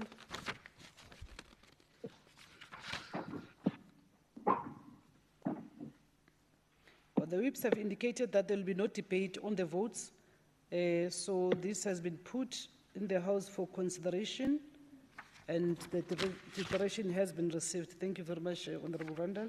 Can we therefore go to the next order? Thank you, Honorable Speaker. Decision on the schedule to the Gauteng Provincial Third Adjustment Appropriation Bill G002 of the year 2021 for the 2020-2021 financial year. Thank you. Thank you. I will now put the question on the separate vote in terms of Rule 223, subsection 3. I will only put vote 8 where there is a declaration. Honorable Randall, you have made your declaration. We'll take it as read. Thank you very much. Can we go to the next order?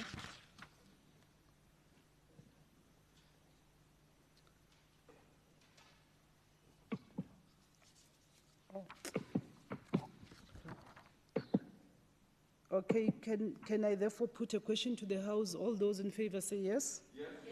All those not in favor say no? The ayes have it, noting the declaration made by Honourable Randall on vote number 8. Thank you. Can we have the next order? Thank you, Honourable Speaker. Motion in terms of Rule 117, subsection 2A, read with 223 and Rule 224 on the adoption of the Gauteng Provincial Third Adjustment Appropriation Bill G002 of 2021 for the year 2020-2021 financial year. Thank you. Yeah. I now put the question in terms of Rule 223, subsection 6 on the schedule of the Gauteng Third Adjustment Appropriation Bill. All those in favor say yes? Yes. All those not in favor say no? Yes. Yes. The ayes have it. The schedule to the Gauteng Third Adjustment Appropriation Bill is adopted by the House. Can we have the next order? Thank you, Honourable Speaker. Motion in terms of Rule 1127, subsection 2, paragraph A, read with Rule 223 and Rule 224 on the adoption of the Gauteng Provincial Third Adjustment Appropriation Bill G002 of 2021 for the 2020-2021 financial year. Thank you. Yeah, these numbers are too many. I hear you say 112. Motion in terms of Rule 117, sub 2A, read with Rule 223 and Rule 224 on the adoption of the Gauteng Third Adjustment Appropriation Bill. I now call on MEC Nkomorale Huku to move for the adoption of the Gauteng Third Adjustment Appropriation Bill. Thank you, Madam Speaker. I, Nomantu Nkomorale Huku, the member of the Executive Council for Finance, table the following motion in terms of Rule 117, subsection 2A, read with Rule 223 and Rule 224 on the adoption of the Gauteng Provincial Third Adjustment Appropriation Bill G002 to 2020-2021 for the 2020-21 financial year, that this House adopts the Gauteng Provincial Third Adjustment Appropriation Bill G002 2020-21 for the financial year 2020-21 financial year. Thank you. Hello, 2020. Any seconder to the motion? Honourable PC. Seconded in terms of Rule 223, sub 7, the question on the adoption of a money bill shall be determined by roll call. I now call on the Sergeant at Arms to ring the bells for 3 minutes as agreed to in terms of Rule 109.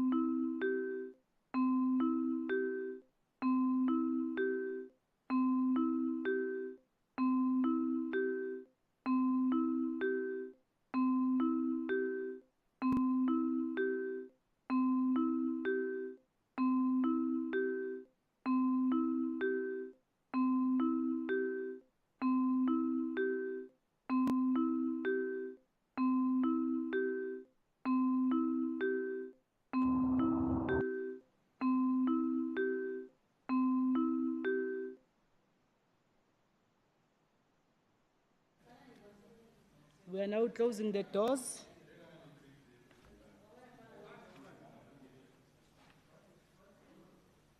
Can the doors be closed?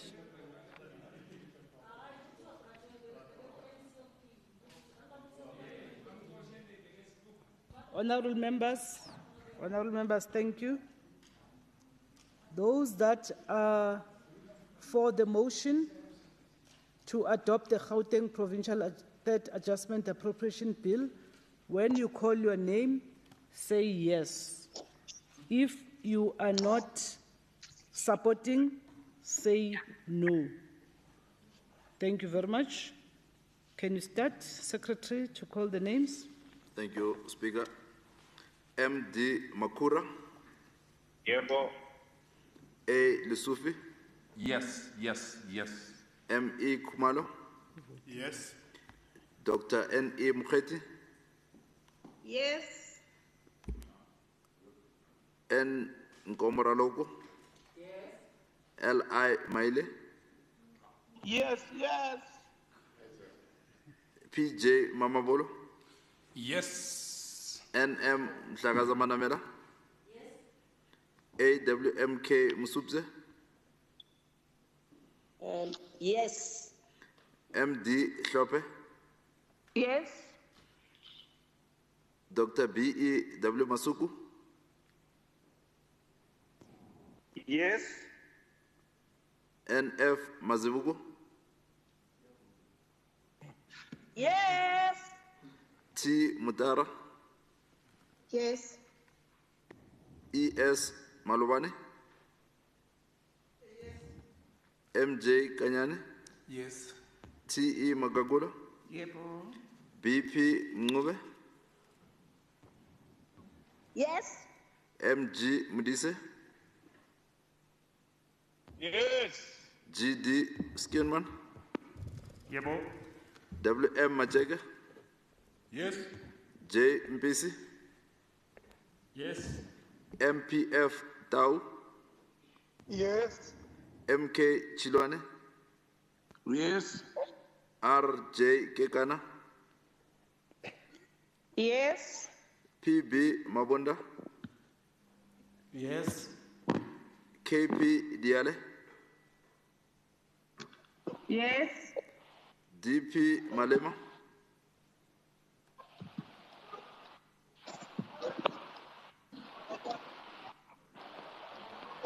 D.P. Malema.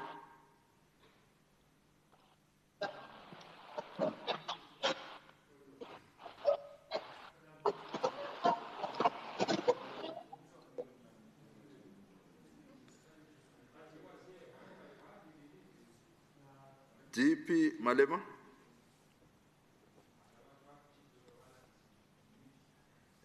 D.C. Ledova.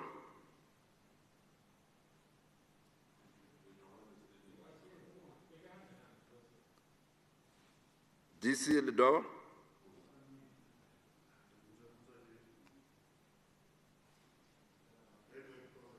F. Hassan. Yes. Dr. M.R. Paladi Dikhamela. Yes. T. Ndlovu. Yes. B.E. Letswalo. Yes.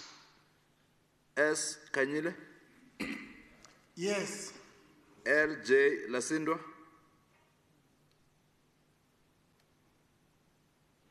Yes. L.J. Lasindwa. Yes. L.E. Makubela. Yes. A.A. Ndlovana. Yes. S.T. Msimanga. Yes. M.S. Moriarty.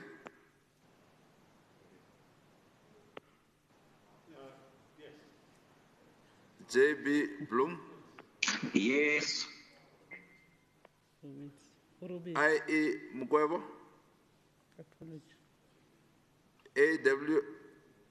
A.D.W. Alberts. A.D.W. Alberts. Apology. Bishop D.K. Adams. Yes. B.W. Dlamini. B.W. Dlamini.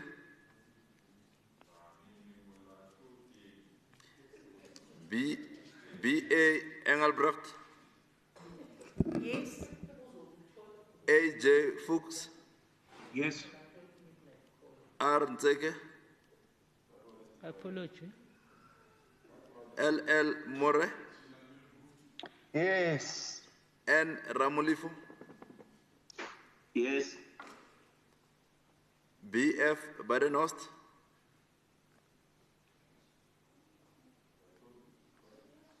B.F. Badenhorst, K. Tong, K. Tong, R.B. Masemola, Mnisi, R.B. Masemola Mnisi, M.F. Ledwaba, M.F. Ledwaba, C.W. Mabala, C.W. Mabala, W.D. Peach, Yes. A.M. Randall, Yes. S.M. Ghana, Yes. E.W.C., Yes. A.W. Cedar, Apology. F.P. Nell, Yeah. J.J. Hoffman, A. Dilange, No. Casey Mazui, Casey Mazui, M.R. Mofama, M.R. Mofama, A.G. Chitangano, A.G. Chitangano, N.D. Khadebe, N.D. Khadebe, M.S. Koma, M.S. Koma, M.H. Shirota, Yes. M.S. Shabalala, M.S. Shabalala, Yes. M.S. Shackleton, Yes. C. Boch, Yes. S.J.P. Dos Santos, Yes. N.M. Dijakhar. Apology. Thank you. That's all.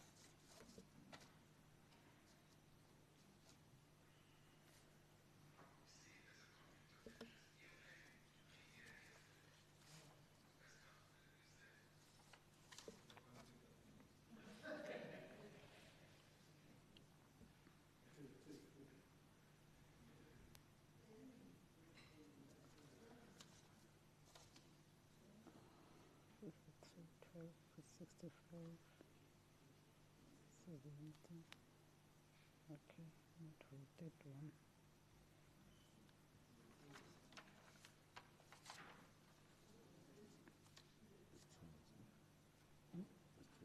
Yeah.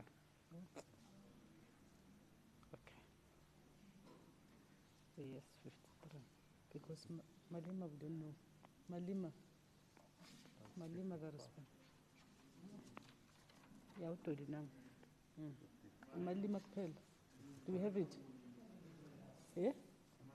Which mail?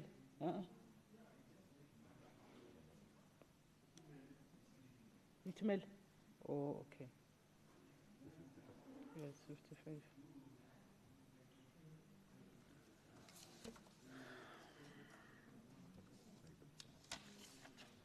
The results are as follows.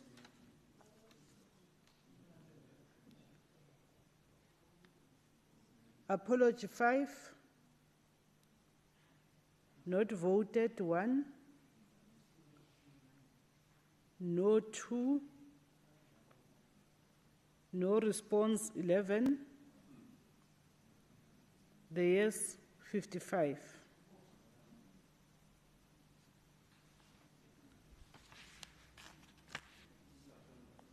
I therefore wish to declare that the Gauteng Provincial Debt Adjustment Appropriation Bill has been adopted by the House.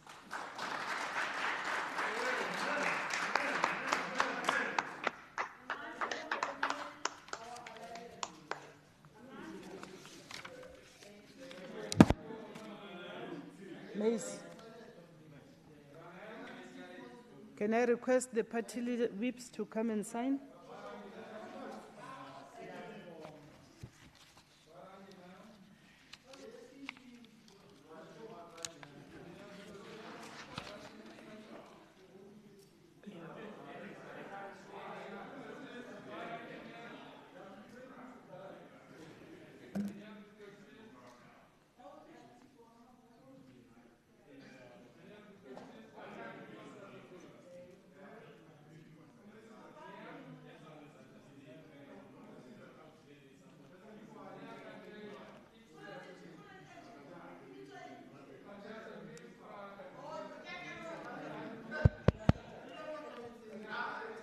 Thank you, honorable members.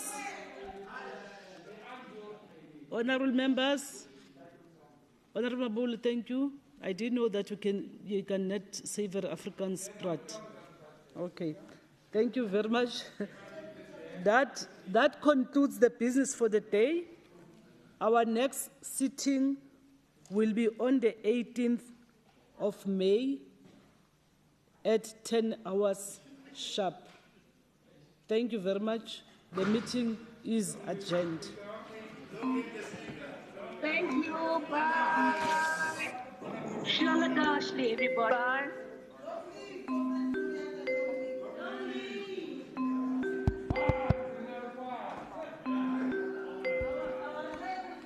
Sicela undlovu asukuma.